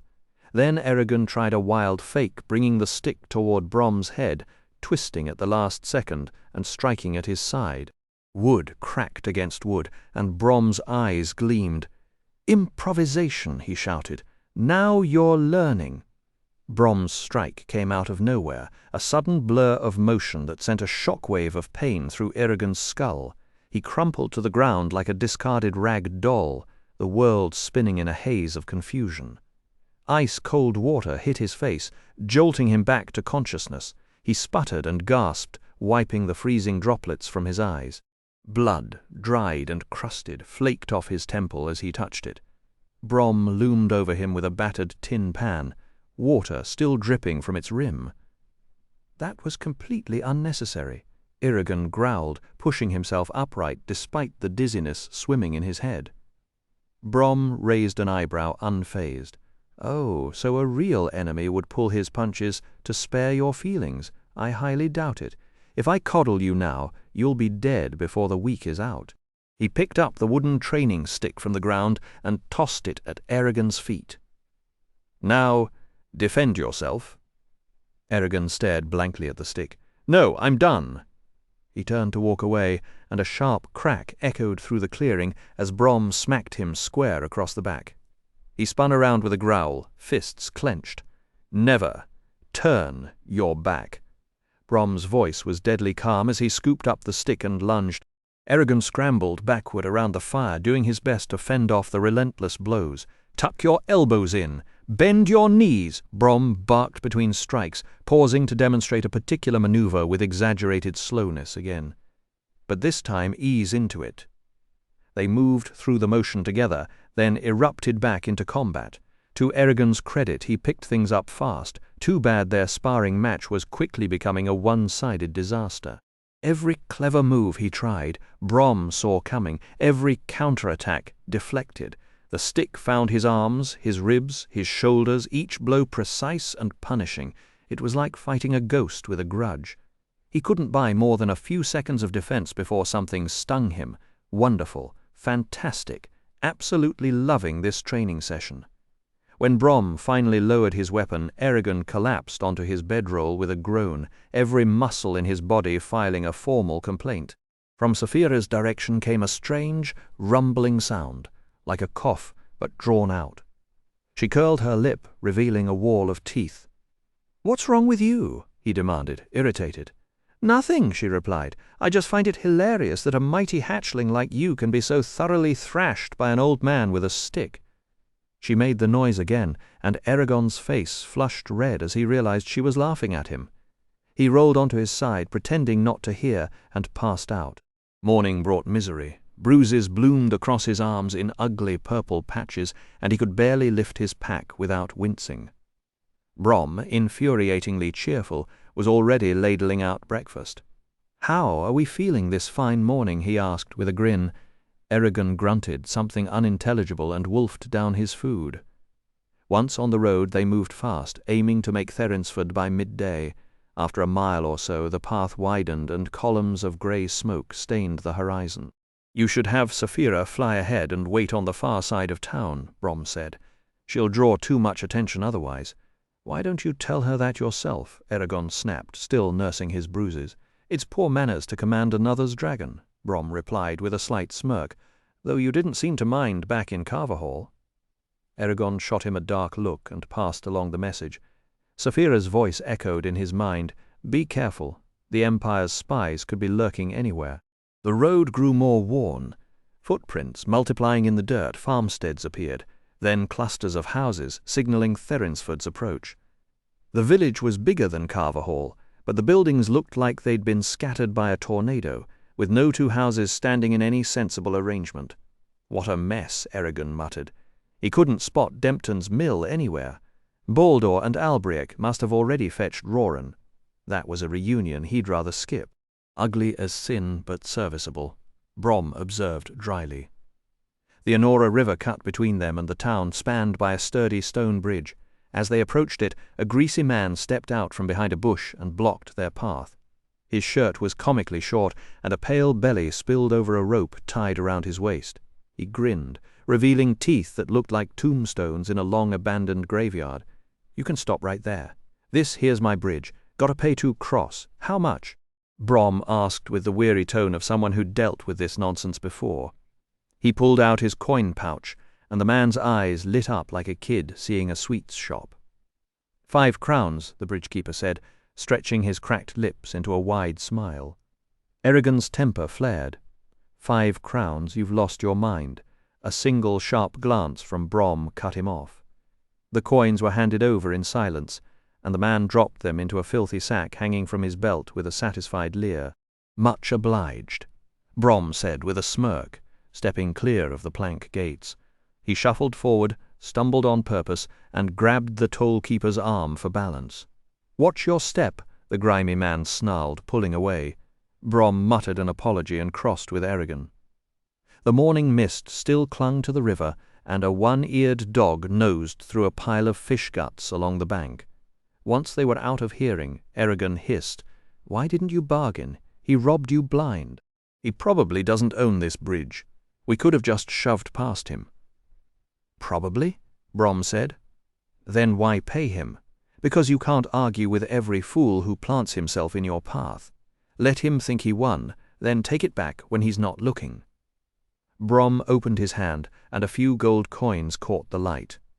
"You cut his purse," Eragon whispered. Brom pocketed the money with a wink. It held a surprising amount. Shouldn't keep all his eggs in one basket. A furious howl split the air from the far bank. Our friend noticed. "Tell me if you see any watchmen."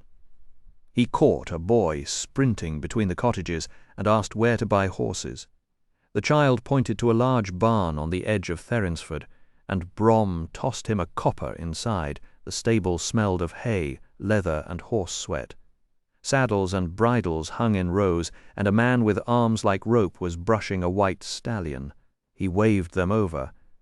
"That's a beautiful animal," Brom said. "Snowfire." "I'm Haberth." He shook their hands with a grip like iron. He waited for names they didn't offer. "Can I help you?" "We need 2 horses and full tack, fast, tough. We've got a long trip." Haberth scratched his chin. "Hard to find that kind, won't be cheap." "Price isn't an issue." Brom's flat reply made Haberth raise an eyebrow. He tied Snowfire to a post, gathered saddles and tack, and led out a light bay and a roan. The bay fought its rope. Spirited, but a firm hand will calm him. Brom let the horse sniff his palm, then rubbed its neck. "We'll take him, but not the roan. He's got strong legs." "What would you take for Snowfire?" Haberth looked at the stallion and shook his head. "He's not for sale. I'm going to breed him." "If you changed your mind, what's the price for everything?" Brom asked. Eragon reached for the bay's neck, but it flinched. Without thinking, he pressed his awareness into the animal's mind and stumbled. Unlike Saphira's brilliant clarity, this was a murky whisper, but he could still push through. He sent a wave of calm, and the horse's nervousness melted. It watched him with soft brown eyes. Haberth tallied the cost on his fingers. 200 crowns, not a penny less, he said, clearly expecting a good laugh. Brom unhooked his purse and counted out the gold onto a barrel. "Will this do?" For a long moment Haberth stared at Snowfire, then at the coins, and his confident grin faded. With a heavy sigh, Haberth murmured, "He's yours, even though it breaks my heart." Brom replied, "I'll care for him as if he were a descendant of Gildin Tor, the mightiest horse in legend." Haberth bowed and said, "That puts my mind at ease." The stablemaster helped them tack up the horses, and as they prepared to leave, he called out, "Go on then, but for Snowfire's sake I hope nothing bad finds you." "Don't worry, I'll keep him safe," Brom said, then turned to Eragon, pressing Snowfire's reins into his hands. "Head to the far edge of Therinsford and wait for me there." Eragon opened his mouth to ask why, but Brom was already gone. Grumbling, Eragon led both horses to the outskirts of town and parked himself beside the road.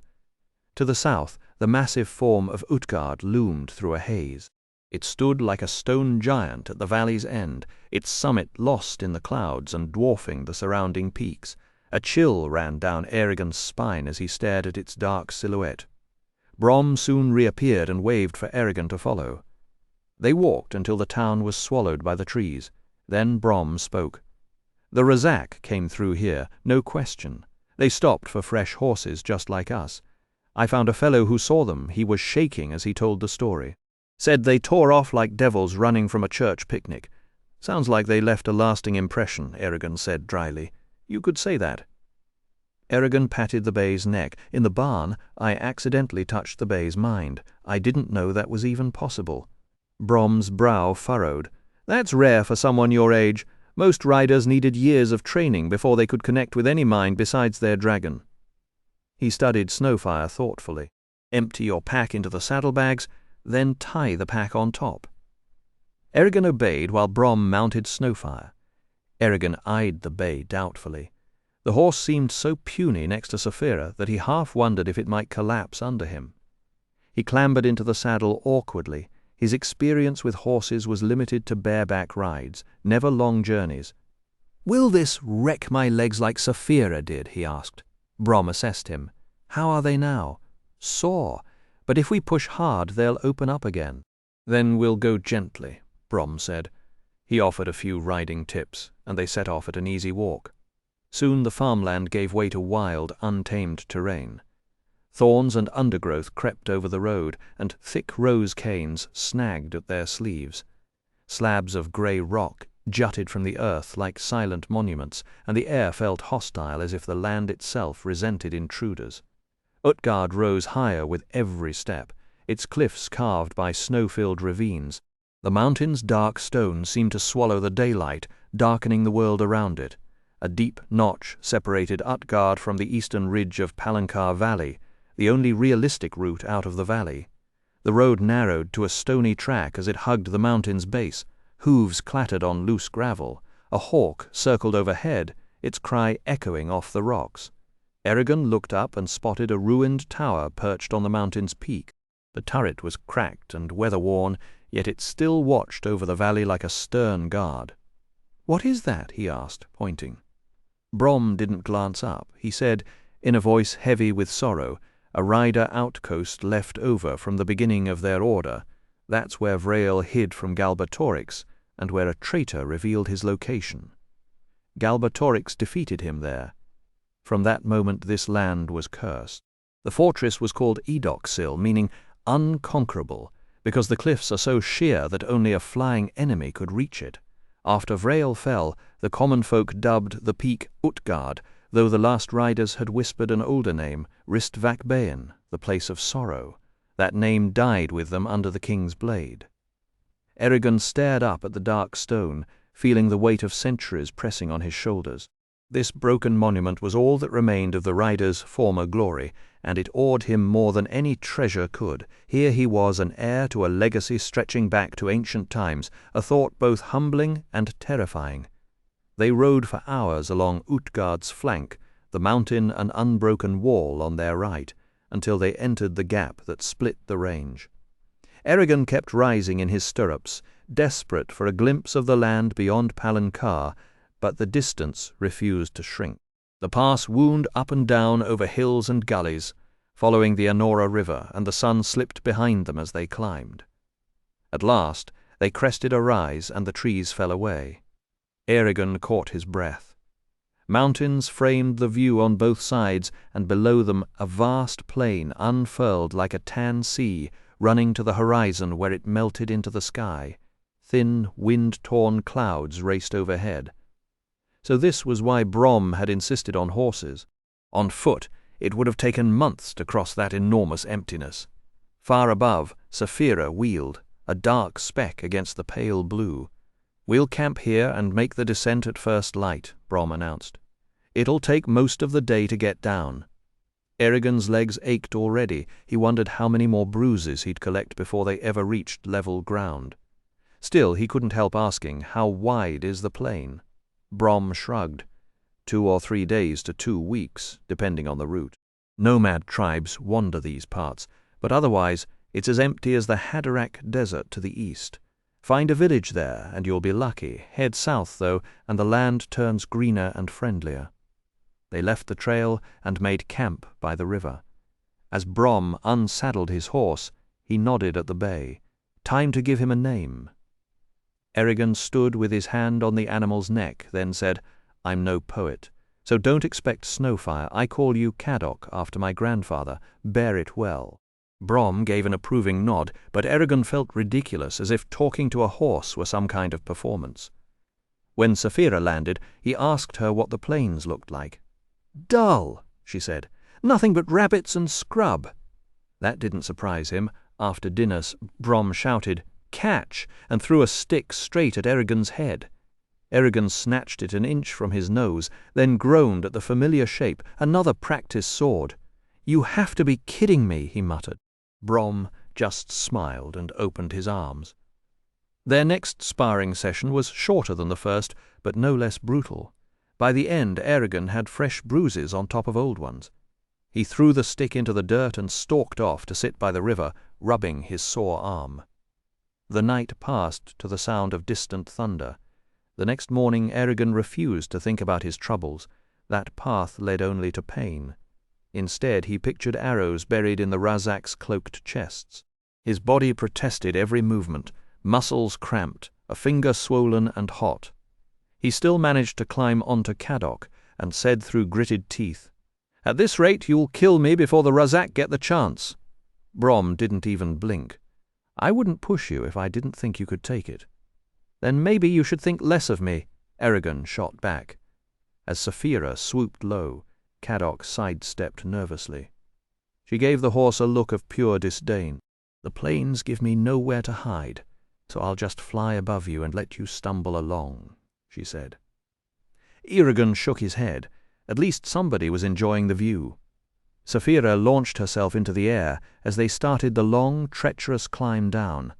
The path vanished in stretches, forcing them to dismount and lead the horses by hand, clutching at tree trunks to keep from tumbling down the mountainside. Loose stones made every step a gamble, and the effort left both of them sweaty and short-tempered despite the biting cold. By midday they reached the bottom and collapsed near the Anora River, which curved away to their left before running north. A vicious wind tore across the land, flinging grit into their eyes and scouring their exposed skin. The complete flatness of the plains unnerved Erigon. He had grown up surrounded by peaks and valleys, and without those familiar walls he felt naked and small, like a field mouse caught in the gaze of a hunting hawk. When they found the trail splitting 3 ways, one north toward Sunon, one straight across the plains, one veering south, they studied the ground for signs of the Razak. The tracks were clear. Their quarry had headed directly into the open grassland. "They're making for Yazuak," Brom said, frowning. "Where's that?" Erigon asked. "Due east. 4 days if we don't hit trouble, a little village on the Ninor River." He pointed at the Anora, already shrinking behind them. "That's the last water we'll see until we get there, so we need to top off every skin we have." The hunt was gaining momentum, and Erigon's pulse quickened. In less than a week, maybe sooner, he'd put an arrow through the heart of Garrow's killer after that. He shoved the thought aside and focused on filling waterskins, watering the horses, and drinking his fill, while Saphira lapped up river water too. Once ready, they turned east and marched into the wind. Erigon soon realized the wind would be the thing that broke him. Every misery, chapped lips, a desert-dry tongue, eyes that burned as if full of sand came from that relentless gust. It never let up, even at night, and with nowhere to hide, they made camp in the open. Erigon tore up some scrub brush, a stubborn little weed that thrived on abuse, stacked it carefully, and tried to light it. The stems just smoked and stank. In disgust, he threw the tinderbox to Brom. "You try," he said. "This wind won't let me get a spark, and I'd rather not eat raw." Brom knelt, studied the pile, nudged a few branches, and struck the flint. Sparks flew, smoke rose, but no flame. He grumbled and tried again. "Brisinger," he snapped, hitting the flint one more time. A small flame suddenly licked up. Brom sat back, satisfied. See? It was smouldering all along. While their dinner cooked, they practiced with training swords, though fatigue made the match short and clumsy. After eating, they curled up beside Sapphira and slept, grateful for the warmth she gave off. Morning brought the same wind screaming over the emptiness. Eragon's lips had split overnight, and every grin or word made them bleed. Licking made it worse. Both he and Brom looked like they'd been chewing on broken glass. They let the horses take a few careful swallows from the water supply, then mounted up for another endless stretch. The second day blurred into a slog of dust and monotony. On the third morning, though, Eragon woke rested, and to his relief the wind had died. For the first time in days he felt something close to cheerful. Then he glanced at the sky ahead. A bank of dark thunderheads was stacking up on the horizon, and his good mood evaporated like spit on a hot rock. Brom eyed the boiling sky and let out a sour grunt. "If we ride into that mess, we'll get soaked, but if we sit here, we'll get soaked anyway. Might as well make some miles." They reached the dark wall of clouds in eerie silence. Eragon stared upward, amazed. The thunderhead rose like a half-built cathedral, its great curved ceiling held up by unseen columns and crooked windows. Between the gusts, he imagined carved gargoyles squatting on the upper ledges. Then a ripple raced through the grass, flattening it like a wave, and he knew the real storm had arrived. Brom hunched low. Eragon did the same. In the split second before the gale hit, a terrible thought flashed through his mind, and he twisted in the saddle, screaming with both voice and thought, "Sapphira land!" Brom's face drained of color. They saw her dive for the earth, but she needed more time.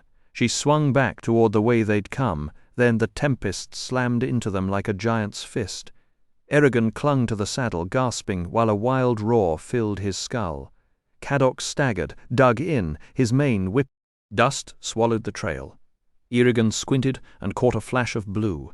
Sapphira had made it to the ground, but the wind caught her halfway through, folding her wings. It yanked them open and lifted her like a leaf. For a heartbeat she hung in mid-air, then crashed onto her back. Eragon yanked Caddoc around and spurred him hard, both heels and mind. "Sapphira, stay down. I'm coming." Her reply was a grim flicker of fear. When he reached her, Caddoc refused to step any closer, so Eragon jumped off and ran. His bow slapped his head. A violent push sent him sprawling onto his chest. He scraped his arms getting up, felt blood, and snarled. Sapphira was close now, but her wings were whipping so wildly he couldn't get near. Each attempt to grab one ended with a gust tossing her over him. Once, her back spine sliced past his skull by inches. He kept at it even as the wind pulled her wings open again. Finally, he dove at her left wing and forced it against her body. She tucked it tight, and he scrambled over her, landing on the right wing just as it began to rise. The gale carried him off, but he rolled, jumped, and grabbed again. He pushed with everything he had.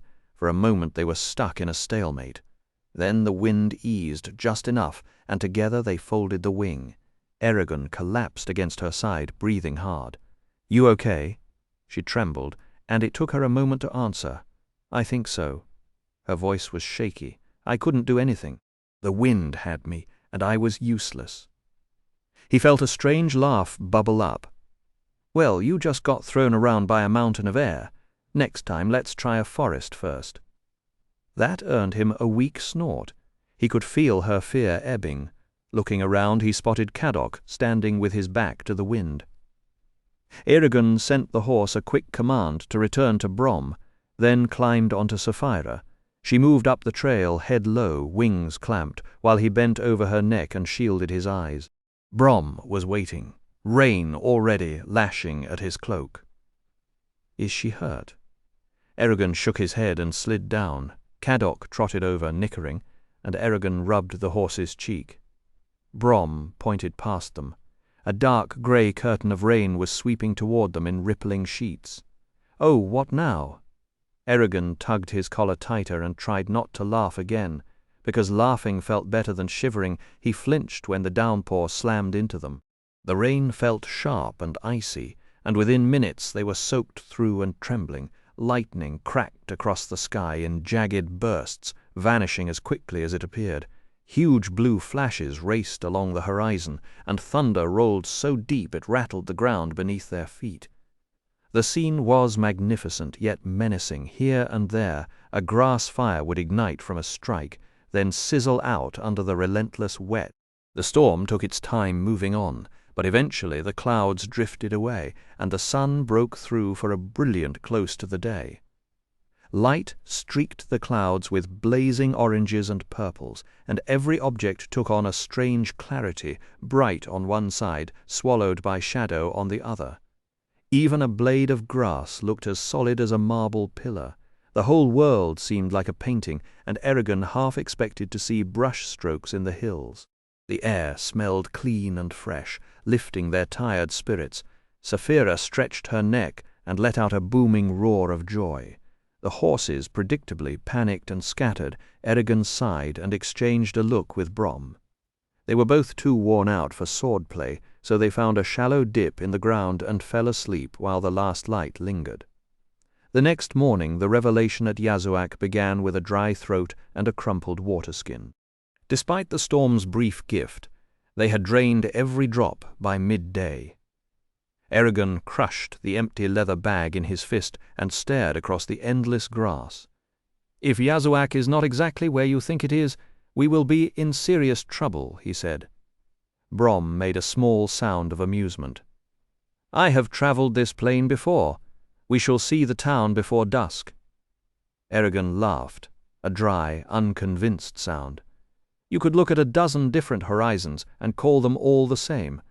What makes you so sure?" "Because the sun and the stars do not play tricks," Brom answered, nudging his horse forward, "and neither do I. Come now. Worrying about trouble that has not arrived is a foolish waste of daylight." He was right. Saphira's sharp eyes spotted the dark smudge of Yazuak long before anyone else could make it out. Even then, it was only the perfect flatness of the plain that made the distant lump visible at all. As they drew closer, a winding dark ribbon appeared on either side of the town and vanished into the distance. "The Ninor River," Brom said, pointing. "Eragon reigned in Kadok. We cannot simply stroll into town with a dragon. Should Saphira wait for us?" Brom studied the low buildings. "See that bend? Have her stay there, far enough to avoid curious eyes, close enough to reach us if we need her." When Eragon relayed the plan, Saphira's voice hummed with annoyance. "Always hiding. I might as well be a common thief." She gave in, though, and slunk off low over the grass, a blue shadow against the green.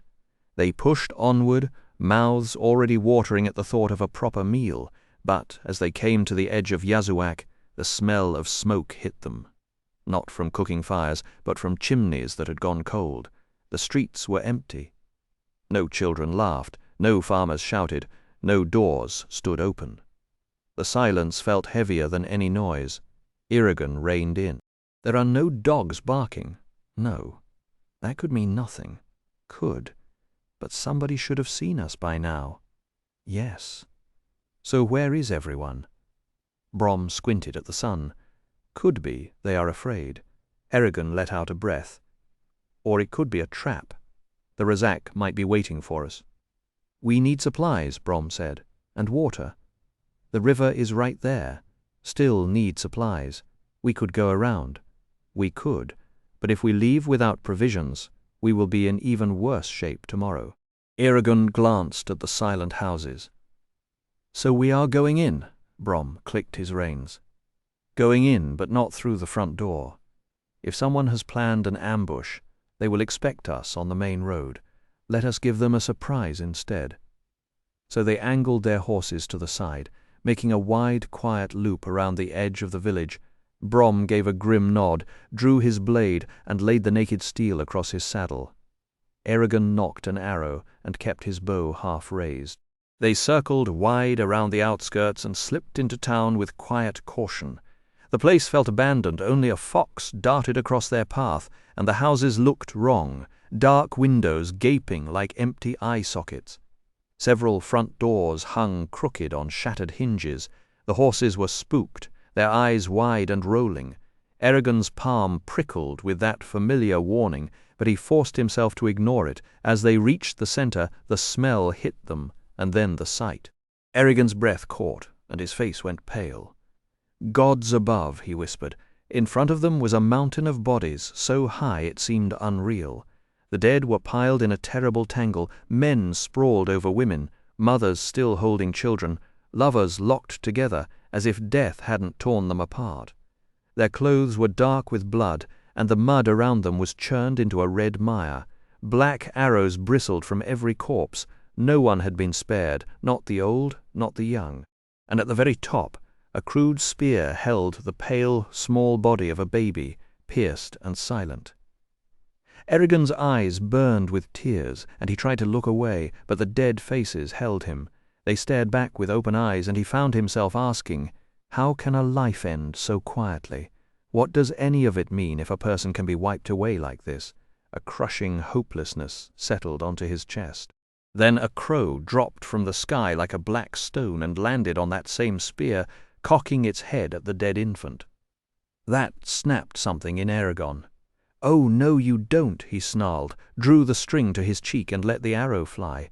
The crow toppled backward in a burst of feathers, an arrow jutting from its breast. Eragon reached for another arrow, but his stomach turned, and he bent over the side of the saddle and vomited.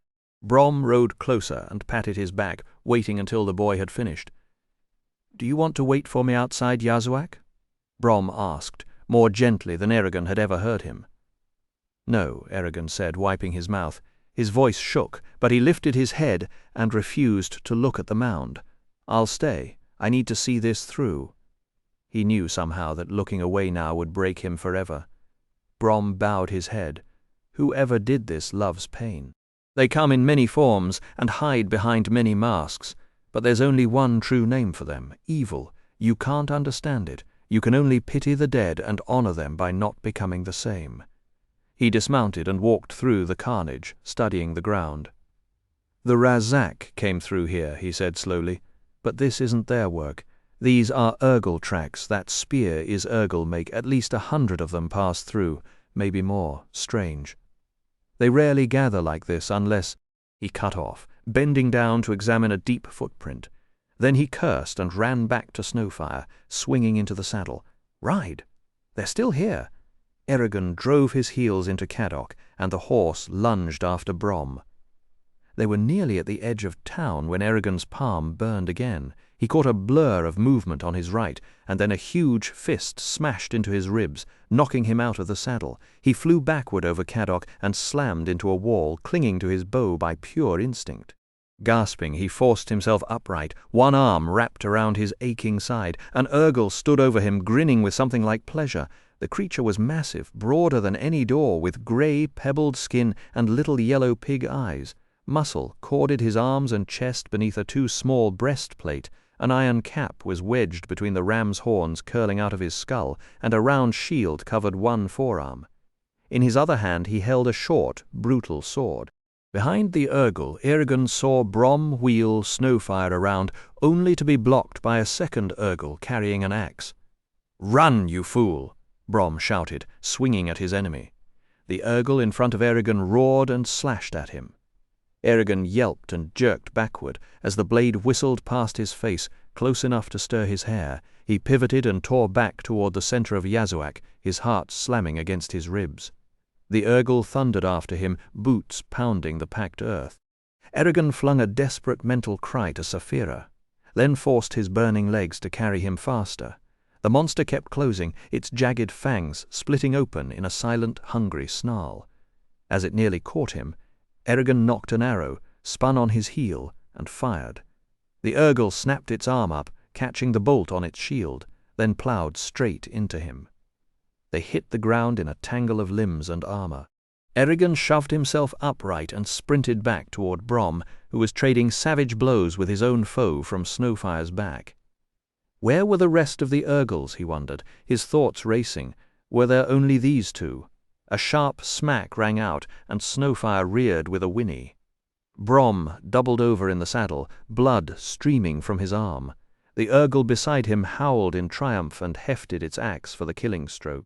A raw scream tore from Eragon as he charged head first, and the monster turned in sheer disbelief. It swung, but Eragon ducked beneath the blow and raked his fingers across its side, leaving deep, angry furrows. The Urgle roared and slashed again, but Eragon dived sideways and scrambled down a narrow passage between two crumbling houses, and found a dead end, of course, because anything else would have been too easy. He slid to a stop and tried to back out, but the Urgles had already sealed the entrance, advancing on him with gravel-voiced curses. Eragon's eyes darted left and right, searching for a way out, but there was none. Then, as he faced them, a flood of images crashed through him, the villagers stacked around the spear, an innocent baby who would never take another breath.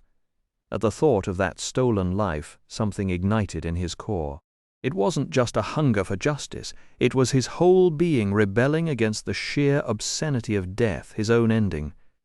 The energy swelled, building until he thought he would burst. All fear evaporated. He rose to his full height, shoulders squared, and lifted his bow with a smooth, deliberate motion. The Urgles laughed and raised their shields. Eragon looked down the arrow's shaft, just as he had 100 times, and aligned the tip with his target. The heat inside him was unbearable, demanding release. A word surged up from somewhere deeper than thought, and as he let the string fly, he screamed, "Brisinger!" The arrow hissed forward, wrapped in crackling azure light. It struck the lead monster square in the forehead, and the air detonated.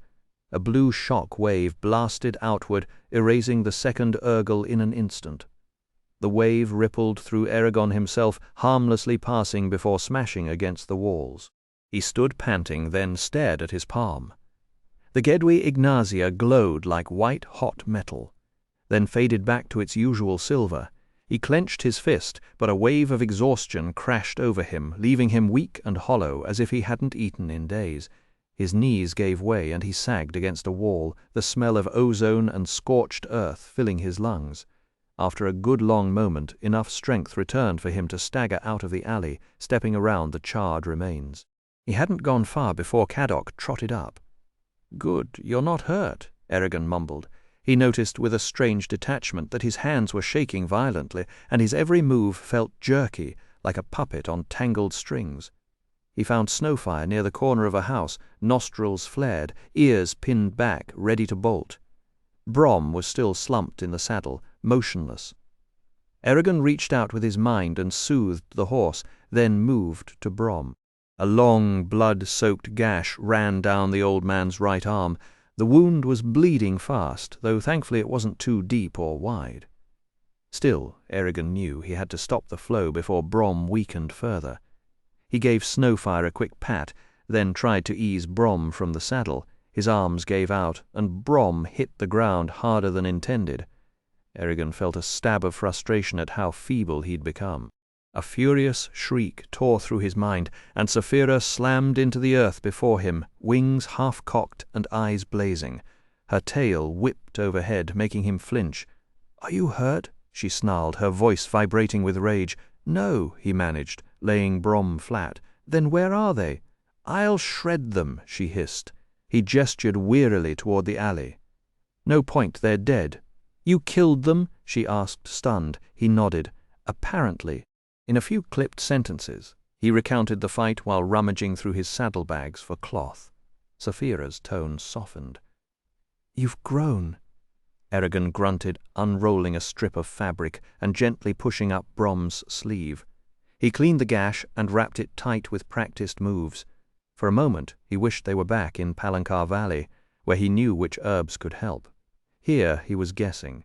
He picked up Brom's fallen sword, wiped it clean, and sheathed it.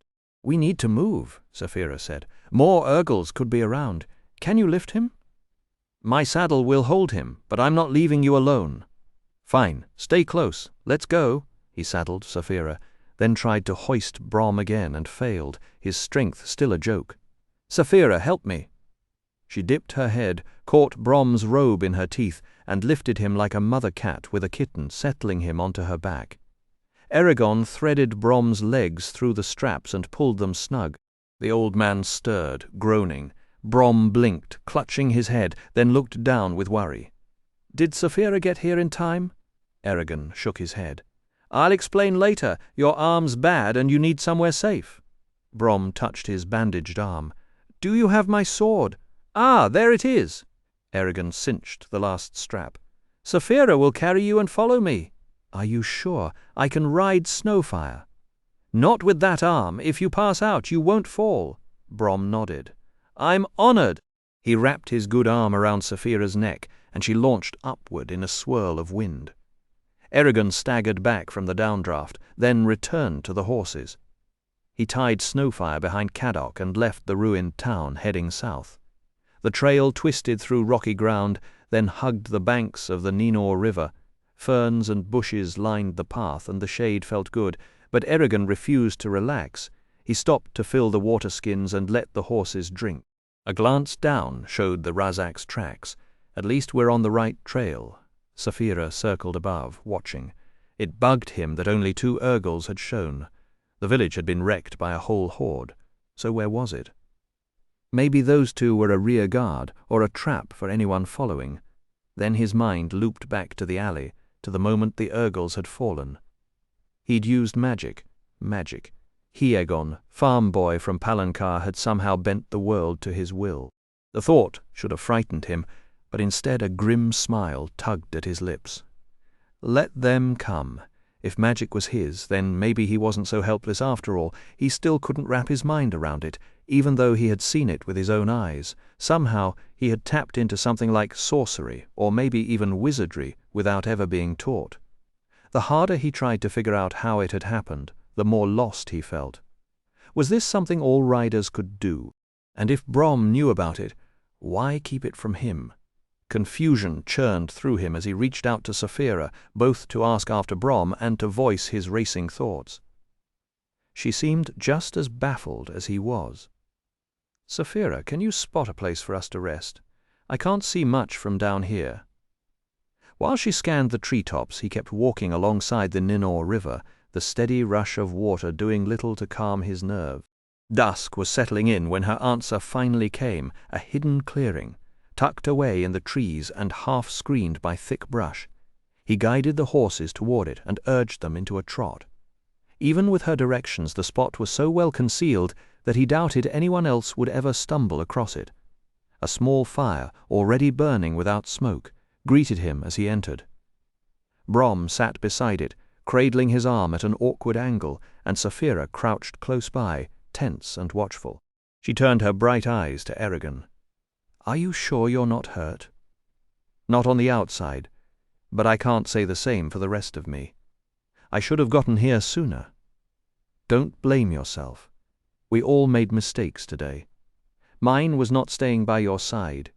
He felt the warmth of her gratitude wash over him, and some of the tightness in his chest eased. He turned to Brom. "How are you holding up?" The old man gave a wry glance at his arm. "It's a nasty scratch, and it hurts like fire, but it'll heal soon enough. I need a fresh bandage, though. This one gave out much faster than I hoped." So they boiled water over the small flame and cleaned the wound carefully. Brom tied a new strip of cloth across his arm, then nodded toward the fire. "I need food, and you look like you haven't eaten in a week. Let's have dinner first, and then we'll talk." After they had eaten their fill, Brom lit his pipe and leaned back, the firelight carving deep shadows into his face. "Now then," he said slowly, fixing Eragon with a sharp look, "tell me exactly what happened while I was out cold. I'm more than a little curious." Eragon swallowed, laced his fingers together, and told him the story straight. No flourishes, no excuses. Brom listened without a single interruption, his expression unreadable. When Eragon fell silent, the old man stared at the ground, and for a long while the only sound was the crackle of the flames. At last Brom stirred. "Have you ever used this power before?" "No. Do you know anything about it?" "A little." Brom's voice turned thoughtful. "It seems I owe you my life, and I hope I can repay that debt some day. You should be proud of yourself. Few can slay their first Urgal and walk away unscathed, but the way you did it was reckless beyond measure." You could have destroyed yourself and everyone in town with you. It wasn't like I had a choice, Eragon shot back, his voice rising. The Urgles were right on top of me. If I'd waited another second, I'd have been hacked into pieces. Brom chewed on his pipe stem, jaw tight. You had no idea what you were doing. Then teach me, Eragon challenged. I've been racking my brain for answers and coming up empty. I didn't ask for this, but it happened, and if I have to fight again, I can't do it blind. What's the big secret? Am I not allowed to learn until I'm old and grey? Or maybe you don't actually know anything about magic at all. Boy, Brom's voice snapped like a whip. You demand answers with an arrogance I've rarely seen. If you truly understood what you were asking, you'd be far less eager to poke at it. Do not push me. He paused, then let out a breath and softened. What you're asking for is far deeper and more dangerous than you realize. Eragon stood up, frustration boiling over. I feel like I've been thrown into a strange world where everyone knows the rules except me, and no one wants to explain them. I know, Brom said quietly. He plucked a blade of grass and turned it between his fingers. It's late, and we need rest, but I'll tell you a few things tonight just to keep you from pestering me all the way till dawn. This magic, though it might seem unnatural, obeys the same kind of strict rules that govern everything else in existence. Break those rules, and the cost is your life. No exceptions, no leniency. What you can achieve is limited by your physical strength, the words you've mastered, and the depth of your imagination. Words? Eragon asked, his brow furrowing in confusion. Brom let out a mock sigh, shaking his head. More questions. I was beginning to hope you'd finally run out of them. But you raise a fair point. When you faced down the Urgles, didn't you speak something? Yes, Brisinger. The moment the word left Eragon's lips, the campfire flared, and a strange vitality surged through him. The air itself felt sharper, clearer, as if the universe had briefly leaned closer. I thought so. Brisinger comes from the ancient language, the tongue spoken by all living beings long ago. But it was lost to time, unheard in Alagasia for ages, until the elves brought it back across the sea. They taught it to the other races, and it became a source of incredible power. That language has a name for everything if you can only find it. But what does that have to do with magic? Eragon interrupted, impatience creeping into his voice. Everything. It's the very foundation of all power. The language describes the true nature of things, not just the surfaces we all see. Fire, for instance, is called Brisinger. And that's not merely a name for fire, it is the name, the very essence. If you're strong enough, you can speak that word and bend the flames to your will. That's how you succeeded today. Eragon fell silent, letting the idea settle. Why was the fire blue, and how did it do exactly what I wanted if I only said fire? The color depends on the speaker. Each person leaves their own fingerprint on the word. As for control, that's a matter of practice. Most beginners have to state precisely what they want to happen. With experience, that becomes unnecessary. A true master could utter water and create something entirely unrelated, like a gleaming gemstone. You wouldn't grasp how they did it, but the master would see an invisible connection between the two and use it as a springboard for power. It's more art than science. Brom paused, a dry chuckle escaping him. If you ask me, it's like trying to convince a stubborn mule to move, except reality itself is the mule, and the carrot is your own life force. Sapphira's voice cut through Eragon's thoughts, sharp and certain. Brom is a magician. That's how he lit the fire on the plains. He doesn't just teach magic, he wields it himself. Eragon's eyes widened, and he felt her mental nudge.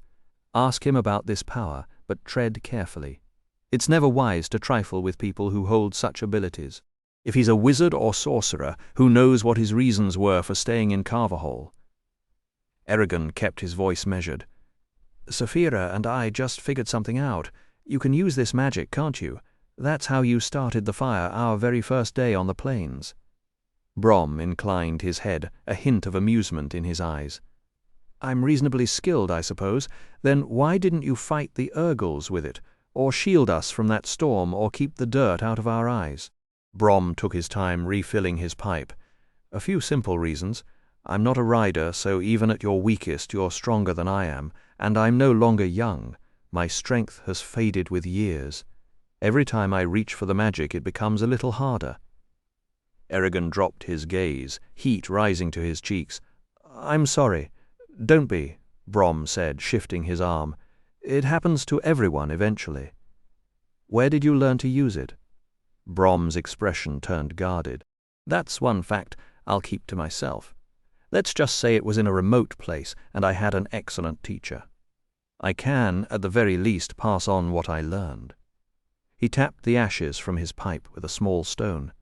I know you have more questions, and I'll answer them, but not until morning. He leaned forward, his eyes catching the firelight. Before you think of experimenting, remember this: magic drains your body just as if you'd been hauling stones. That's why you were so exhausted after destroying the Urgles. And that's why I was angry. You took a terrible risk. If that spell had demanded more energy than your body could supply, it would have killed you on the spot. Use magic only for tasks that can't be done by ordinary means, Brom said, his voice low. Eragon felt a chill run down his back. How do you know if a spell will use all your energy? Brom lifted his palms. Most of the time you don't. That's why a magician has to know his limits and even then stays cautious. Once you commit to a task and let the magic go, you can't call it back, even if it's going to kill you. Take that as a warning. Don't try anything until you've learned more. He gave Eragon a serious look. Now enough of this for tonight. As they unrolled their blankets, Saphira's voice hummed with satisfaction. We are becoming more powerful, Eragon, both of us. Soon no one will be able to stand in our way. Yes. But which way do we choose? He asked. She settled down with a smug flick of her tail. Whichever one we want. Brom had once said that magic was the simplest thing in the world. After that night, Eragon found that hard to believe. They rode on in silence for a while before Eragon spoke up. Why would those two Urgles have stayed in Yazuak? It doesn't make sense for them to hang around. I think they broke off from the main group to loot the town, Brom replied. What's strange is that Urgles have gathered in force only 2 or 3 times in known history. Seeing them do it now is unsettling. Was the Razak behind what happened? I don't know. The best thing we can do is put as much distance as possible between us and Yazuak. Besides, the Razak went south, and so are we. Eragon nodded. We still need provisions, though. Is there another town nearby? Brom shook his head. No, but Saphira can hunt for us if we have to get by on meat.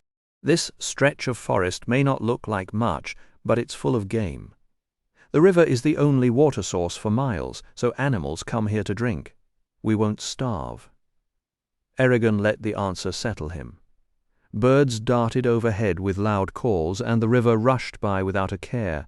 It was a noisy, lively stretch of country. At one point a fox burst from the brush, stared at them for a moment, and vanished. Then Eragon asked how Brom had gotten the gash. Bad luck, really. Brom grumbled.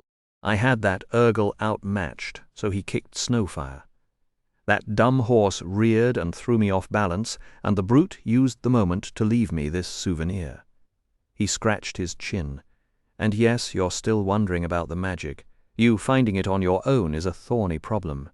Few people know this, but every rider could use magic, though with different strengths. They kept that secret even at the height of their power because it gave them an edge over enemies.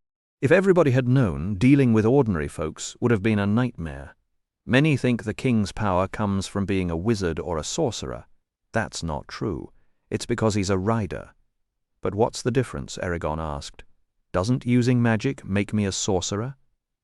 Brom let out a short laugh. Not at all. A sorcerer, like a shade, uses spirits to do his bidding. That's completely different from your power, nor does it make you a magician whose powers come without spirits or a dragon. And you're certainly not a witch or a wizard who rely on potions and spells. He pushed a strand of grey hair out of his face. Which brings me back to the real problem. Young riders like you were put through a strict schedule designed to harden their bodies and sharpen their mental control. That training went on for months, sometimes years, until they were judged responsible enough to handle magic. Until that point, no student was told what he could become. If one of them stumbled onto magic by accident, he or she was immediately taken for private tutoring. It was rare for anyone to discover it alone. He inclined his head toward Eragon, though none of them were under the same pressure you've been under. Then how were they finally trained to use magic? Eragon asked. I don't see how you can teach something like that 2 days ago. You could have tried to explain all this to me, and I'd have thought you were speaking another language entirely. Brom went on to describe how the riders used to train their pupils, endless, pointless exercises meant to push them to the breaking point. They'd move stone piles using only their feet, fill bathtubs that leaked as fast as they could pour, and other ridiculous tasks until the students got so furious they'd explode with magic. And it usually worked. Then Brom leaned in, his expression turning grim. That means if you ever come up against someone who went through that old training like the king or those elves, you're at a real disadvantage. They could rip you apart without breaking a sweat. So what do I do? Eragon asked. There's no time for formal schooling, but we can squeeze in a lot on the road. I can teach you exercises to build your strength and control, but the discipline the riders had isn't something you can copy overnight. You'll have to pick it up while running for your life. Brom shot him a crooked grin. It's going to hurt, but the payoff is worth it, and hey, no rider your age ever managed to drop 2 Urgles the way you did yesterday. Eragon felt the corners of his mouth turn up. Thanks. So does this ancient language have a name? Brom laughed. Technically, yes, but nobody knows it. It's supposed to be a word of insane power, say it right, and you'd control the entire language and everyone who uses it. People have hunted for it for centuries. Good luck with that. I still don't get it, Eragon said, scratching his head. How does the magic actually work? Brom stared at him. I didn't explain that already. Eragon shook his head. Brom took a breath. Okay, you need a natural spark that's rare these days. Then you have to be able to call it up on command. Once you summon it, you either use it or let it fade. Then you speak the word that matches your intention. If you hadn't shouted Brisingur yesterday, we'd probably be prying you out of the ground. So my only limit is the words I know. Exactly, Brom said. And one more catch, you can't lie in this language. Eragon frowned. That's impossible. People lie constantly. A bunch of ancient sounds can't stop someone from lying. Brom raised an eyebrow. Oh yeah? Watch this. He turned toward a bird perched on a low branch and said, Fether blaka, eka wionata neayat haina ono, blaka eom ayet lam. The bird fluttered down and landed on his hand, tilting its head at them. Brom added, Aether, and the creature flew off. I promised I wouldn't harm him. He didn't understand the exact words, but the meaning was clear. Animals know this tongue. They trust the speaker because they can sense you're bound to your word. Eragon thought for a moment. And elves speak this language, so they never lie. Not exactly, Brom admitted. They insist they don't, and in a way it's true. But they're masters of saying one thing while meaning something else. They'll give you a sliver of truth and hide the rest. You never know if you've figured out what they're really after. Dealing with them takes a very sharp, patient mind. Eragon considered that. What about names? Do they have power? Brom's eyes gleamed. That they do. Anyone who speaks this language carries 2 names. One is for everyday use, nothing special. The other is their true name. And it's shared only with trusted people. In the old days, everyone was open about it. But this world isn't kind anymore. Whoever learns your true name gets a grip on your entire being. It's like handing over the steering wheel to everything you are. He paused. Everyone has a hidden name, though most never discover it. Eragon leaned forward. Then how do you find your own true name? Elves come into the world knowing their true names, Brom explained, his voice low and deliberate. No one else gets that gift. Most human riders had to set out on long quests to discover theirs, or sometimes they found an elf willing to tell them, a rare favor, since elves guard that knowledge closely. The afternoon sun hung over the dusty trail as they rode, and the only sounds were the creak of saddle leather and the soft hoofbeats of their mounts. Eragon let out a wistful sigh. I would like to know mine. Brom's face clouded, and he reined his horse a little closer. Be careful, boy, that kind of knowledge can be terrible. Seeing yourself clearly, with no illusions and no sympathy, is a moment that scars everyone who survives it. Some have been driven mad by that bare truth. Most spend the rest of their lives trying to forget it. The same name that gives others power over you could also give you power over yourself if the truth does not crush you first. And I'm certain it would not, Sapphira added, her mental voice ringing with quiet confidence. Eragon set his jaw. I still wish to know. Brom studied him for a moment, then nodded. You are not easily discouraged. That is good, because only the determined ever find who they truly are. But I can't help you with this one. It is a search you will have to make alone. He shifted in his saddle, wincing as he moved his injured arm. Why not heal that with magic? Eragon asked. Brom blinked, as if the idea had never crossed his mind. No particular reason. I simply never thought of it, and it would take more strength than I have. You could probably manage it with the right word, but I don't want you exhausting yourself. Eragon frowned. I could save you a lot of trouble and pain. Brom gave a flat shake of his head. I'll live with it. Magic doesn't steal energy from nowhere. It costs as much as natural healing, and I'm not about to let you wear yourself down for the next few days.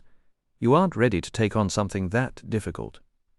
Eragon was quiet for a moment, then asked, If it is possible to fix your arm, could I bring someone back from the dead? For a heartbeat, Brom looked caught off guard, then a dry, humorless laugh slipped out. Sure, if you're tired of living. That is exactly the kind of project I warned you about. The riders were forbidden to attempt resurrection, and for good reason.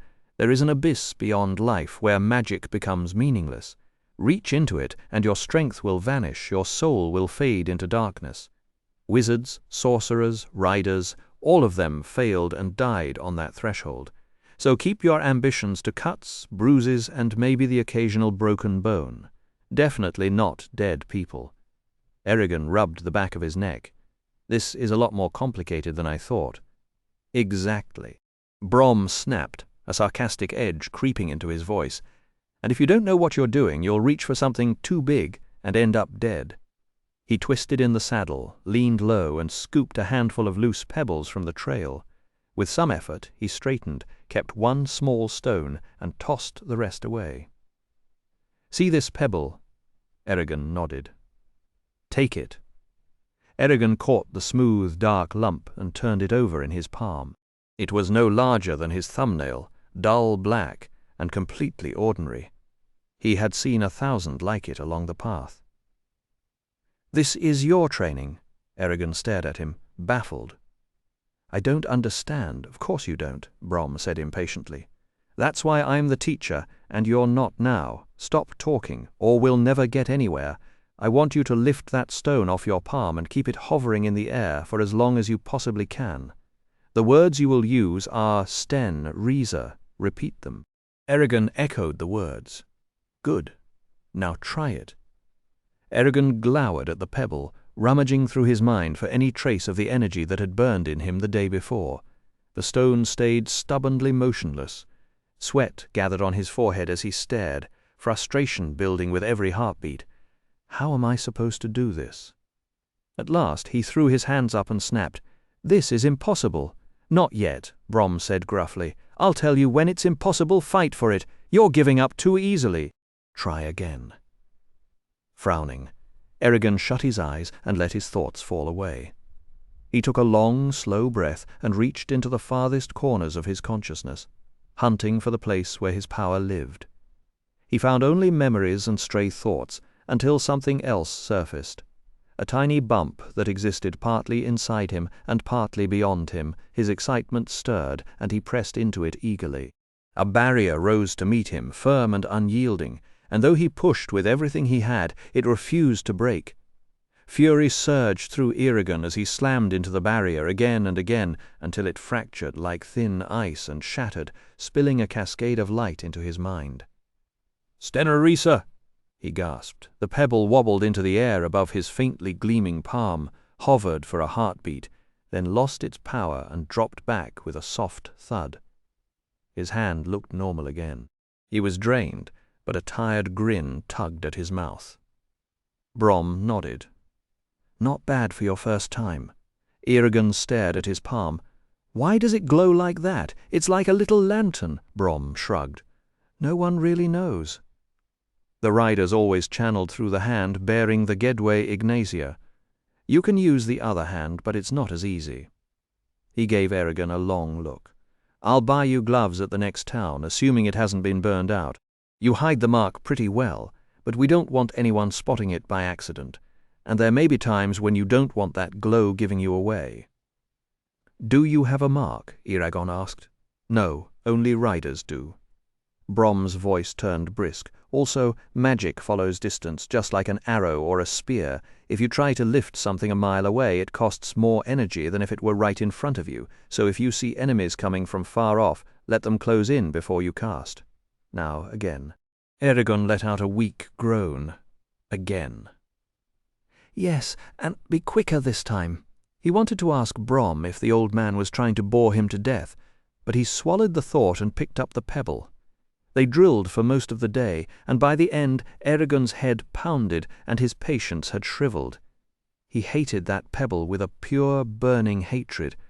When he moved to fling it into the weeds, Brom said, "Don't, keep it." Eragon gave him a look that could have curdled milk, then shoved the stone into his pocket, a souvenir of his own misery. Wonderful. Brom ignored the glare. "We're not done yet," he said, pointing to a low plant. "This is Deloy's." From there he fed Eragon bits of the ancient language, tracing words in the dirt with a stick until Eragon's tongue got used to them. Vonda, a thin straight stick, Adale, the morning star. That evening they fought around the fire, and though Brom used his left hand, his skill was as sharp as ever. Day after day followed the same rhythm. Mornings were for ancient words and wrestling with that stubborn stone. Evenings were for wooden swords and bruises. Eragon stayed sore and irritable, but he changed without truly noticing. The pebble stopped wobbling. He finished the first exercises and moved on to harder ones, and the ancient language began to feel less like a foreign tongue and more like a memory. In sparring, he grew quick and confident, striking like a snake. His arm no longer trembled when he blocked, and their fights stretched longer as he learned to read Brom's feints. At night, Eragon was no longer the only one with fresh bruises. Saphira kept growing, though more slowly now. Long flights and regular hunts kept her fit, and she stood taller than the horses and far longer than any of them.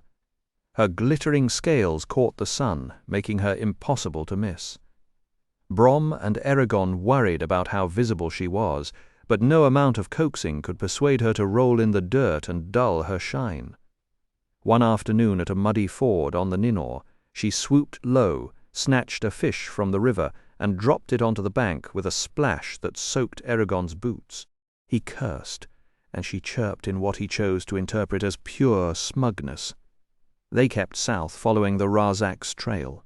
It frustrated Eragon that the creatures always seemed to stay a few days ahead. He sometimes wanted to quit, but then a fresh print or a broken branch would kindle his hope again. There were no villages along the Ninor or in the plains, so the trio moved undisturbed under wide skies. Eventually they neared Darret, the first settlement since Yazuak. The night before they arrived, Eragon dreamed in vivid color. Garrow and Roran were sitting in the ruined kitchen at home, their faces turned toward the broken door. He woke with that image seared into his mind later that night. A haunting dream gripped Eragon in it. Garrow stood in the charred ruin of their farm and pleaded for help rebuilding, but Eragon could only shake his head, a painful ache in his chest. "I'm hunting the ones who killed you," he whispered. Garrow stared at him, puzzled. "Do I look dead to you?" he demanded. Before Eragon could answer, a roar tore through the vision, and Garrow twisted into a Razak. "Then die," the creature hissed, lunging. Eragon jolted awake, sick to his stomach, and watched the icy stars wheel overhead. Helplessness turned to unease. "You're not alone," Saphira murmured in his mind. "We'll face what comes." By the time they reached the banks of the Ninor River, Darret looked like a ghost town. The village was small, rough, and absolutely deserted. Eragon and Brom crept forward, scanning every shadow. Sapphira had agreed to keep close this time, lurking just beyond the tree line, ready to strike if things went wrong. The two riders stopped in the middle of town, listening to the wind rattle loose shutters. Eragon spotted fresh footprints in the dust, small, child-sized prints. Well, that's promising, he thought to Sapphira. Maybe everyone's just hiding from the fabulous weather. She didn't answer, and he sensed her coiling tense, ready to move. They found the central square empty, with dust devils swirling across the packed earth. Brom's hand went to his sword. "Let's get out of here," he muttered, and dug his heels into snowfire. Eragon followed on Caddoc, but they'd barely gone 10 feet when wagons rolled from behind the houses, blocking the road in both directions. A dark-skinned man with a broadsword at his belt hopped over one wagon, bow drawn. "Halt! Drop your weapons. You're surrounded by 60 archers. They'll shoot if you move." As if on cue, armed men appeared on the rooftops. Eragon's heart raced. "Stay back, Sapphira!" he mentally shouted. "Too many. They'll bring you down." She heard him, but he wasn't sure she'd obey. His mind groped for a spell to stop the arrows before they hit. Brom, annoyingly calm, asked, "What do you want?" the man demanded. "Why are you here?" "Supplies and news," said Brom. "We're headed to my cousin's place in Draz Leona." "You're a bit heavily armed for a supply run." "So are you," Brom shot back. "These are dangerous times." The man squinted at them. "I don't think you're here to cause trouble, but after the Urgle raids and bandit attacks we've had, I'm not taking chances." "So what happens now?" Brom asked. The rooftop archers were perfectly still, either disciplined or terrified. Eragon hoped it was the latter. Fear meant they might not shoot. The man offered a deal. They'd stay put while his people brought supplies, pay, and leave. Brom agreed. The man waved an archer down and had them recite a list. Brom added a request for a pair of gloves for his nephew. The archer ran off. "Name's Trevor," said the man, keeping his distance. "Normally I'd shake, but under these circumstances I'll stay right here. Where are you from?" "North," said Brom. "Haven't called any place home in a long while. Are Urgles responsible for all this?" "Urgles? And worse," Trevor said. "Have you heard any news from the neighboring towns?" Brom's voice dropped low as he delivered the heavy news. "We've only had scattered word from the other cities, but from what we've heard, they're just as pressed." He paused, jaw tight. 2 weeks back, we rolled through Yazuak and found nothing but ruin. The townsfolk had been butchered and left in heaps. We aimed to bury them proper, but a pair of Urgles jumped us before we could. Trevor flinched, stumbling a step back as tears clouded his eyes. "This is a bitter day, no doubt," he said quietly. "But 2 Urgles alone couldn't have wiped out Yazuak. Those folks knew how to fight. I had friends among them." Brom shook his head. The tracks showed a full warband had hit the place. "The 2 we met were likely stragglers." "How many were there?" Trevor pressed. Brom fussed with his saddlebags, buying a moment. "Big enough to level Yazuak, but not so big they couldn't slip through the countryside unnoticed. I'd put them between 50 and 100, and either count Spell's death for you." Trevor nodded, exhausted. Brom pressed on. "You ought to leave. This place is no longer safe for anyone." Trevor's voice cracked. "I know, but the townsfolk won't budge. This is their home, and mine too, even if I've only been here for 2 years. They value this place more than their own skin. We've turned back a few lone Urgles, and now they think they're invincible. I'm scared we'll all wake up with our throats cut."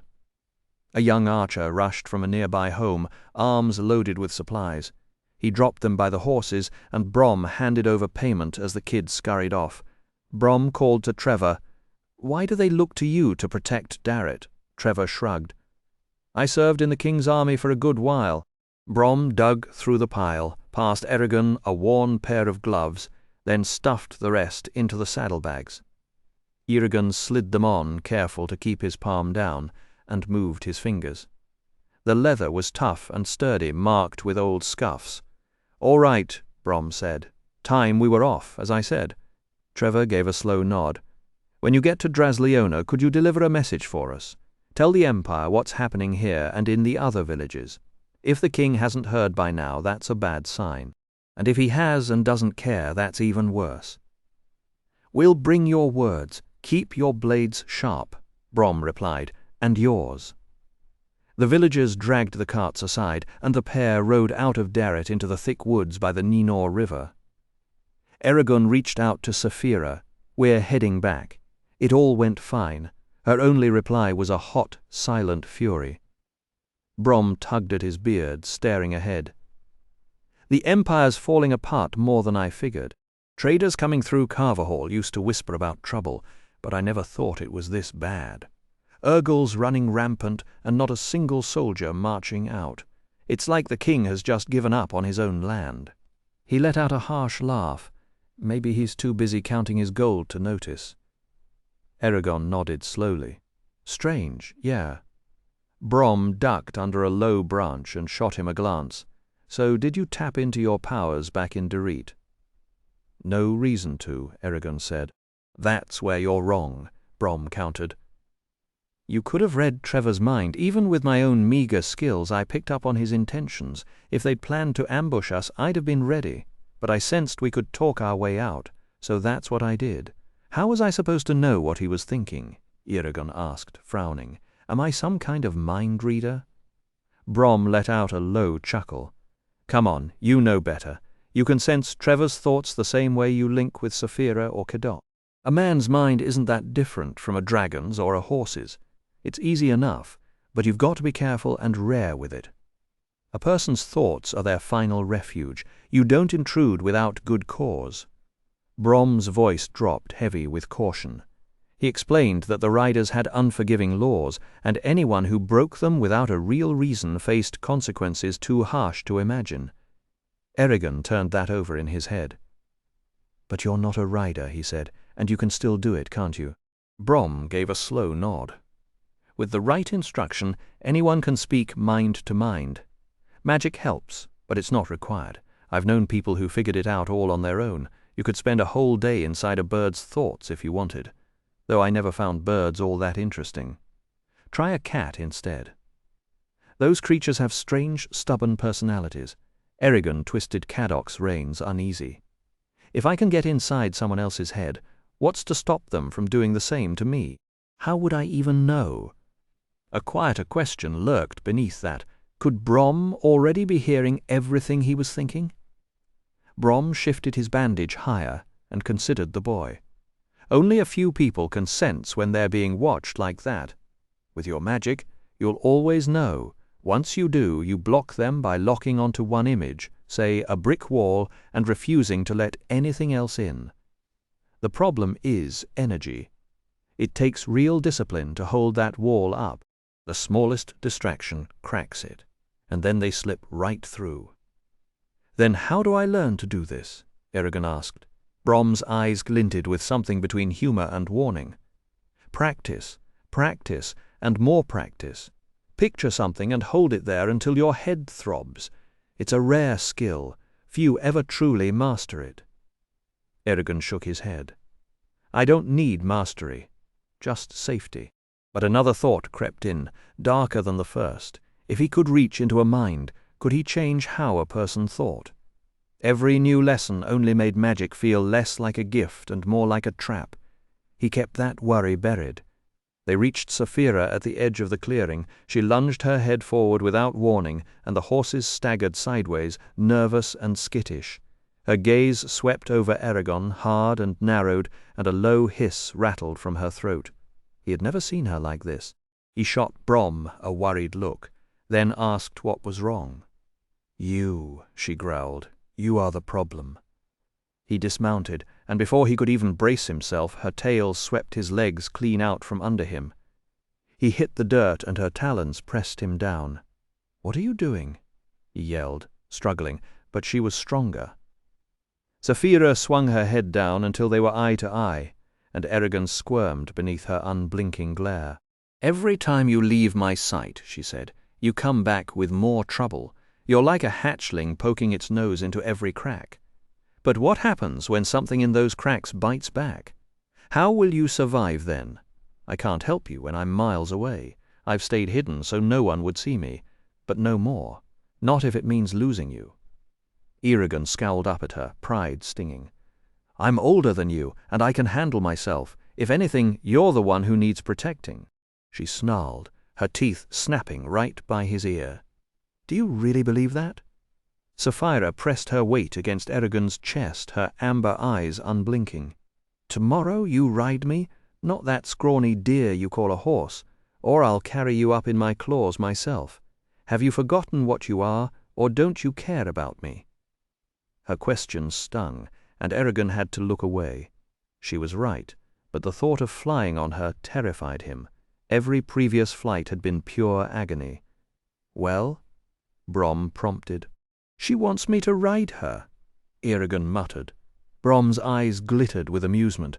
"You have the saddle keep out of sight, and it shouldn't be a problem." Eragon's stomach tightened. "But what if we're attacked? What if I fall? You'd never reach us." Sapphira shoved harder on his chest, silencing him. "Exactly my point, little one." Brom seemed to hide a grin. "It's worth the risk. You need to learn eventually. And with you flying ahead, you can spot any traps or ambushes before we stumble into them." Easy for him to say, Eragon thought bitterly. He wasn't the one who'd be strapped to a dragon's back 1,000 feet in the air. Still, he gave in. "Fine, I'll do it. But let me up and promise me." Sapphira blinked slowly. "Very well. I give you my word. Satisfied?" He nodded, and she released him. With a kick of her powerful legs, she launched into the twilight, her scales catching the last orange glow. Eragon couldn't help the shiver that ran through him. Muttering, he trudged back to Caddock and followed Brom into the darkening woods. They made camp as the first stars appeared, and as always, Eragon picked up his practice sticks against Brom. Midway through the duel he swung so hard that both sticks burst apart, sending splinters whirling into the night. A squirrel scolded them from a nearby pine as Brom discarded his broken piece with a shrug. "We're done with these. You've learned all they can teach you. Time for the real blade." From Eragon's bag he produced Zarok and offered it hilt first. "We'll cut each other to ribbons," Eragon protested. "Not if you remember your magic," Brom said. He held his own sword up to the firelight, fingers closing around the edge. With a deep frown of concentration, he whispered, "Gweloth du Nif." A tiny red spark flickered between his fingers and danced along the steel as he traced both edges. When the spark faded, he dragged the blade across his bare palm. Eragon lunged in panic, but too late. Brom simply smiled and held up an unmarked hand. "Feel the edge," he said. Eragon's fingers encountered a smooth, invisible barrier, about 1/4 inch wide and slippery to the touch. "Now you do the same to Zarok," Brom told him. "It'll be a little different from mine, but it will work." Brom walked him through the words and gestures. It took several tries, but soon Zarok's edge was just as protected. Eragon settled into his stance, feeling more confident. "These blades won't cut," Brom warned, "but they can still break bones. Don't flail around like a wildcat, or you might end up with a cracked skull." Eragon nodded, then attacked without warning. Metal met metal, sparks flying, and the campsite rang with clashing steel. After so many light sticks, Zarok felt clumsy and heavy. Eragon couldn't bring it around fast enough and took a stinging hit to the knee. By the end, both of them were sore and covered in welts, Eragon far more than Brom. Yet when he examined the sword, Zarok was completely unmarked, not a scratch, not a dent, despite the beating it had taken. Eragon woke with a body that felt like it had been used as a punching bag, every limb stiff and stained with purple bruises. Not far from camp, Brom was already hauling the saddle towards Sapphira, and Eragon's stomach knotted with unease. By the time breakfast was done, the old man had strapped the saddle into place and hung Eragon's travel bags from it. Wordlessly, Eragon collected his bow, slid the unstrung weapon into its leather tube, and walked over. Brom looked him up and down. "Remember, grip with your knees, guide her with your thoughts, and keep low along her back. Panic will only make things worse." Eragon gave a short nod, and Brom boosted him into the saddle. Sapphira pawed the ground impatiently as he tightened the straps around his legs. "Are you ready?" she asked. He swallowed the fresh morning air. "No, but let's go anyway." Her enthusiasm flashed through him. She crouched, and the next instant her powerful legs exploded, sending wind tearing past his face and stealing his breath. 3 smooth wing beats later they were climbing, the camp shrinking to a tiny dot. This time there was no strain in her motion. She flew with an easy, confident rhythm. He wrapped his arms around her neck as she banked hard, and the river below shrank to a silver thread. Clouds drifted alongside them, and when they finally leveled off above the plains, the trees had become mere specks in a vast green carpet. The air was crisp and thin, so clear it stung his lungs. "This is wonder," he started, but Sapphira chose that moment to roll completely over. The ground whirled into a dizzying kaleidoscope. Vertigo grabbed his stomach and twisted. "Don't do that!" he shouted. "I honestly feel like I'm about to fall off." "You'll have to get used to it," she answered serenely. "If someone attacks me in the air, that's one of the simplest moves I'll make." Eragon could find no comeback, so he focused on not embarrassing himself. "Great," he thought, "I'm flying with a dragon who thinks upside down is a warm-up." She tipped into a shallow dive and floated toward the ground, and despite the lurching of his stomach, a grin crept onto his face. He loosened his grip, stretched his neck, and began to actually enjoy the view. Sapphira let him soak it in for a while. Then her voice came again. "Now I'll show you what flying truly means." "How?" he asked. "Relax, and don't be afraid," she said. Her mind touched his, tugging him gently out of himself. He resisted for a moment, then let go. His vision blurred, and when it cleared, he was staring through Sapphira's eyes. Everything looked strange. Colors shifted into exotic new shades, blues blazing brighter, while greens and reds softened.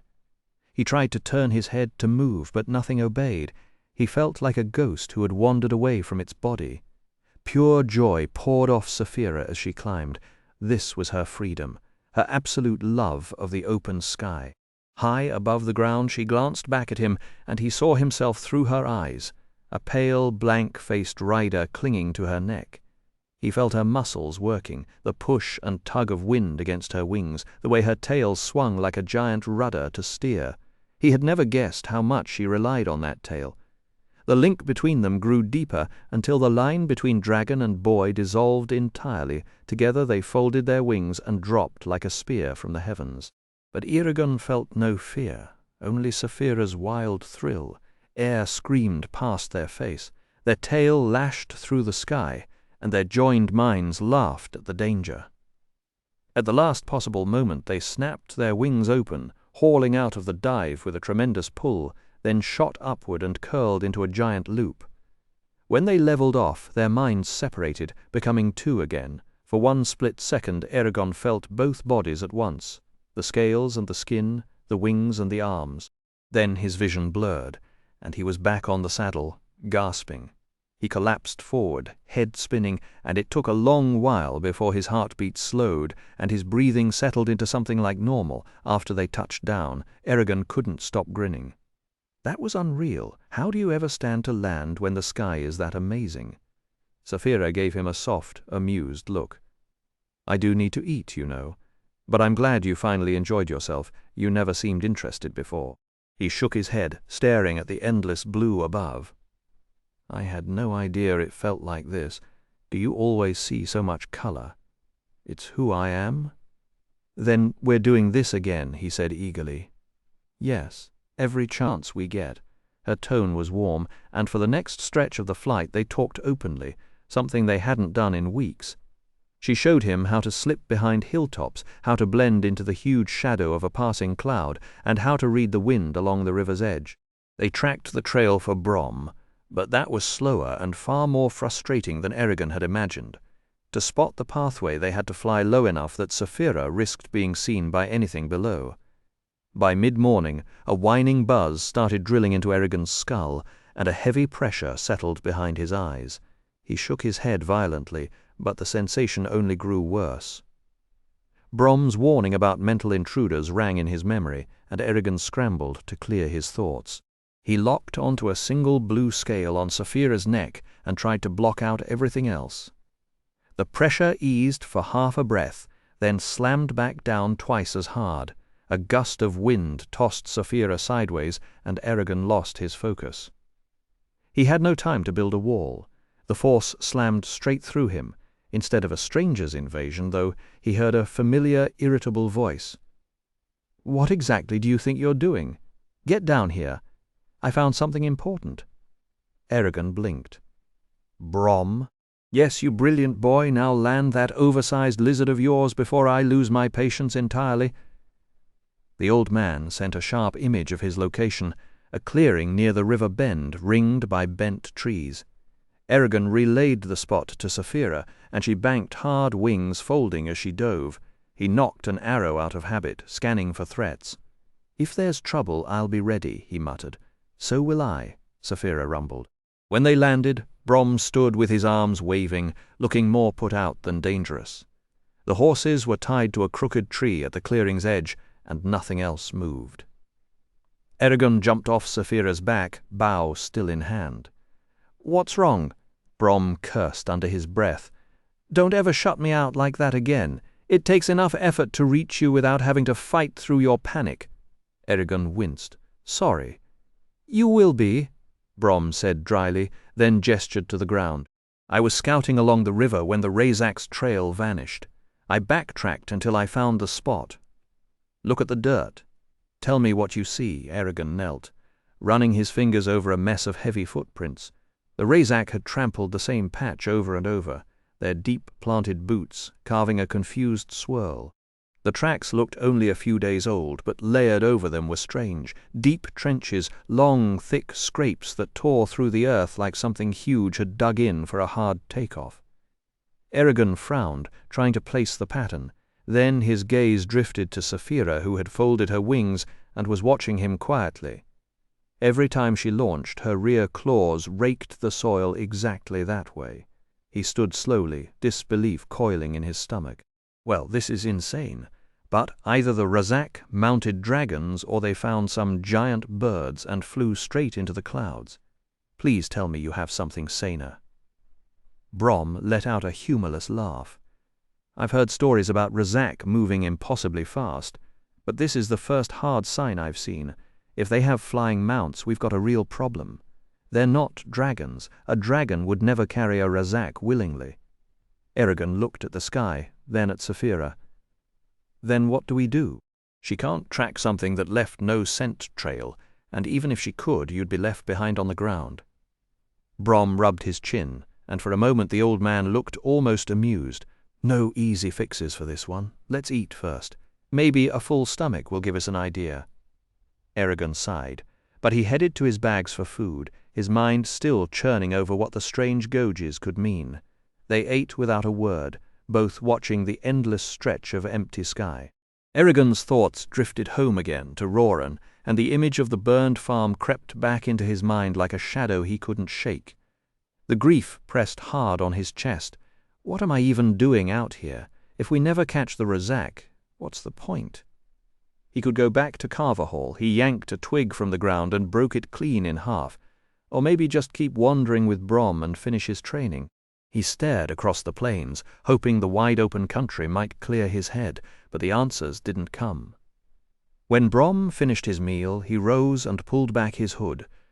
"I've gone through every trick I know, every word of power, every skill we've got between us, and I still can't figure out how to close in on the Razak." Eragon sagged against Saphira, the last bit of hope draining out of him. Saphira could make a show of herself in some town, and that would bring the Razak running like vultures to a dead cow, Brom went on. "But it's a gamble that would probably cost us everything. They'd bring soldiers, and if the king caught wind of it, he might come himself. If that happened, neither of us would live to see the next sunrise. So, what are we supposed to do now?" Eragon threw his arms wide.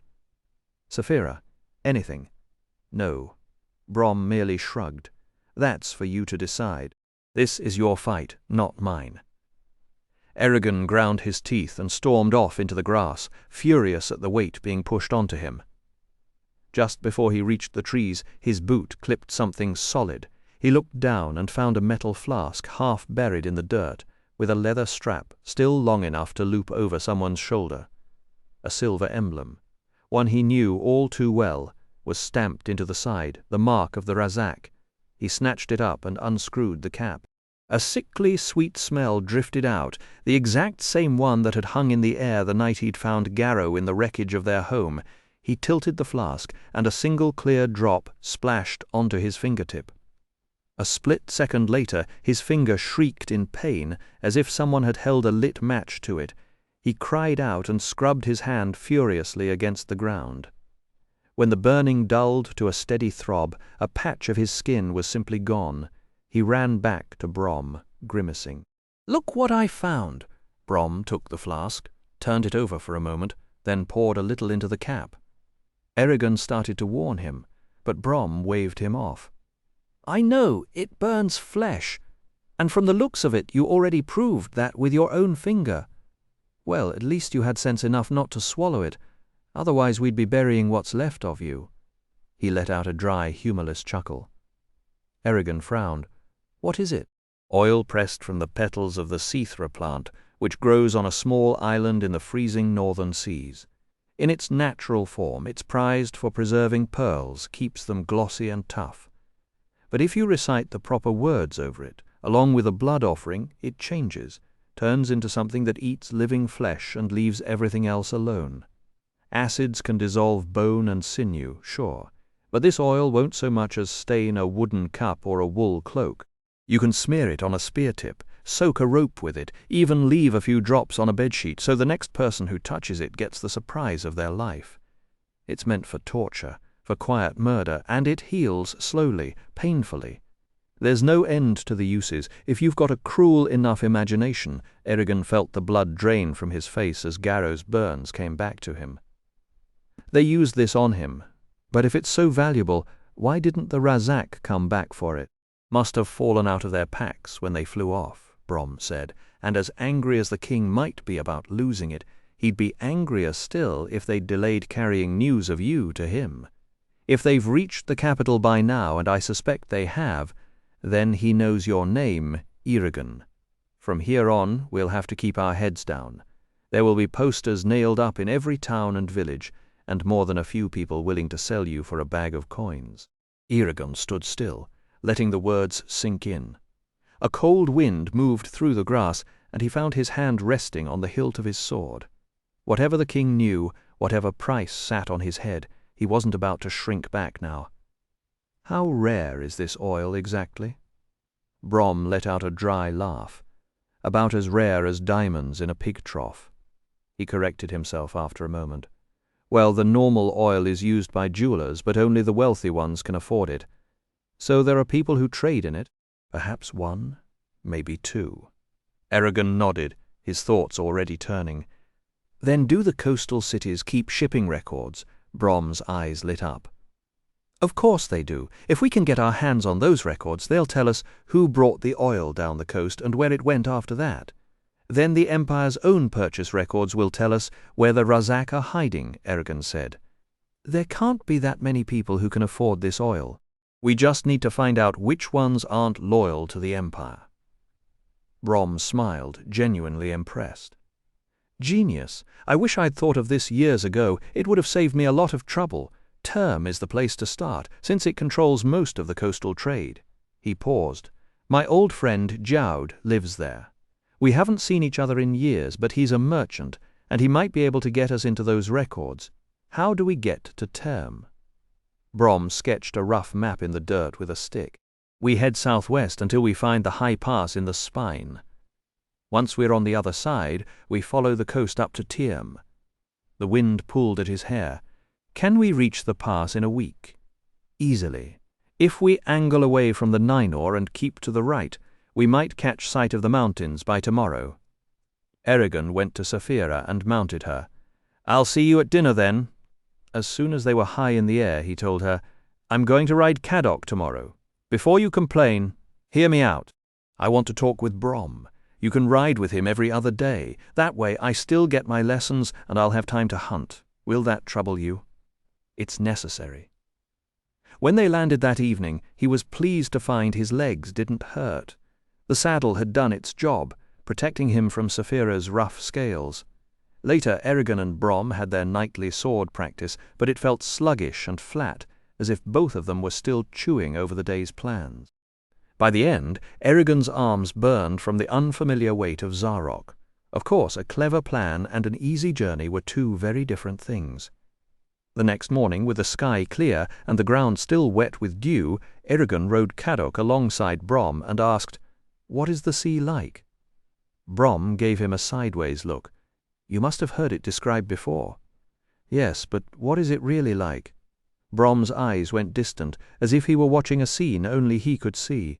"The sea is emotion made real. It loves, hates, and weeps. No words can truly hold it, and no chains can bind it."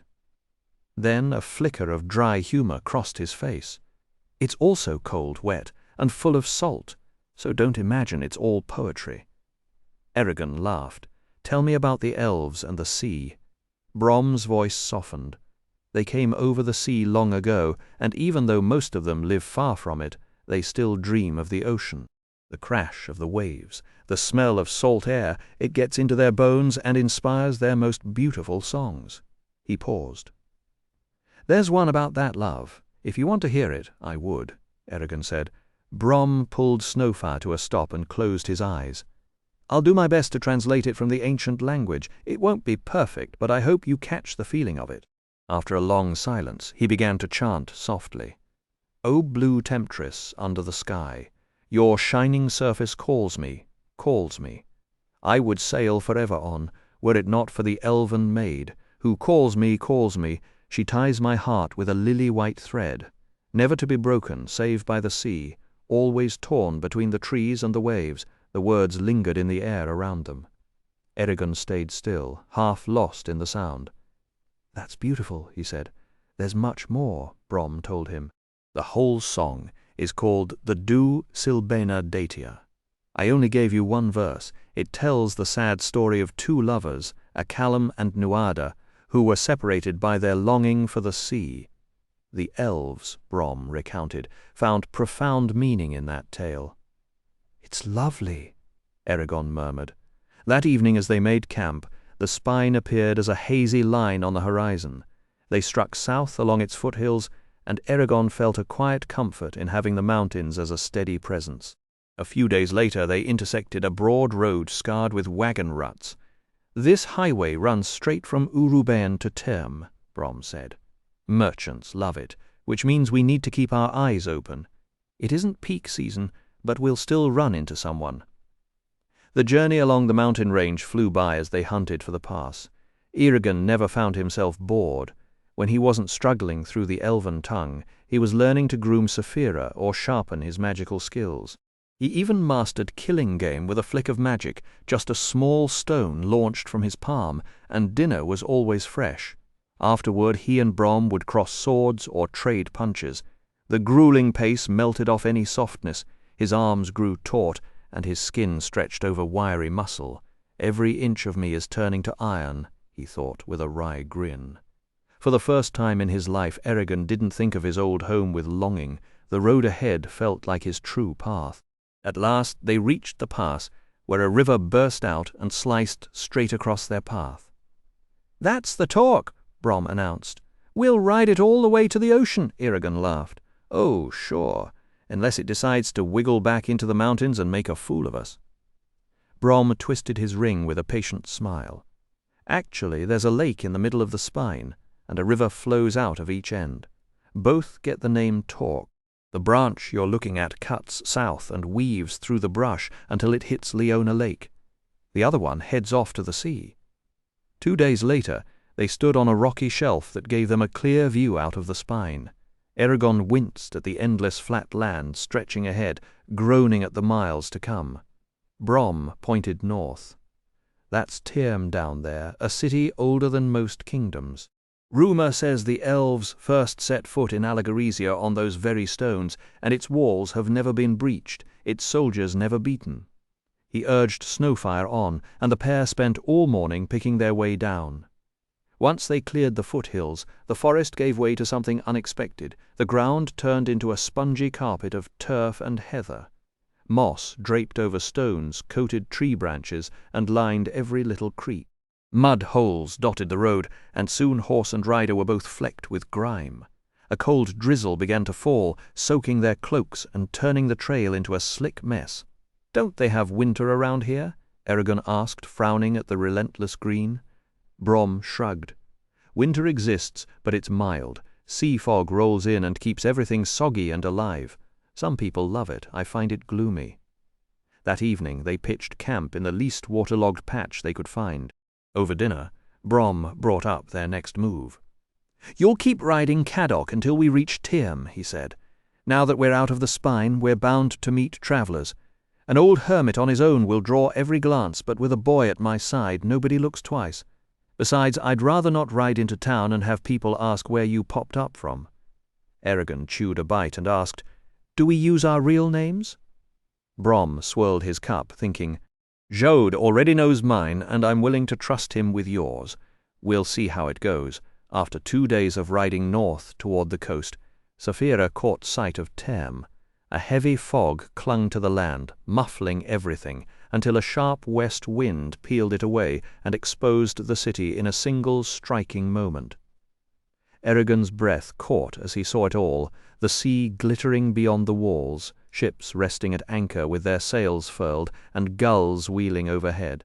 Tyr was enclosed by a white rampart 100 feet tall and 30 feet thick, lined with narrow arrow slits and crowned with a walkway for sentries.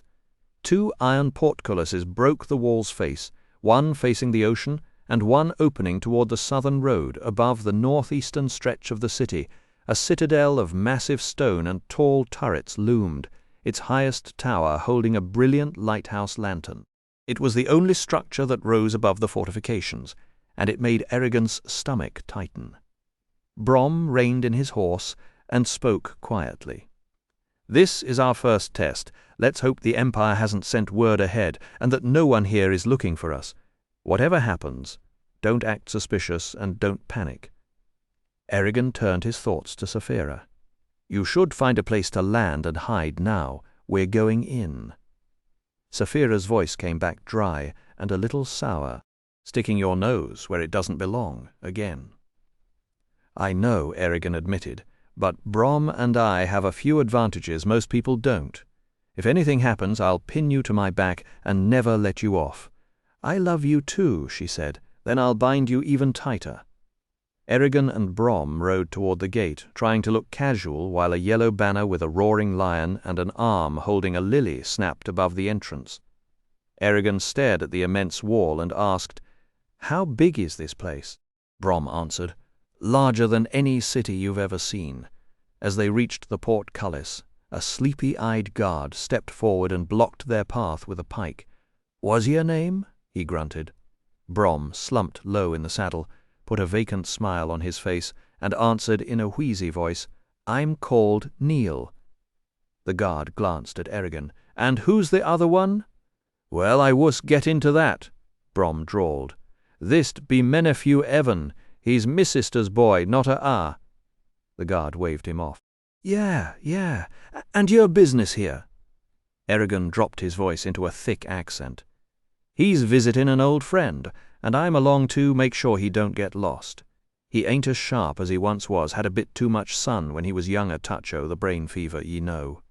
Brom nodded pleasantly along, and the guard sighed. "Right, go on through. Just make sure he doesn't cause any trouble." "Oh, he won't," Eragon promised. He nudged Caddock forward, and the horses' hooves clacked over the cobblestones as they entered Term. Once the gate closed behind them and the guards were out of earshot, Brom straightened in his saddle and let out a low growl.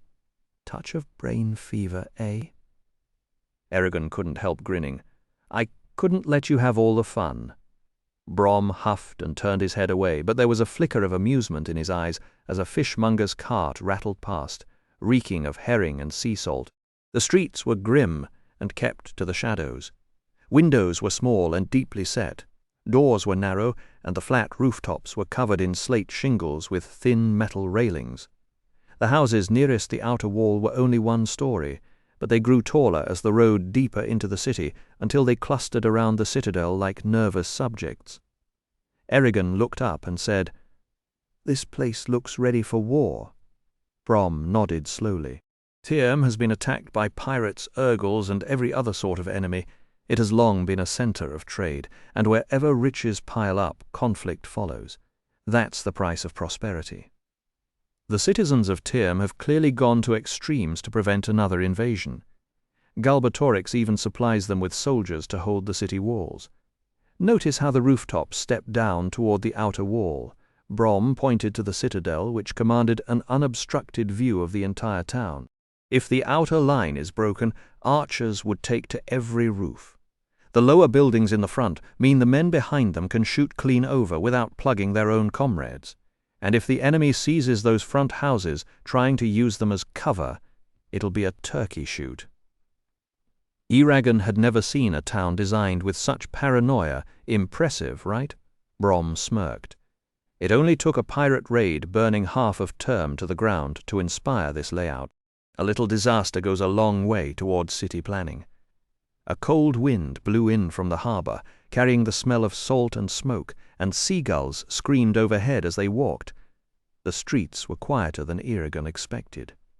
People stared at them, but no one challenged them. In Dennet, their arrival had caused a stir. Here, they might as well be invisible. He just started to think Tyrm had been spared the horror stories when a heavy-shouldered man shoved past them, a sword swinging at his hip. Then he saw it. No children playing in the gutters, no easy laughter, just hard faces and boarded-up windows. A mangy dog slunk across the street and disappeared into an alley. Weeds sprouted from the cracks in the paving stones, and more than one house stood empty, its yard eaten by neglect. "Trouble here too," Eragon said. "Same as everywhere," Brom replied in a low voice. "Now let's find Jod." They crossed the street and tied their horses to a hitching post outside a tavern called the Rusty Lantern. Brom eyed the weathered sign and muttered, "Charming." The common room was dim and unwelcoming. A fire sputtered weakly in the hearth, but nobody bothered to feed it. A few patrons hunched over their drinks like they were hoping the mugs would poison them. In the far corner, a man with 2 fingers missing on his right hand stared at his twitching stumps as if they might tell him something. The bartender, a thin weasel with a twisted smile, was polishing a chipped glass that would never be clean. Brom leaned against the bar. "We're looking for a man named Jod." The bartender's answer rang out louder than necessary. "And why would I know that? You think I keep tabs on every stray dog that wanders through this pigsty?" Eragon's fingers tightened on his bow strap. He wished he could hold the bow itself. Brom didn't blink. Maybe your memory could be refreshed. He slid a few coins across the sticky wood. The bartender's eyes flickered down, but he immediately played it cool. "Could be, but my memory requires substantial encouragement." Brom's expression went flat, but he added a few more coins before the bartender could sniff at them. Before the man could snatch the money, a gravelly voice cut across the room. "Hank, what in the devil are you doing? Any kid on the street could point you to Jade's house. Are you charging strangers for public information now?" The man with the missing fingers gave a half-toothless grin. Brom scooped the coins back into his purse in one smooth motion, leaving the bartender red-faced and fuming. He walked over to the stranger and introduced themselves as Will and Ray. The man raised a chipped mug and said his name was Pete. He gestured to the chairs, and Eragon sat with his back to the wall, facing the door. Pete raised an eyebrow but said nothing. "Thanks for the save," Brom said, sitting down. "My pleasure. Don't blame Hank too much. The tavern's been doing terrible business since the Urgles started raiding the outskirts." Pete scratched his stubble. "Jod lives on the west side, right next to Angeline, the herbalist. You got business with him?" "Something like that," said Brom. "He probably won't be in the mood to buy anything. He just lost another ship a few days ago." Brom's ears perked up. "What happened? Was it the Urgles?" "No," Martin said, taking a long pull from his mug. "They've cleared out of the region. No one spotted them for nearly a year. Word is they've all migrated southeast, but they're not the problem. You know, our town runs on sea trade, right? Well, starting a few months back, someone started hitting our vessels. It's not ordinary piracy. Only ships hauling cargo for certain merchants are targeted. Duard's one of them. It's gotten so bad that no captain will touch their goods, and that's choking the whole town. Some of those merchants own the biggest shipping fleets in the empire. They've been forced to send everything overland, which has driven prices sky high, and even then, their caravans don't always arrive. Martin leaned in closer, his beard brushing the table. And it's not like there's a pattern. A ship leaves, and it's just gone. Brom asked if there were witnesses. Martin shook his head. No one survives the attacks. Ships sail out, then disappear, never seen again. He lowered his voice to a whisper.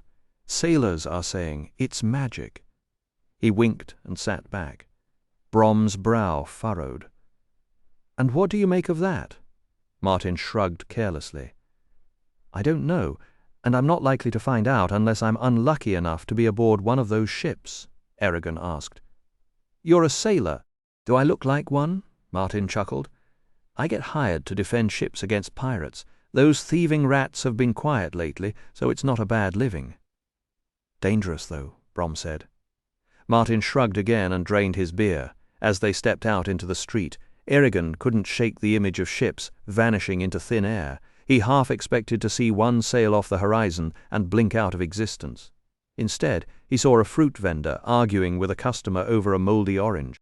They headed to the west side of Term, where the houses grew cleaner, larger, and far too ornate for Eragon's taste.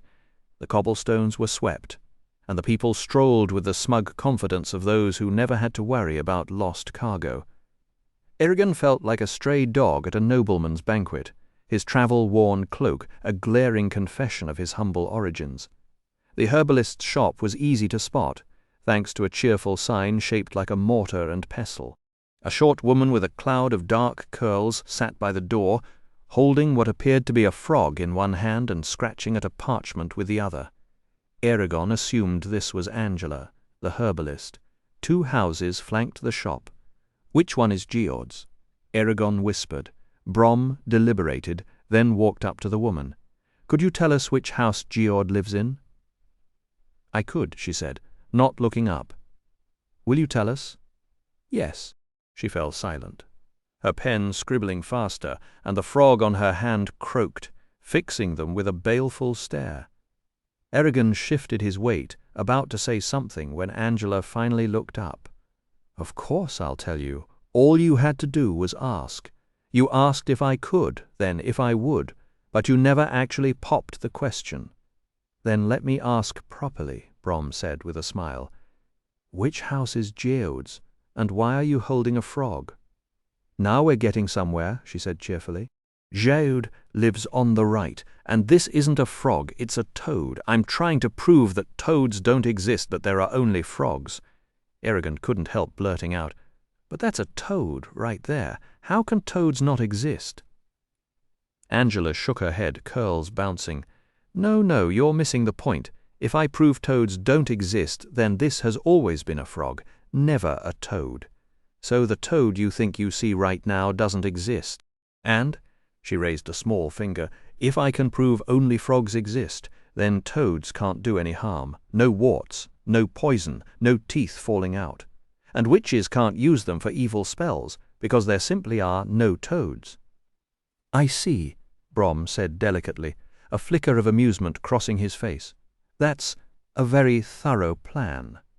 Eragon found the herbalist's rambling oddly fascinating, but Geord was waiting, and they couldn't dawdle. Once they were out of her earshot, he let out a low whistle. She's completely unhinged. Brom raised an eyebrow. Maybe. But you never know. Strange ideas sometimes hatch into something real. Don't dismiss her too fast. For all we know, toads really are frogs. Eragon snorted. And my shoes are solid gold. They reached a door with a heavy wrought-iron knocker and a marble step as white as fresh snow. Brom rapped 3 times. Nothing. Eragon shifted his weight, feeling a little foolish. Maybe we've got the wrong house. Let's try the one next door. Brom ignored him and knocked again, loud enough to echo down the street. Still nothing. Just as Eragon turned to leave, footsteps clattered inside, and the door creaked open a crack. A young woman with pale blonde hair and red, puffy eyes peered out. She'd clearly been crying, but her voice was steady. "Can I help you?" "Does Geard live here?" asked Brom, his tone kind. She gave a tiny nod. "Yes, he's my husband. Is he expecting you?" She didn't open the door any wider. "No, but we really need to speak with him," Brom said. "He's very busy." "We've travelled far. It's important." Her face hardened. "He's busy." Brom's jaw tightened, but he kept his pleasant demeanour. "Then would you give him a message, please? Tell him a friend from Gilead is waiting outside." Suspicion flickered in her eyes, but she agreed and shut the door without another word. Eragon muttered. "Well, that was charming," Brom snapped. "Keep your opinions to yourself, and don't say a word. Let me do the talking."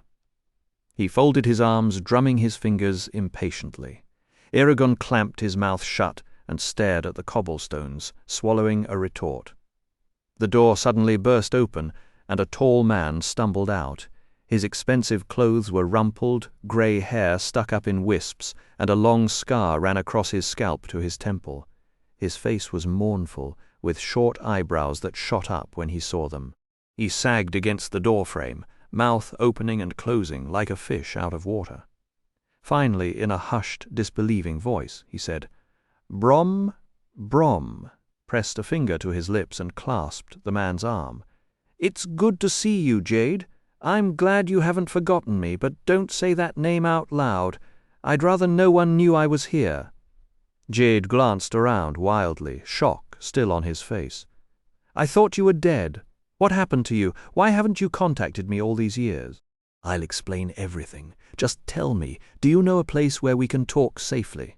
Geard studied Brom, then glanced at Eragon, his gaze unreadable.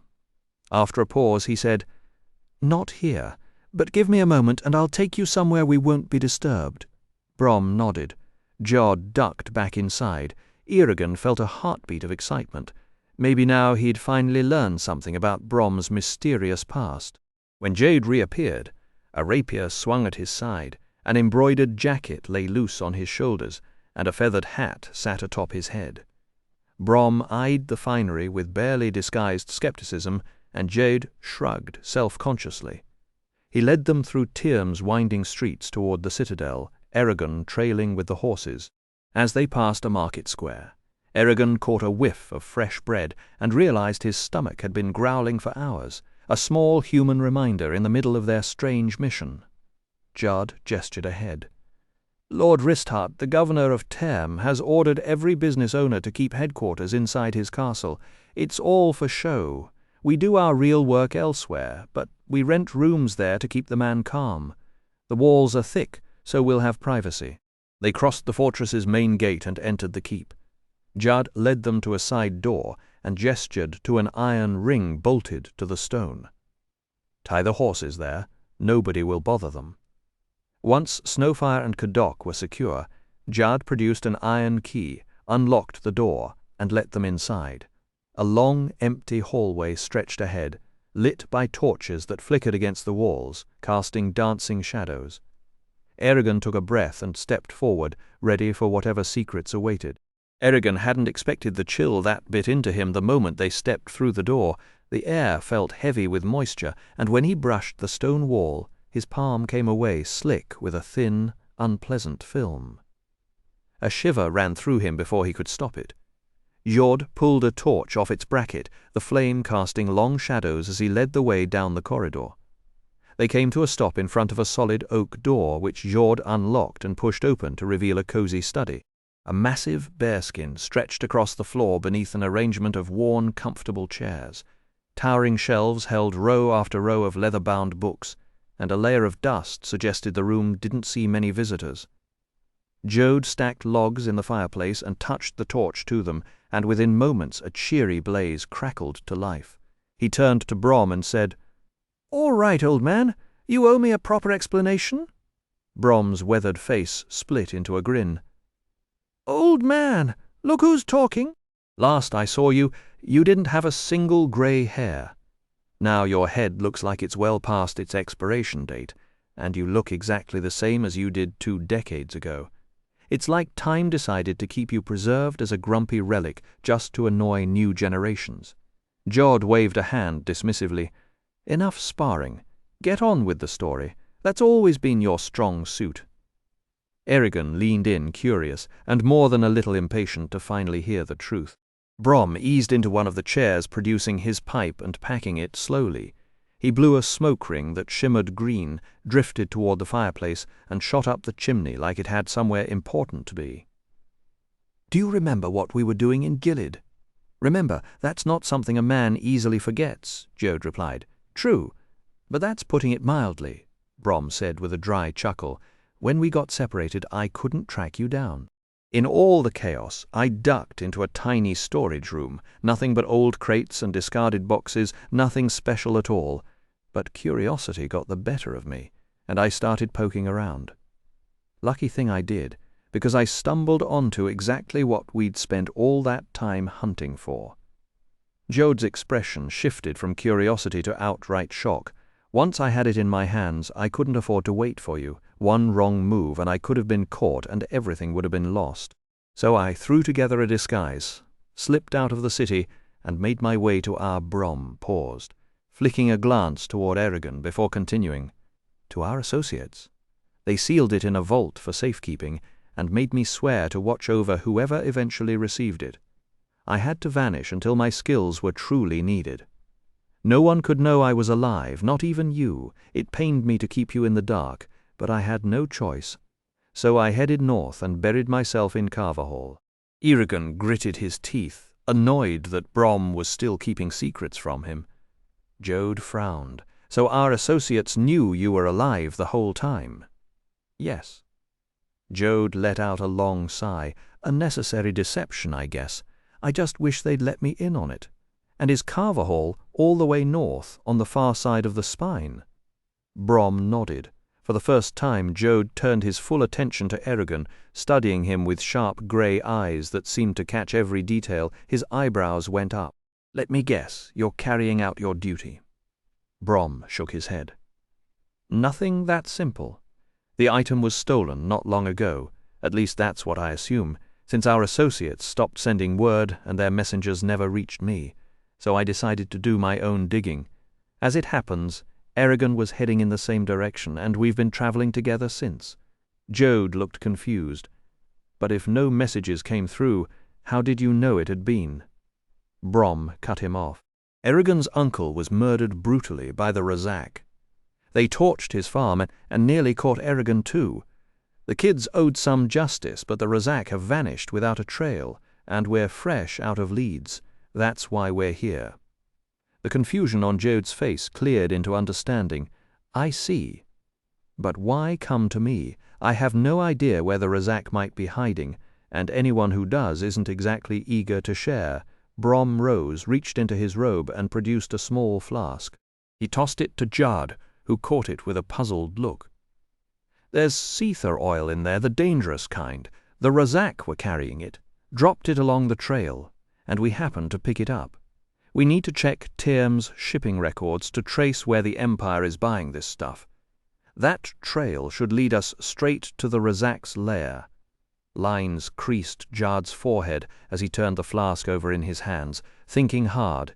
Jod gestured to the packed shelves. See all those? Every one is a ledger from my trading operation. One single business, and you have walked into a job that could eat up months. But there is a bigger problem. The documents you are after live in this castle, yet only Brand, Wristheart's trade administrator, gets to handle them. Merchants like me are never allowed near them. They are afraid we would cook the numbers and cheat the Empire out of its precious taxes. Brom nodded. We will cross that bridge when we reach it. First, we need a couple days of rest before we go anywhere. Jode smiled. Then it is my turn to be useful. My home is open to you, obviously. I assume you are using other names while you stay. Yes, Brom said. I'm Neil, and the boy is Evan. Jode repeated, Erigon slowly. Now that is a name you do not hear every day. Few have ever carried it after the first rider. In all my reading, I have only come across 3 people called that. Erigon's pulse jumped. Brom turned to him. "Would you check on the horses and make sure they are all right? I think I left Snowfire's knot loose." Erigon knew a dismissal when he heard one. They did not want him in the room, and that stung. He shoved back from the table and left, letting the door bang. Snowfire stood calm, and the knot was fine. Erigon scratched both horses' necks and leaned against the wall, sulking. "It isn't fair," he thought. "If I could only hear what they are saying." Then he snapped upright. Brom had once taught him words to sharpen hearing. "Not exactly a sword, but I can make it work," he muttered. He focused, reached for his power, and whispered, "Fera stener an atra eka horna." The energy rushed out of him, and a faint whisper reached his ears. He grinned. Oh, it was fair. Very fair. He settled onto the courtyard stones and closed his eyes, straining to catch every syllable. "And I have been doing that for almost 8 years now," Jade was saying. Brom's voice sounded genuinely surprised. "I never expected you to become a merchant, all those years buried in books, and finding that passageway the way you did. Why trading instead of staying a scholar?" "After Gilead, I lost my appetite for dusty rooms and old scrolls," Geode said. "I wanted to help Ajihad, but I'm no fighter. My father was a merchant, you might remember. He got me started. Honestly, most of my business is just a cover to move goods into Surda. That good, is it?" Brom asked dryly. "No," Geode admitted. "It is bad. Shipments have stopped getting through, and Trondheim is running low. The Empire, or someone, has flagged every trader supporting us, but I cannot pin it on them. There are no soldiers to point to. I do not understand it. Galbatorix may have hired mercenaries to bleed us."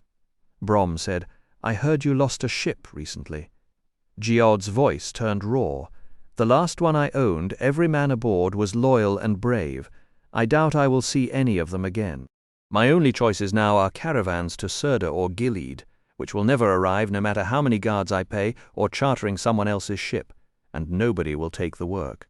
How many merchants have been helping you? Enough up and down the coast, and every one of them is hitting the same wall. I know what you are thinking. I have lain awake thinking it myself. But I cannot accept the idea of a traitor with that much reach. If that is what is happening, we are all in deep trouble." "Take Erigon to Trondheim?" Brom cut in, a sharp edge in his voice. "They'd shred him the moment he walked in. That's the last place he needs to be right now, maybe in half a year, or better yet, a full year. Have you thought about how the dwarves will swarm him? Every noble in the mountain will want a piece of his attention, especially Islanzadi. Until I can get him and Saphira through Tuatha du Orothrim, they're not safe there." Erigon's pulse quickened as he listened from the next room. Dwarves? Where exactly was Trondheim, and why had Brom just blabbed about Saphira without asking him first? He gritted his teeth. "Still," Geode pressed, "I have a strong feeling they need your wisdom and strength." "Wisdom?" Brom snorted. "I'm exactly what you called me, a cranky old relic. Plenty of people would argue with that. Let them. I owe no one an explanation. Ajihad will have to manage without me. What I'm doing here matters more, but this talk of a traitor leaves a bad taste. Makes me wonder how the Empire knew exactly where to strike." His words trailed off into a low grumble, "and it makes me wonder why nobody tried to reach out to me," Geode said. "Maybe they did. If there's a leak in Ajihad's ranks," Brom paused. "I need to send word to him. Do you have a messenger you can trust?" "I think so," Geode replied cautiously. "Depends on where you need him to go. I've been off the grid so long, my old contacts are probably dead or don't remember me." "Could you send him to whoever receives your shipments?" "Yes, but it's risky." "What isn't these days? How soon can he leave?" "First thing in the morning." "I'll send him to Gilead. That's the quickest route," Geode said. "What should he carry to prove the message is from you?" Brom pulled a ring off his finger and held it out. "Give him this. It was a gift from the Queen. If he loses it, I'll personally rip out his liver." "Charming," Geode said dryly. Brom grunted. A long silence stretched between them before he spoke again. "We should get back to Erigon. That boy has an unsettling talent for finding trouble whenever he's left alone." "Are you surprised?" "Not in the least." Eragon heard the scrape of chairs on the floor and quickly pulled his mind away from the conversation, pretending to examine the grain of the wooden table. What could be so important that Brom would let his oldest friend believe he was dead for nearly 20 years? A queen. There wasn't a single queen in any of the known kingdoms. Dwarves were supposed to have vanished underground centuries ago. His head spun with questions, and for a moment he considered storming in and demanding answers. But no, that would only put their mission at risk.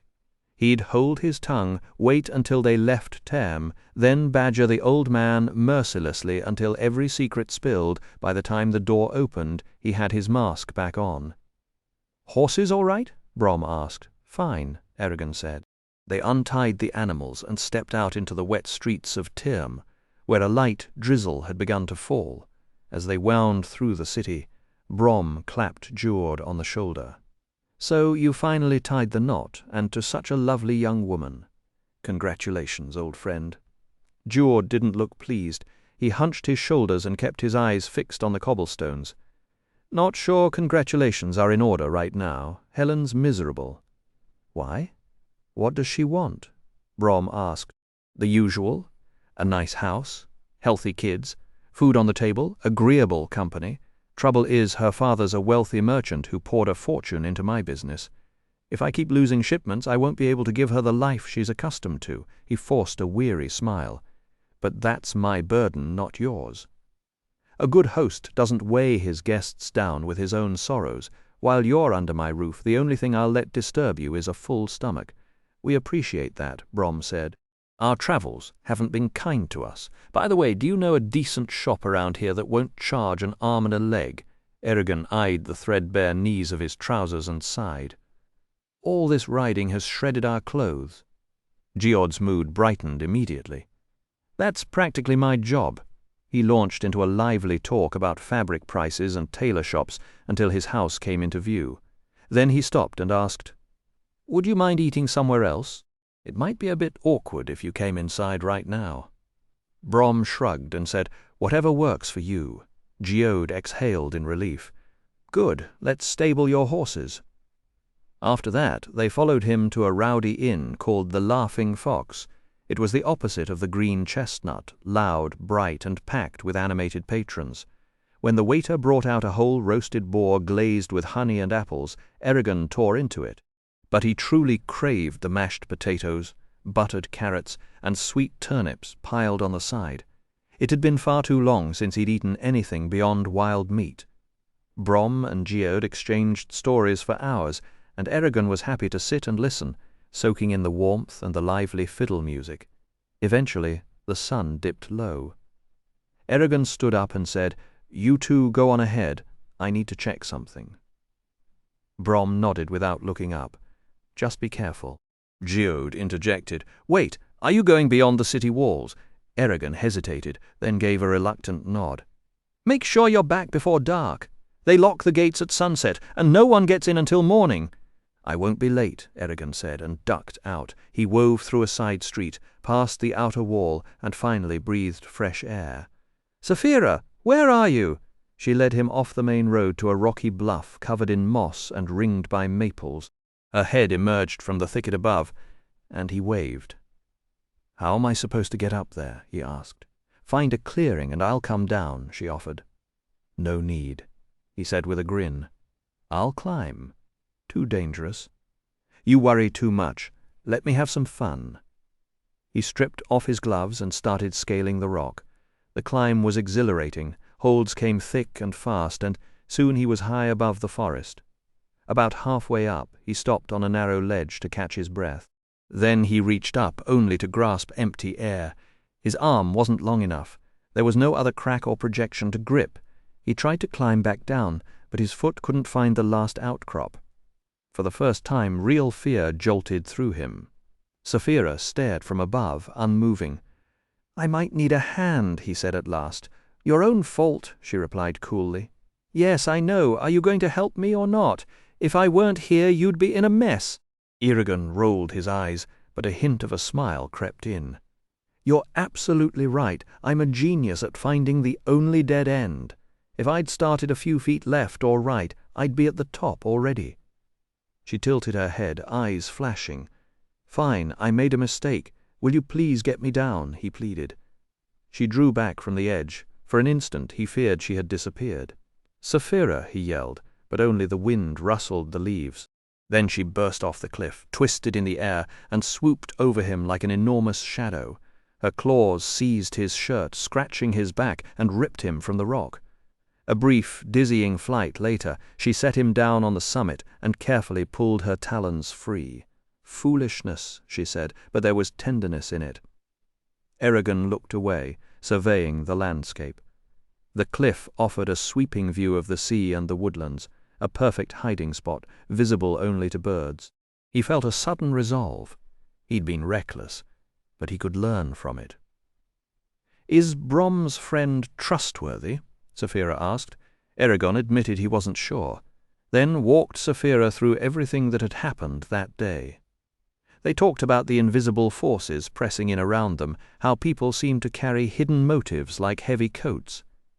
Saphira argued that Brom was trustworthy, and Eragon wanted to believe it. When she asked if magic could let them read the records from outside the room, he shrugged.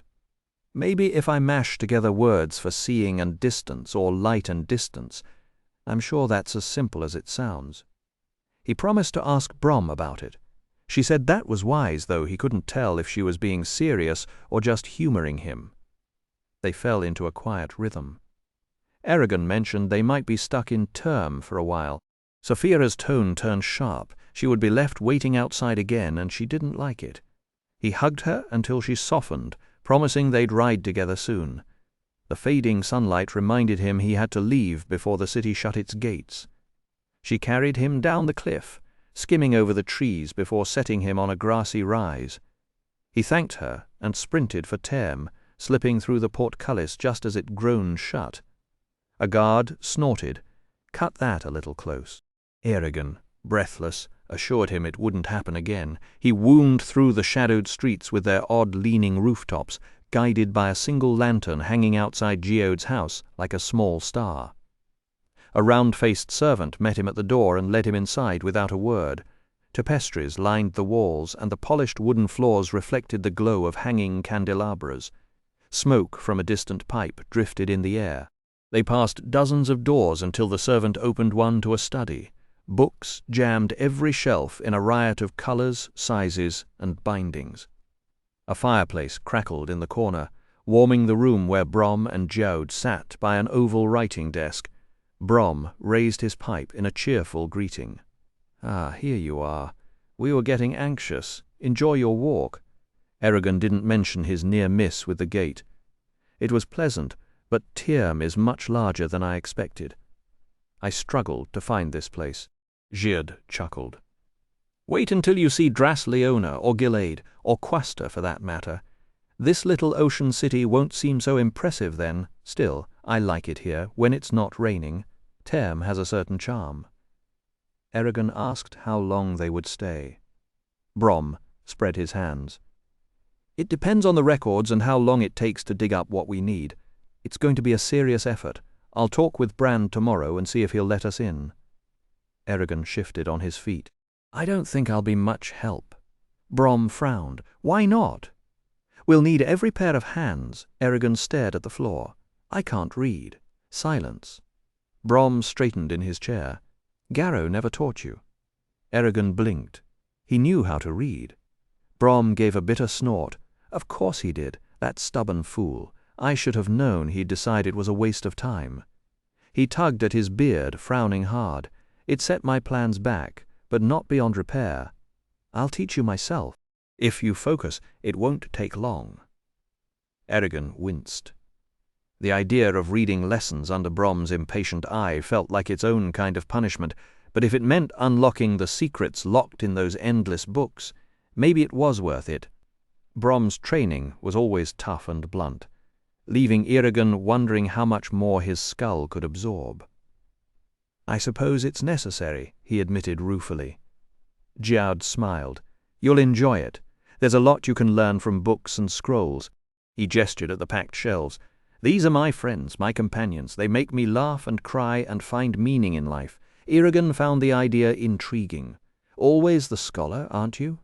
Brom teased. Jude shrugged. Not anymore. I've degenerated into a bibliophile. A what? One who loves books, Jude explained and returned to Brom. Bored, Eragon roamed the shelves, noticing a small carved dragon bookend that seemed to watch him. An elegant volume with gold studs caught his eye. He pulled it free, running his fingers over the black leather cover, etched with mysterious runes. Inside, the letters were glossy red ink. He flipped the pages, then stopped at a distinct column of flowing script, full of graceful curves and sharp points. He carried the book to Brom. "What is this?" he asked, pointing. Brom raised his eyebrows. "Jode, you've expanded your collection. Where did you get this? I haven't seen one in ages." Jode craned his neck. "Ah, the Domia Aber Werder." A man tried to sell it to a trader at the docks a few years back. I happened to be there and saved the book along with his neck. He had no idea what it was. Brom turned to Eragon. "It's odd you should pick this up. The Dominance of Fate is probably the most valuable item in the house. It covers a complete history of Alagaësia, from before the elves landed to a few decades ago. The Empire declared it blasphemy and burned the author Heslant the monk. I thought every copy was gone." "The script you noticed is the ancient language." Eragon asked what it said. Brom studied it. "It's from an elven poem about their wars with the dragons. This part tells of King Serenthor riding into battle. The elves recite it to remember their mistakes, though the full telling takes 3 days. Sometimes they sing it so beautifully the rocks themselves weep." Eragon returned to his chair, hugging the book. It amazed him that a dead man could still speak through these pages. As long as the book survived, his ideas lived on. Could it mention the Razak? He browsed while Brom and Geod talked. Hours slipped by, and Eragon's head drooped. Geod finally took pity. "The butler will show you to your rooms on the stairs."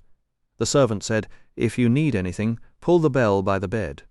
He stopped at a row of 3 doors, bowed, and backed away. As Brom went right, Eragon asked, "Can I talk to you?" "You just did, but come in anyway." Eragon shut the door. "Saphira and I had an idea." "Is there?" Brom raised a hand and pulled the curtains shut. "When discussing such matters, make sure no unwelcome ears are present." Eragon winced. "Sorry. Anyway, can you conjure an image of something you can't see?" Brom sat on the bed's edge. "That's called scrying. It's possible and often useful. But there's a drawback. You can only observe what you've already seen. Suppose you tried to scry the Razak," Brom said, leaning forward. "You might locate them, but the area around them would be invisible to you. And there's another catch. Say you wanted to reread a page from a book you'd already studied. It would only appear if the book happened to be open to that exact page. If it was closed, all you'd see is a solid black rectangle." Eragon frowned. "Then why is it impossible to see something you've never laid eyes on?" He was thinking that with such a skill, he might spy on enemies from miles away, and maybe even strike at them magically. Brom answered calmly. "Because scrying requires a target you already know intimately. You must know exactly where to aim your magic. Even a detailed description of a stranger wouldn't help. You'd never find him, let alone see the ground beneath his feet. To scry something, you must first know it." "Does that clear it up?" Eragon considered this. "But how do you actually form the image? Do you summon it out of thin air?" Brom shook his head. "That would drain far too much energy. It's much easier to project it onto a smooth surface, a pool of water, a polished mirror, even a still cup of wine. That's why the old riders made it a point to travel widely and memorize everything they saw. When war or disaster threatened, they could then look in on any corner of Alagaësia and know what was happening." "Can I try it?" Eragon asked eagerly. Brom studied him for a long moment. "Not tonight. You're exhausted, and scrying takes a heavy toll. I'll give you the words, but you have to swear not to attempt it until we're well clear of Term. There's still much I need to teach you." Eragon smiled. "I swear it." Brom bent close and whispered a strange phrase, "Drama Copa." Eragon repeated it mentally until it stuck. "Once we leave Term, maybe I can scry Roran. I want to make sure he's all right. I'm terrified the Razak will go after him." Brom's voice turned dry, almost wry. "I'd love to tell you that's unlikely, but it's actually a very real threat. Even though Roran wasn't around Carverhall much while the Razak were there, you can bet they asked plenty of questions about him. They may have even run into him in Therinsford, and thanks to you their curiosity isn't satisfied. The king is probably breathing down their necks demanding you be found. If they get desperate enough, they'll hunt Roran down and sweat the truth out of him. It's just a matter of time." Irrigan's gut tightened. "Then the only way to protect him is to let the Razak know where I am, draw them after me instead." Brom shook his head again, this time with a touch of pity. "No, that's a fool's plan. You're not thinking. If you can't comprehend your enemies, how can you ever outthink them? Even if you sent them a message with your exact location, they'd still pursue Roran. Why? Because they'd assume he knows where you are, or that you care enough about him to show up eventually. Play it out in your head." Errigan straightened up and forced himself to think, "If I stay hidden long enough, they'd grow frustrated and grab Roran to lure me out. If that failed, they'd kill him just to hurt me. If I became a known enemy of the Empire, they could use him as bait. And if I ever met him, and they discovered it, they'd torture him to learn where I'd gone." "Exactly right," Brom said, nodding. "So what's the solution? I can't just leave Roran to die." Brom clasped his hands loosely. "The solution is simple, even if it sounds harsh. Roran is going to have to learn to defend himself. You can't meet him, and you know why. Remember when we left Carverhall? You were half delirious, but I told you I'd left a warning letter for Roran. If he has any sense, he'll read it, pack his things, and be gone long before the Razak ever darken his door." Errigan's shoulders slumped. "I don't like it." Brom gave him a small, knowing smile. But you're forgetting something." "What?" Errigan demanded. "There's a silver lining in all of this. Galbatorix can't afford to have an unbound rider out there. He's the only known one besides you, but he'd love another under his thumb. Before he tries to finish you or Roran, he'll offer you a spot at his side. The catch, if he's close enough to make that offer, you're already dead if you refuse." Errigan shot back. "That's supposed to comfort me.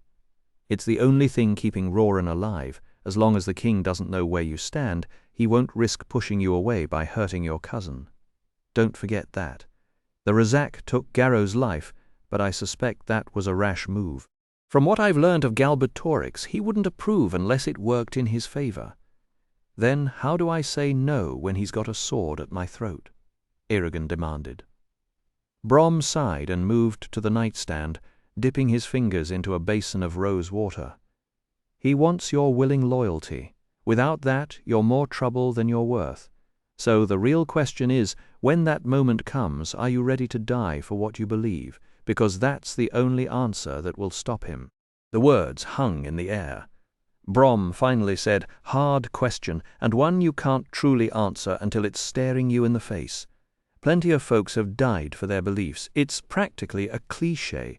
The tricky part is living and suffering for them instead. The witch and the Werricat." It was late morning when Eragon finally stirred. After pulling on his clothes and splashing water on his face, he grabbed the mirror to comb his hair. Something made him pause. The reflection staring back wasn't the boy who had stumbled out of Carverhall weeks ago. The softness had melted from his cheeks, shaped by long days on the road and countless sparring sessions. His jaw had sharpened, his cheekbones stood out, and there was a glint in his eyes, something almost feral that made him look like a stranger. He held the mirror at arm's length, and the look faded, but the unease lingered. Shaking it off, he slung his bow and quiver over his shoulder and stepped into the hallway. A servant intercepted him before he reached the stairs. "Sir Brom left with my master for the castle earlier. He said you're free to do as you please today, as he won't be back until evening." Errigan thanked him and set off with a sense of adventure. Tyrm was a city built for wandering, and he lost himself in its winding lanes, poking into any shop that caught his eye and trading small talk with a baker, a smith, and a pair of street performers. The hours vanished, but so did his coin, and soon his growling stomach pointed him back toward Geode's house. On the way, he stopped outside an herbalist's shop, squeezed between two grand townhouses, a strange spot for commerce, since all the other storefronts clustered near the city wall. Curious, he pressed his face to the window, but the glass was hidden behind a tangle of plants. He pushed the door open. A dim greenish glow filled the room, and for a moment he could barely see a thing. When his eyes adjusted, he spotted a brilliant bird with fan-like tail feathers watching him from a cage, its beak curved like a hook. Vines dripped from the ceiling, only an old chandelier peeked through, a massive yellow flower bloomed in a pot on the floor. Eragon moved carefully toward the long counter, stepping around strange brass contraptions, crates of rocks and dusty scrolls. Behind the counter, hundreds of wooden drawers covered the wall, some tiny enough for a thimble, others roomy enough for a barrel. A crystal ball the size of his head sat beside a neat row of mortars and pestles. Just as he reached out to touch its surface, a voice from the shadows asked, "Looking for something, young rider?" High above, a narrow gap split the shelves, and from that dark opening 2 red eyes blinked into the shadows. A huge, wild-looking cat dropped onto the counter in a single fluid motion. Its body was lean but thick with muscle, its shoulders broad and its paws far too large for an ordinary house cat. A shaggy mane surrounded its angular face, black tufts sprouted from its ears, and white fangs curved down past its jaw. Eragon had never seen anything like it. The creature regarded him with an old, knowing stare, then flicked its tail as if he weren't worth the effort. On impulse, Eragon reached out with his mind, brushing the cat's awareness with gentle, friendly thoughts. He barely made contact before a voice answered in his head. "You don't have to do that." He spun around, but the shop was empty. The air smelled of dried herbs, dust, and old wood. "Saphira," he sent out. No response came. Muttering, he leaned against the counter and reached for a wooden rod someone had left nearby. "I wouldn't touch that," said the voice, dry and unimpressed. "Saphira, stop playing games," Eragon said, and he grabbed the rod anyway. A blast of electricity ripped through his body and dropped him to the floor, where he writhed as the pain clawed through every muscle. When it finally faded, he lay gasping, his face pressed against the dusty planks. The cat hopped down and stared at him with obvious contempt. "For a dragon rider, you're not especially quick. I did warn you." "You said that," Eragon groaned. The cat yawned, stretched, and strolled through the crowded shop, weaving between crates and jars as though the whole conversation bored it. Who else would it be? Eragon pushed himself up on his elbows. "But you're just a cat." A sharp hiss echoed through the room, and before he could move, the creature pounced onto his chest. It crouched there, fangs gleaming, eyes burning with cold amusement. "Do I look like other cats?" "No." "Then why would you think I was one?" Eragon started to answer, but a claw pressed through his tunic. "Clearly, your education has been neglected. I, to correct you, am a wecat. There aren't many of us left, and I'd think even a farm boy would have heard a story or two." For a moment, Eragon forgot the sting in his muscles. A wecat. He'd grown up on tales of them, strange creatures that hovered at the edges of old legends, keeping to themselves and occasionally offering cryptic advice. They were said to have remarkable powers, to outlive humans by decades, and to know far more than they ever revealed. The wecat blinked at him lazily. "Knowing is independent of being.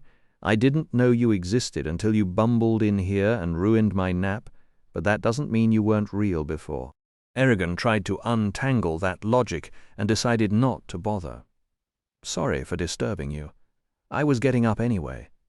With that, the cat jumped back onto the counter, licked its paw, and added, "If I were you, I'd let go of that rod. It's about to shock you again." Eragon looked down and realized he was still clutching the rod. He dropped it back into its spot. "What is it?" "A common and boring artifact, unlike me. But what's it for? Didn't you just find out?" The wecat finished grooming itself, stretched, and hopped back up to its sleeping place. It curled into a tight ball, tucked its paws beneath its chest, closed its eyes, and started to purr. "Wait," Eragon said. "What's your name?" One slanted eye cracked open. "I go by many names. If you want my true one, You'll have to look somewhere else." The eye shut. Eragon turned to leave. "Still, you may call me Solembum." "Thank you," Eragon said, and meant it. The purring grew louder. The shop door swung open, letting in a beam of sunlight. Angela walked in, carrying a cloth bag stuffed with leafy plants and roots. She glanced at Eragon, then at the sleeping cat, and her eyebrows rose. "He says you talked with him?" "You can talk to him too?" Eragon asked. She tossed her head. "Of course. That doesn't mean he'll answer." She set the bag on the counter, moved behind it, and faced him. "He likes you. That's unusual. Most customers never even see Solembum. He says you show some promise, given a few years of work." "Thanks." "That's a compliment coming from him. You're only the third person who's ever walked into this shop and spoken with him. The first was a woman, many years ago. The second was a blind beggar, and now you." The bell above the door had barely stopped swinging when Angela came out from behind a stack of crockery, wiping her hands on a stained apron. Outside, rain had started to drum against the windows, filling the cramped store with a grey, muffled light. "So are you here to buy something, or just to stand there and listen to me run my mouth?" she asked. "Just looking," Eragon replied, still distracted by the strange cat. "I don't need herbs." "There's more to my work than herbs," Angela said with a grin. "The wealthy idiots who rule this city pay good money for love potions and talismans. I never promise they work, but somehow they always come back." "I don't think you're after that kind of nonsense, though. Want your fortune told?" "I do that too. For all the rich, bored ladies." Eragon laughed. "I'm afraid my fortune isn't exactly readable, and I don't have a penny." Angela gave the cat a long, thoughtful look. "Maybe?" She gestured at the dusty crystal ball on the counter. "That thing's just a prop. But I've got something else. Wait here." She disappeared into the back room and returned breathless, carrying a worn leather pouch. I'd nearly forgotten where I'd hidden these. She spread a black velvet cloth over the counter, then tipped out a heap of finger-length bones, smooth and yellowed with age, carved with runes and strange symbols. Eragon pulled up a wobbly stool as Solembum watched from the crack between two crates, eyes glowing like coals. "These are dragon knucklebones," Angela said. "Don't ask where I got them, because that secret stays with me. Tea leaves, crystal balls, and cards are all stage tricks, but these are real. They don't lie, though. Figuring out what they're telling you is a different problem. If you want, I'll cast them. But I'll warn you, knowing your fate can be a terrible thing. You have to be sure before we start." Eragon stared at the bones, his chest tightening.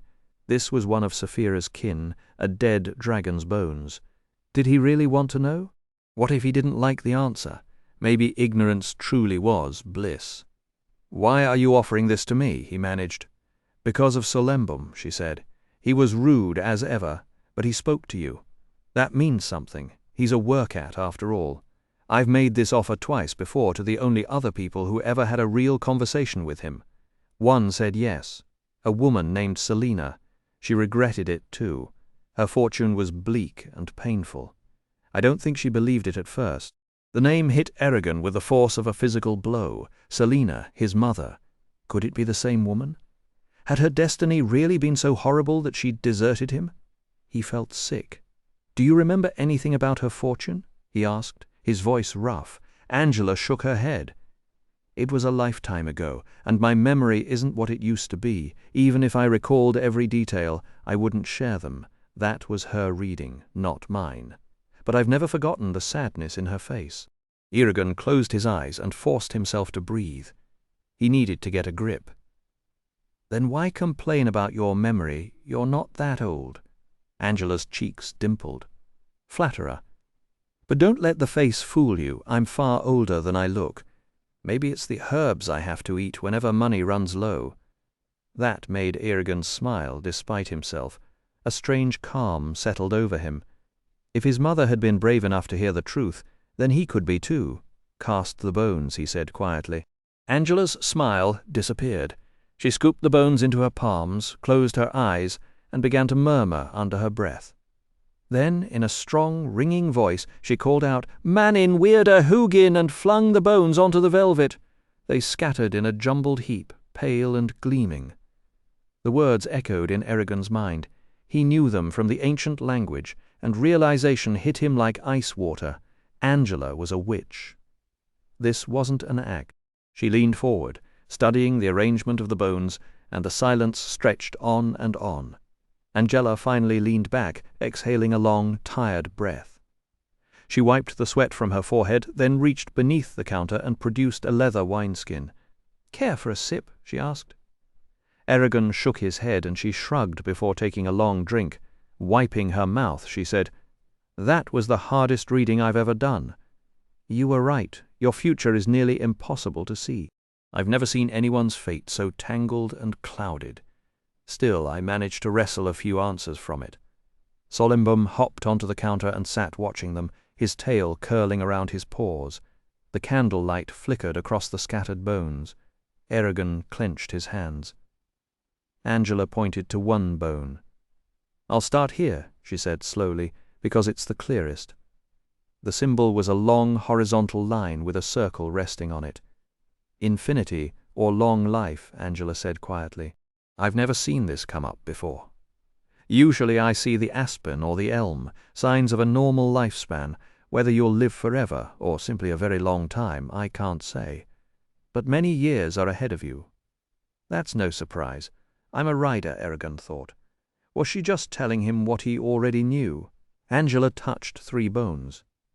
Now the rest grow harder, since they lie in a confused pile. The wandering path, the lightning bolt, and the sailing ship are all together, a pattern I've only heard of, never seen. The wandering path means many choices ahead. Some you're facing right now. I see great battles around you, some fought on your behalf. The mighty powers of this land are trying to control your will and destiny. Countless futures await, all filled with blood and conflict, but only one brings you happiness and peace. Beware losing your way, because you are one of the truly free who can choose your own fate. That freedom is a gift, and a responsibility more binding than chains. Then her face turned somber. But the lightning bolt is a terrible omen. A doom is upon you, though what kind I don't know. Part of it is a death, one that approaches quickly and will bring you grief. The rest waits in a great journey. Look how the bone's end rests on the sailing ship. That can't be misunderstood. You will leave this land forever. Where you'll end up I don't know, but you'll never stand in Alagasia again. It's inescapable, even if you fight it. Eragon's stomach twisted. Another death. Who must I lose now? His mind went to Roran, then to his homeland. What could possibly make me leave, and where would I go? Angela rubbed her temples, then let out a short laugh. "Cheer up," she said. "The next bone is easier, and a little pleasanter." He looked and saw a rose blossom carved between the horns of a crescent moon. "An epic romance is in your future. The moon marks it as magical, and it will be strong enough to outlast empires. I can't say if it ends happily, but your love is of noble birth. She is powerful, wise, and beautiful beyond compare." Noble birth, Eragon thought in surprise. How could that ever happen? I have no more standing than the poorest farmer. Angela picked up the last 2 bones, the tree and the hawthorn root, crossed tightly. "I wish it weren't so, but betrayal is clear. It will come from within your family." "Roran wouldn't do that," Eragon objected. "I wouldn't know," Angela said carefully. "But the bones have never lied, and that is what they say." Doubt wormed its way into Eragon's mind, despite his efforts to ignore it. Eragon couldn't wrap his head around the idea of Roran ever turning against him. Angela set a hand on his shoulder and passed him the wineskin again. This time he took a long pull, and the warmth in his chest loosened the tight knot of fear. After all that, death might be a relief, he said with a brittle laugh. "Betrayal from Roran? No way, not ever." "Could be," Angela said, her tone turning gentle, "but you're borrowing trouble that hasn't arrived yet. Worry is the only way the future can hurt you. I promise you'll feel better once you step into the sunshine." "Maybe," he muttered, thinking how her cryptic sayings only made sense in hindsight, if they made sense at all. "You spoke words of power," he said quietly. Her eyes lit up, and she leaned over a dusty globe on her cluttered desk. I'd give anything to watch the rest of your life unfold. You talk to workats, you know the ancient tongue, and you've got a future worth watching. Plus, not many ragged strangers with empty pockets can expect a noblewoman to fall for them. So who are you?" Eragon nearly threw out a false name, but stopped himself. "I am Aragon," he said. Angela raised an eyebrow. "Is that your name? Or who you are?" "Both," he answered, remembering the first rider who shared it. "Now I'm even more curious," she said. "And that rough-looking man with you yesterday, who was he?" "His name is Brom." A sudden bark of laughter burst out of Angela, doubling her over. She wiped her eyes, sipped her wine, and choked back another fit. At last, gasping, she managed, "Oh, that one! I should have known." Eragon bristled. "What's that supposed to mean?" "Don't get upset," she said, hiding a grin. "It's just that, well, people in my line of work know him. The poor guy's fate is kind of a running joke among us." "Don't insult him," Eragon snapped. "He's worth 10 of anyone you'd find. Peace, peace." Angela chuckled. "I know he is. If we cross paths at the right moment, I'll tell you all about it. But for now," she cut off as Solumbum padded between them, fixing Eragon with an unblinking stare. "Yes?" he asked silently, annoyed. "Listen closely," the workat said. "2 things when you need a weapon. Look under the roots of the Minoa tree. And when all seems lost and your strength runs out, go to the rock of Kuthian and speak your name to open the vault of souls." Before Eragon could ask anything else, Solumbum stalked away, tail swaying gracefully. Angela tilted her head, coils of hair shadowing her forehead. "I don't know what he said, and I don't want to. That was for you alone. Don't repeat it to anyone." "I think I need to leave," Eragon said, shaken. "You're welcome to stay," Angela replied, smiling, "especially if you buy something, but go ahead, I'm sure you've got plenty to chew on." Eragon hurried to the door. "Thanks for reading my future," he managed, not entirely sure he meant it. Angela just smiled. Outside, he squinted in the bright sunlight and stood still until his eyes adjusted. It took a few minutes before he could think clearly about everything he'd heard. He began walking, and his steps quickened until he was sprinting out of Term, racing towards Saphira's hidden perch. He called up to her from the base of the cliff, and she swooped down to lift him to the top.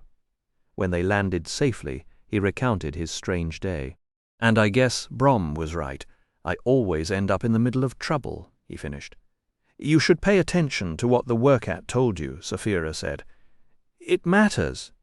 "How do you know?" he asked, curious. Eragon let the strange name roll around in his head.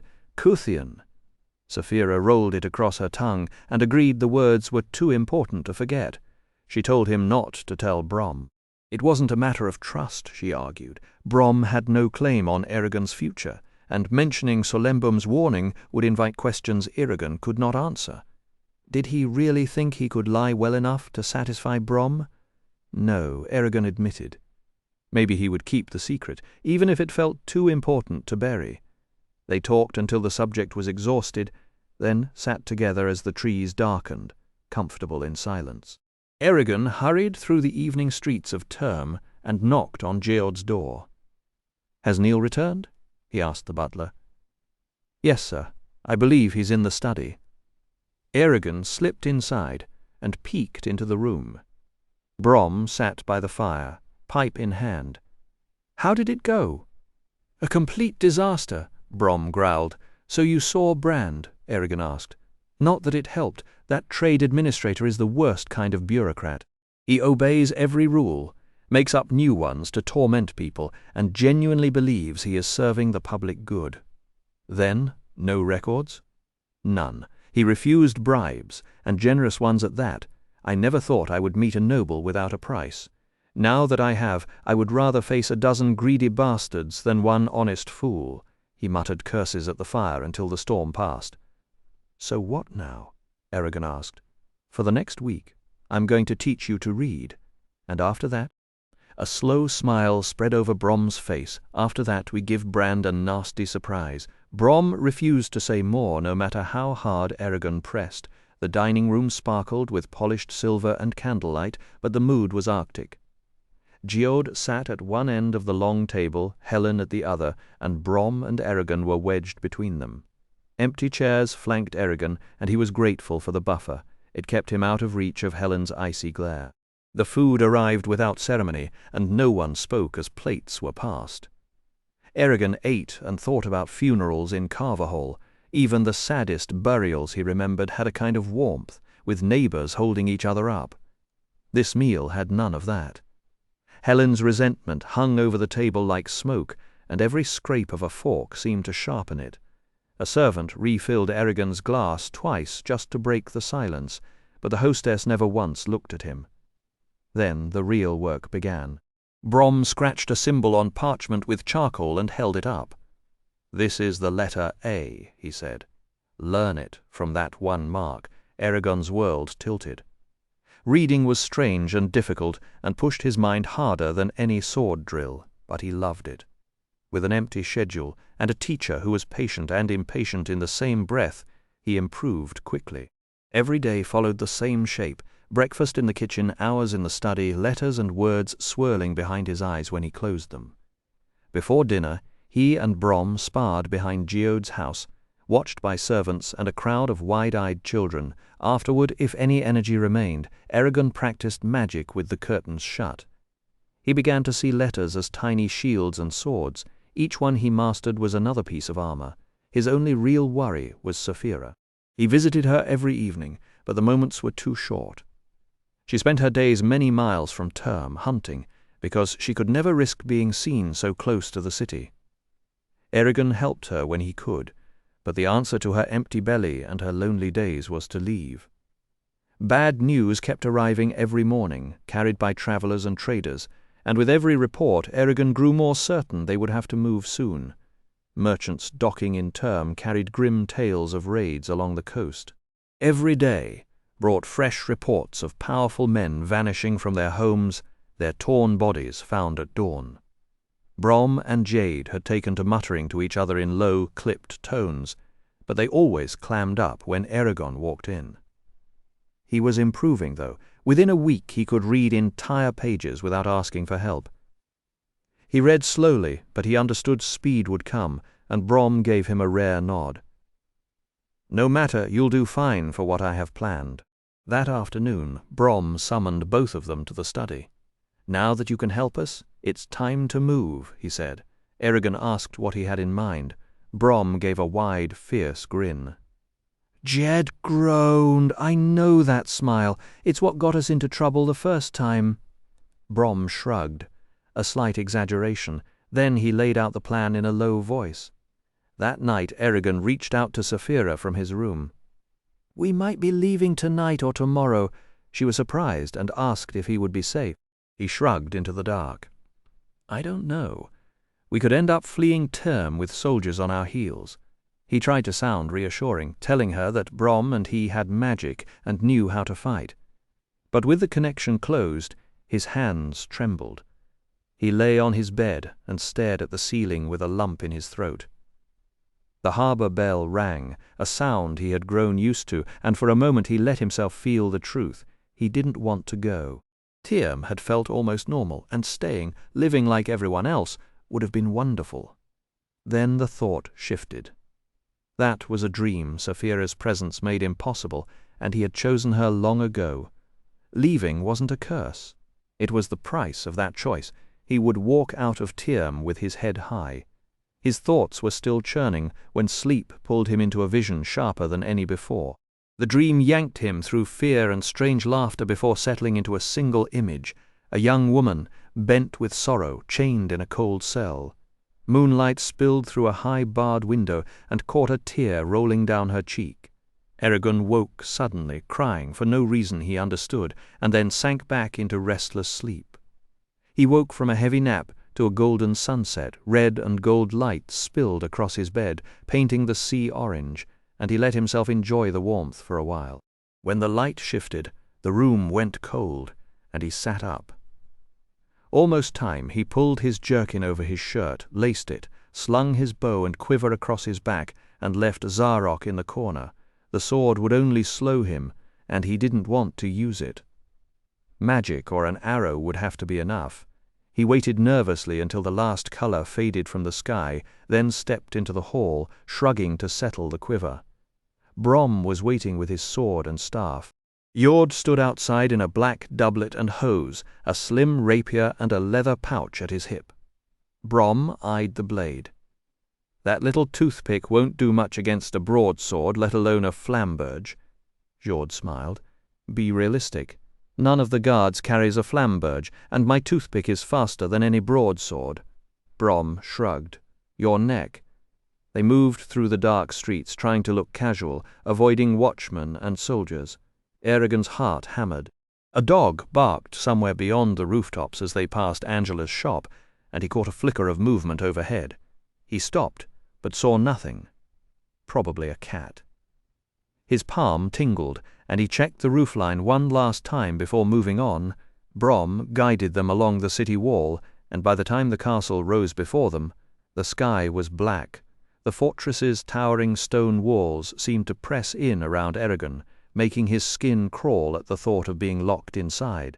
Jord, however, walked straight up to the gate with practiced confidence, rapping his knuckles hard against the iron-banded wood. A small hatch slid open with a harsh scrape, and a bleary-eyed guard peered out, his breath thick with cheap liquor. "What do you want?" the man grunted. "We need entry," Jord stated flatly. The guard squinted at him. "For what?" "The boy left something valuable in my office. We need to retrieve it, and fast." Eragon stared at his boots, letting his shoulders slump like a scolded child.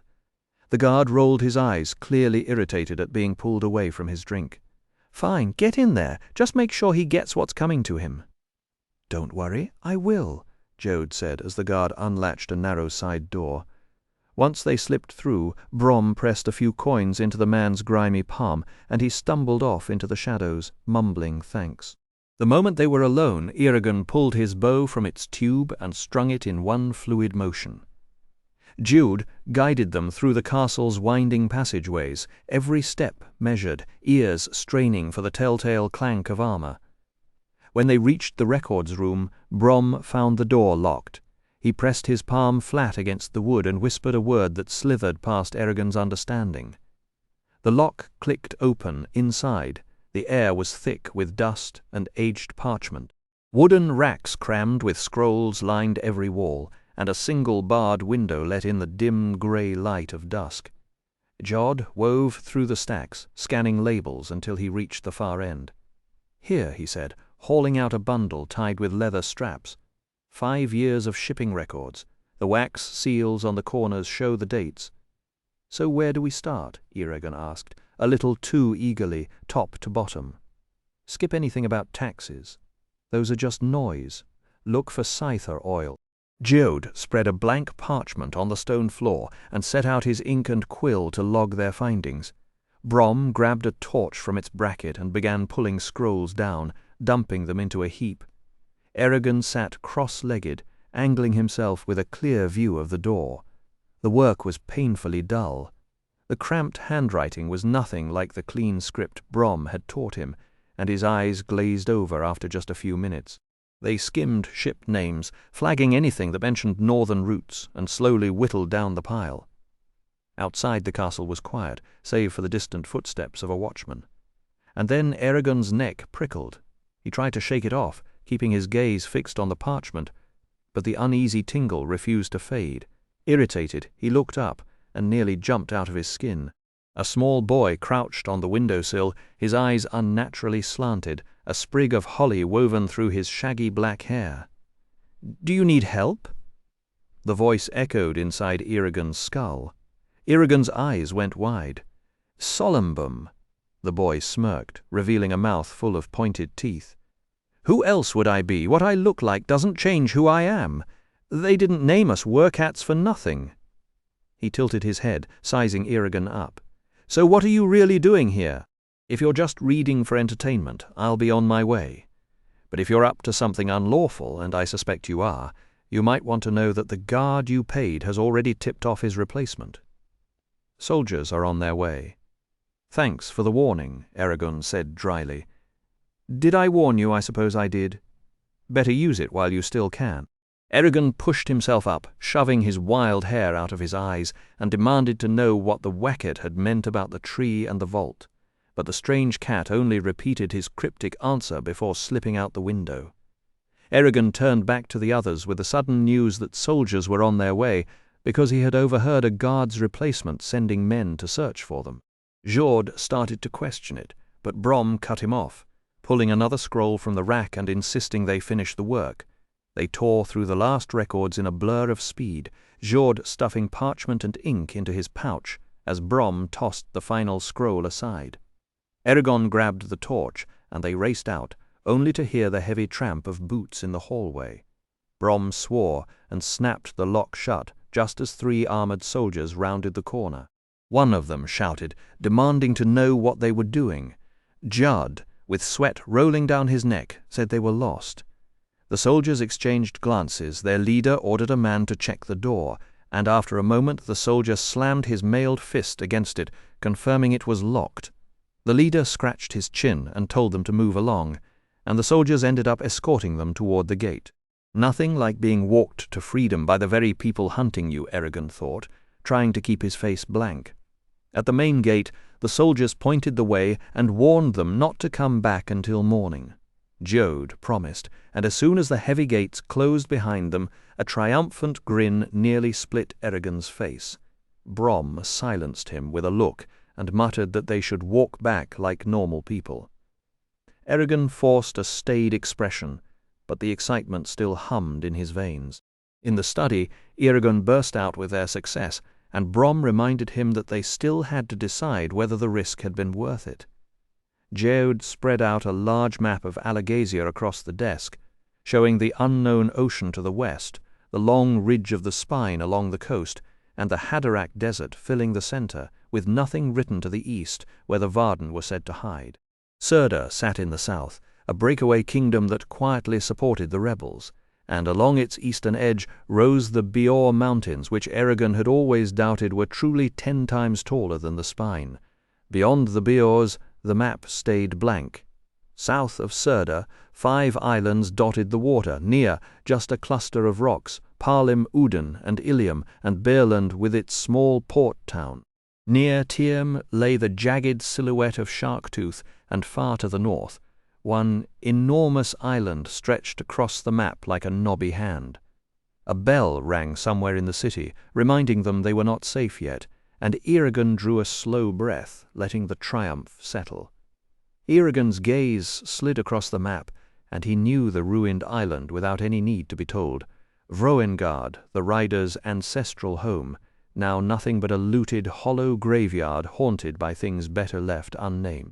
Its dead capital, Doru Ariaba, sat abandoned at the center, while Carvahol was a tiny mark at the top of Palancar Valley.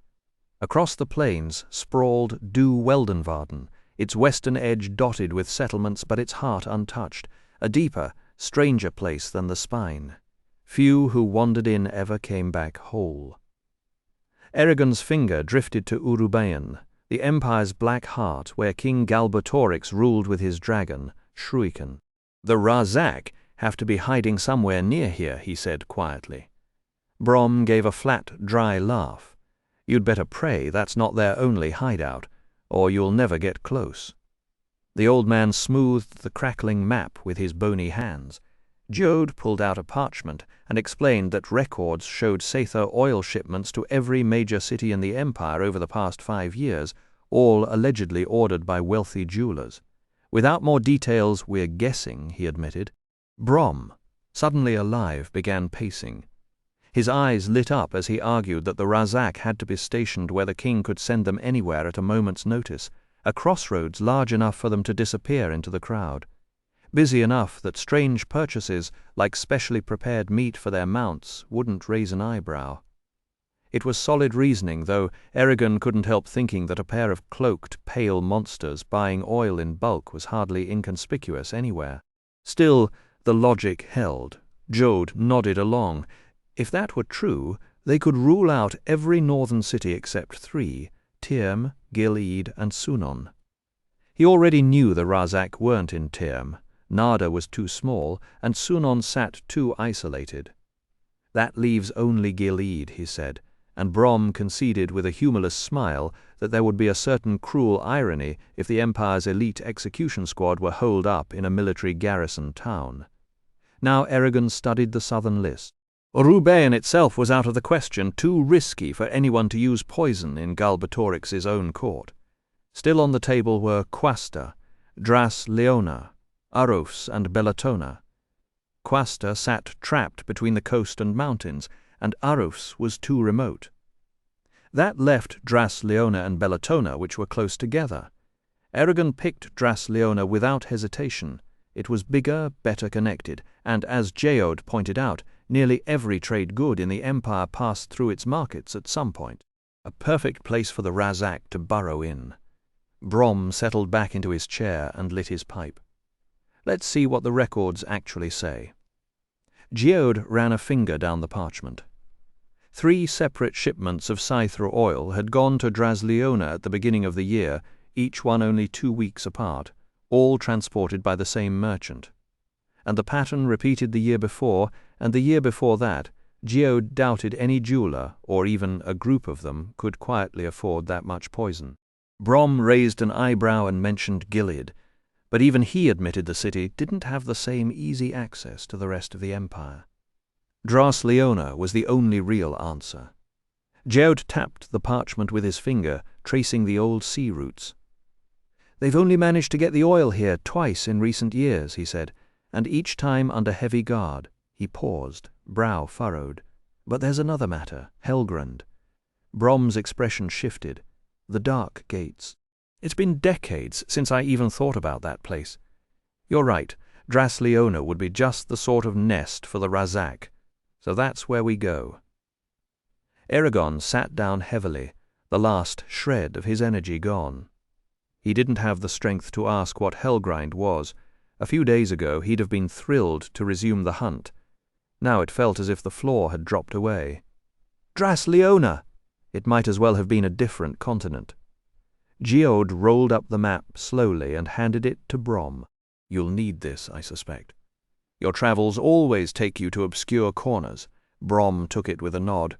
Geode clasped his shoulder. "It doesn't seem right, you leaving without me. My heart wants to ride along, but the rest of me knows my age and my duties." Brom's reply was soft. "You've built a life here. The next generation can carry the burden now. Be content with all you've done." Geode asked, "And you? Does the road ever end for you?" A dry laugh slipped out of Brom. "I can see the end, but it's not there yet." He tapped out his pipe, and they retired, exhausted.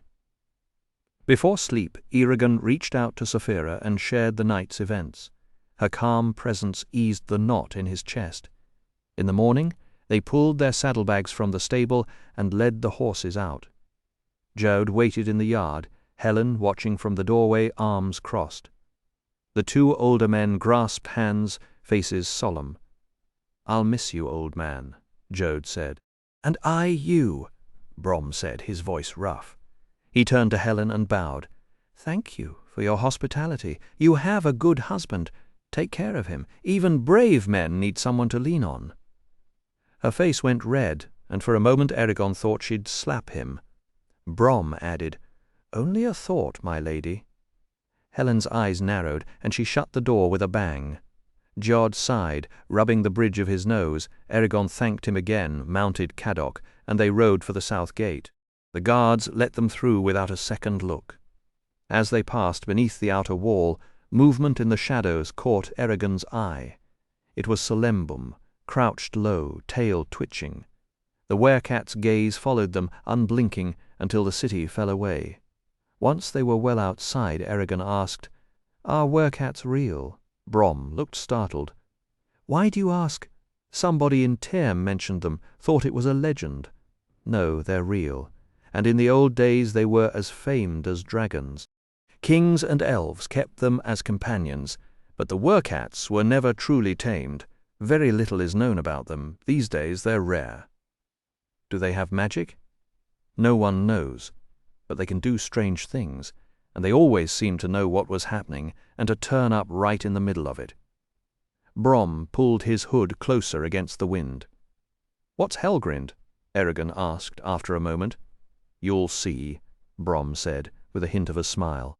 The weight of the journey pressed down on Eragon, but then he thought of Saphira, her wings, her fire, her unshakable trust, and the weight began to lighten.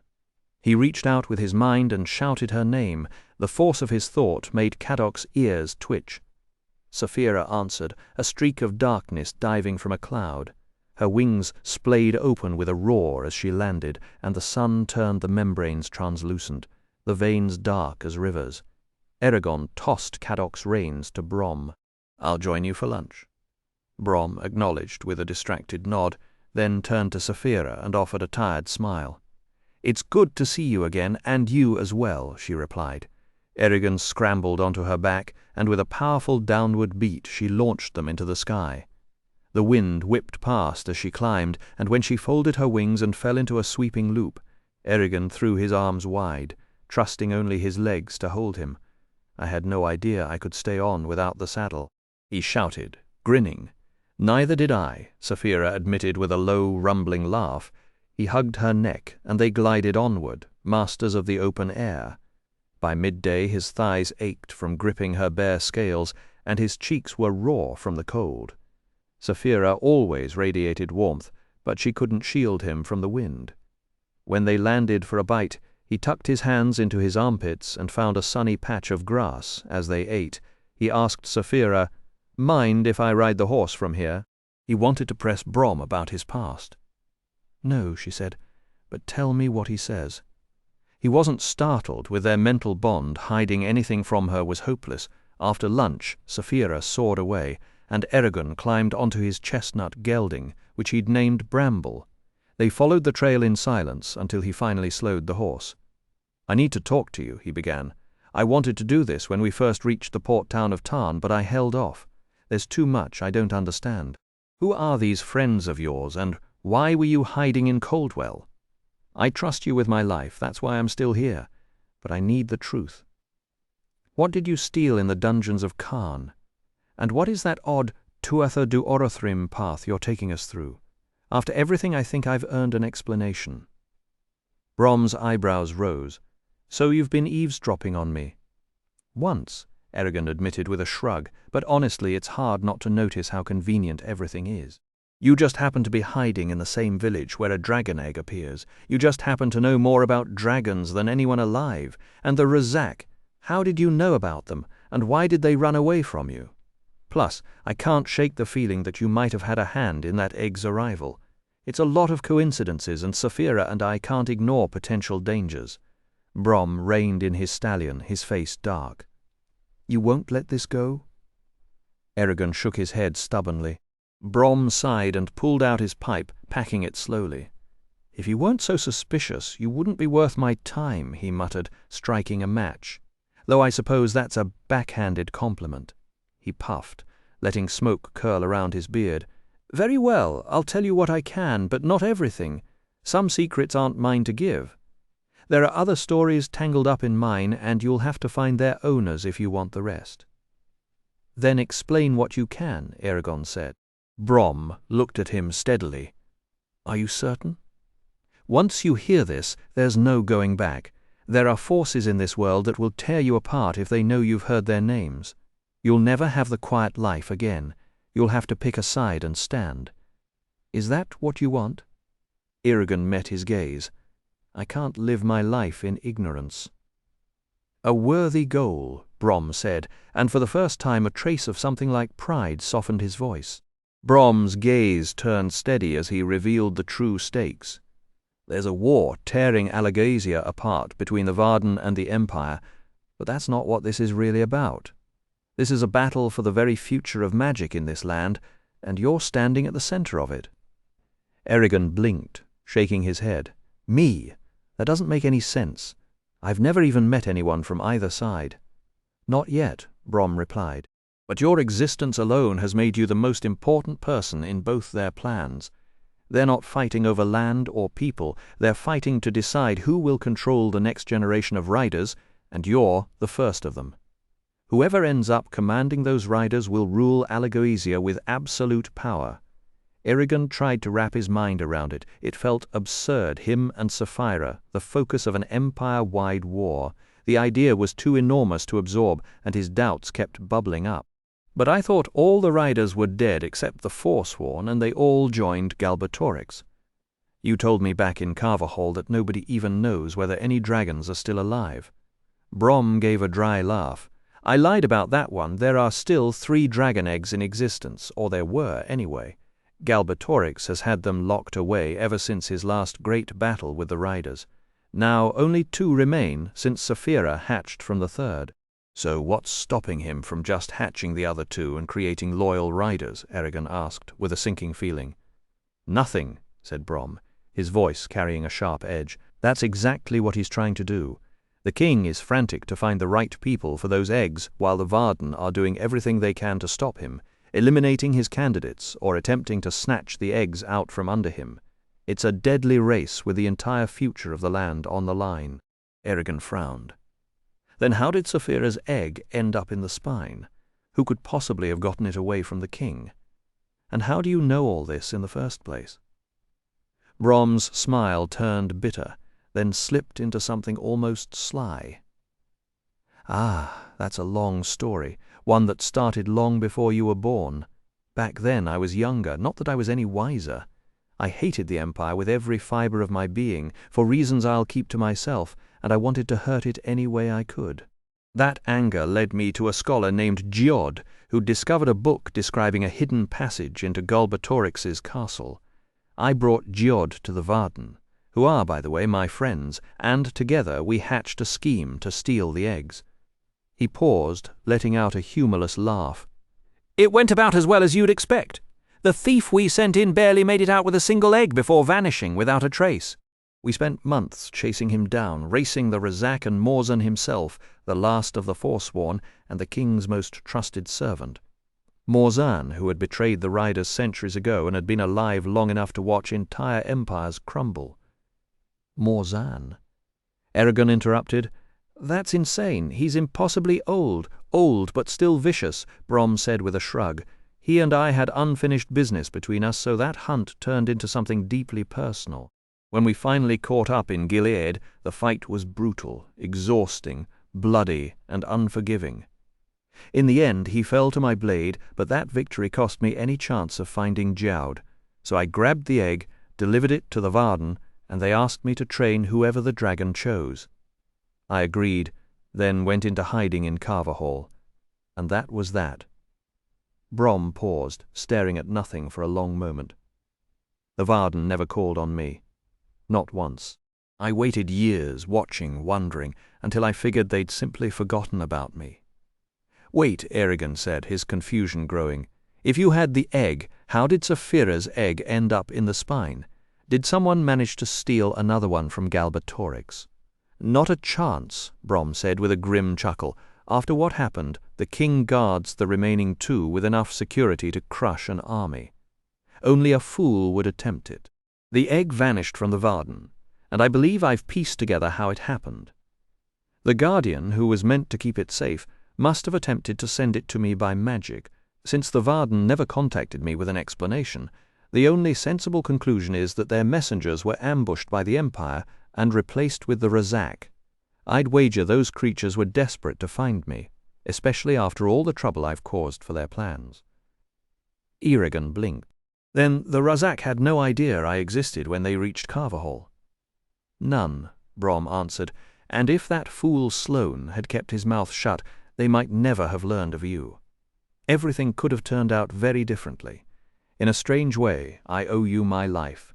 If they hadn't been so obsessed with capturing you, they might have caught me off guard, and that would have been the end of Brom the storyteller. They ran because I'm more than a match for the 2 of them, especially with the sun up. Their plan was probably to slip something into my drink at night and question me about the egg.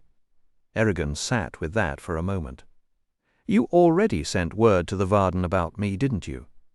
I did. They're likely expecting me to bring you to them as soon as possible. But you're not going to, Eragon guessed. Brom shook his head. Not a chance. Why not? Wouldn't I be safer with them? Brom let out a laugh that was half snort. Safer? The Varden are just another breed of danger. If we go there, you'll be tangled in their politics before you can draw a proper breath. Their leaders will send you on pointless missions to make themselves look strong, ready or not. At least while we're chasing the Razak, I don't have to worry about someone spiking your water. This is the lesser of two evils, and frankly it keeps you from getting bored while I train you. Tuatha du Orothrim is only the beginning. I'll help you track down the Razak and maybe kill them, since they're my enemies too. After that, you'll have to choose. Eragon's stomach tightened. Choose what? Whether to join the Varden, Brom said. If you kill the Razak, your only choices to escape Galbatorix's wrath will be the Varden, Serda, or falling to your knees before the king. Even if you don't kill them, the choice will come to you one day. Eragon knew the Varden might offer safety, but he couldn't imagine spending his whole life fighting the Empire the way they did. He kept chewing on Brom's words. You still haven't explained why you know so much about dragons. Brom smiled, lopsided. No, I haven't, have I? That story can wait. Why me? Eragon asked himself. What made him special enough to become a rider? He blurted out, Did you ever meet my mother? Brom's face turned serious. Yes, I did. What was she like? The old man let out a long breath. She was full of dignity and pride, just like Garrow. In the end, that pride cost her everything, but it was also one of her finest qualities. She was always helping the poor and the forgotten, no matter what it cost her. You knew her well? Eragon asked, surprised. Well, enough to miss her when she was gone. As Caddoc trudged along, a cold mist rolled over the hills, making the distant peaks look like ghosts. Eragon remembered how he had once thought of Brom as nothing but a scruffy old storyteller. Now he felt embarrassed by his own ignorance. He shared the conversation with Saphira. She found Brom's revelations fascinating, but recoiled at the thought of ever belonging to Galbatorix. At last she said, Aren't you glad you didn't stay in Carverhall? Think of all the interesting things you would have missed. Eragon groaned, pretending to be offended. When they stopped for the night, Eragon set out to find water while Brom handled dinner. He walked in a wide circle, rubbing his hands together for warmth and listening for the sound of a creek or spring. A cold wind whispered through the pines, but the only noise was the crunch of his boots on dry leaves. The woods closed in around him, damp and suffocating, every breath tasting of wet pine and old leaves. Eragon found a stream a short walk from camp, crouched by the bank, and let the freezing current wash over his fingertips until they lost feeling. For all the stream cared, he could have been a stone or a ghost. A shiver ran through him, and he got to his feet. On the far bank, an enormous, misshapen footprint gouged into the earth stopped him cold. It was far too big for anything he recognized. Curious, he jumped across and landed on a rock shelf. His boot slipped on damp moss. He grabbed for a branch. The branch snapped, and he threw out his right hand to break the fall. A sick crack told him the wrist was done. Pain exploded up his arm, and he curled on the ground, hissing curses through his teeth, hoping no one would see him like this. Eragon! Saphira's mental voice was sharp with alarm. What happened? Broke my wrist, did something stupid, fell. I'm coming, she said. No, I can make it back. The trees are too close for your wings.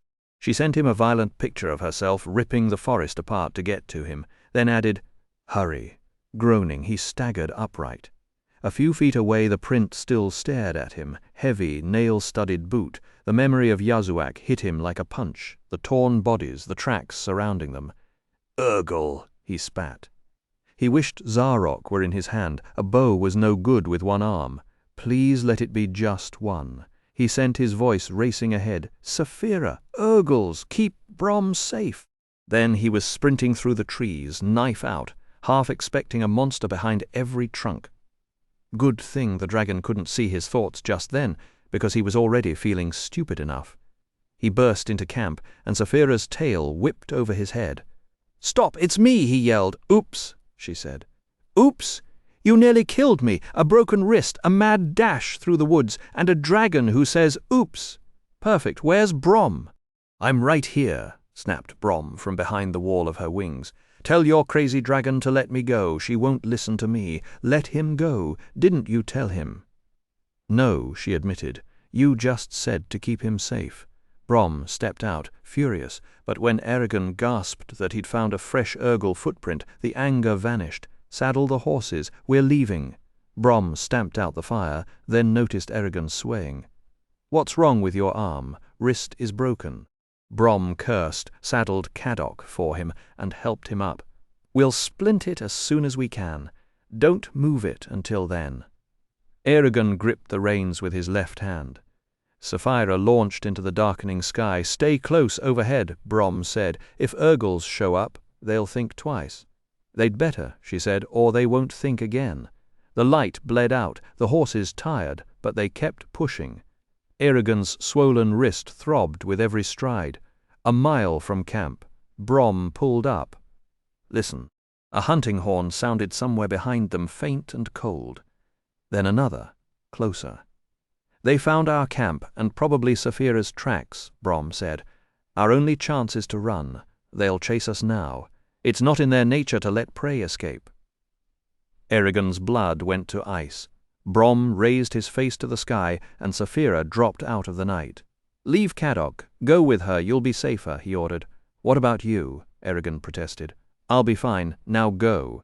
Unable to argue, Eragon scrambled onto Sapphira, clinging with his good hand, and she threw herself into the air, staying above the galloping horses as Brom lashed Snowfire and rode out with Caddock. Every wingbeat jarred Eragon's wrist, but he set his teeth and held on. The horns screamed through the trees, and a fresh wave of dread hit Eragon like a fist. Brom tore through the brush, driving the horses until their breath came in ragged bursts. The horns blared again, closer, then fell silent. Eragon scanned the forest, listening. "Where did they go?" he whispered.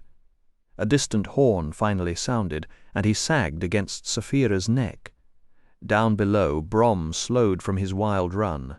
"Too close," Eragon said. "We can't stop yet," Sapphira began, and then a horn blasted directly beneath them. Eragon jolted, and Brom was off again. Horned Urgles burst out of the trees on horseback, yelling in coarse voices and gaining fast. There was no way Brom could outrun them. "We can't just watch," Eragon shouted. "What? Land in front of them," Sapphira snapped. "Trust me. If we don't, Brom dies." Sapphira surged ahead, wheeled, and positioned herself above the trail. Eragon reached for the magic, met the familiar wall in his mind, and waited, a pulse jumping in his neck.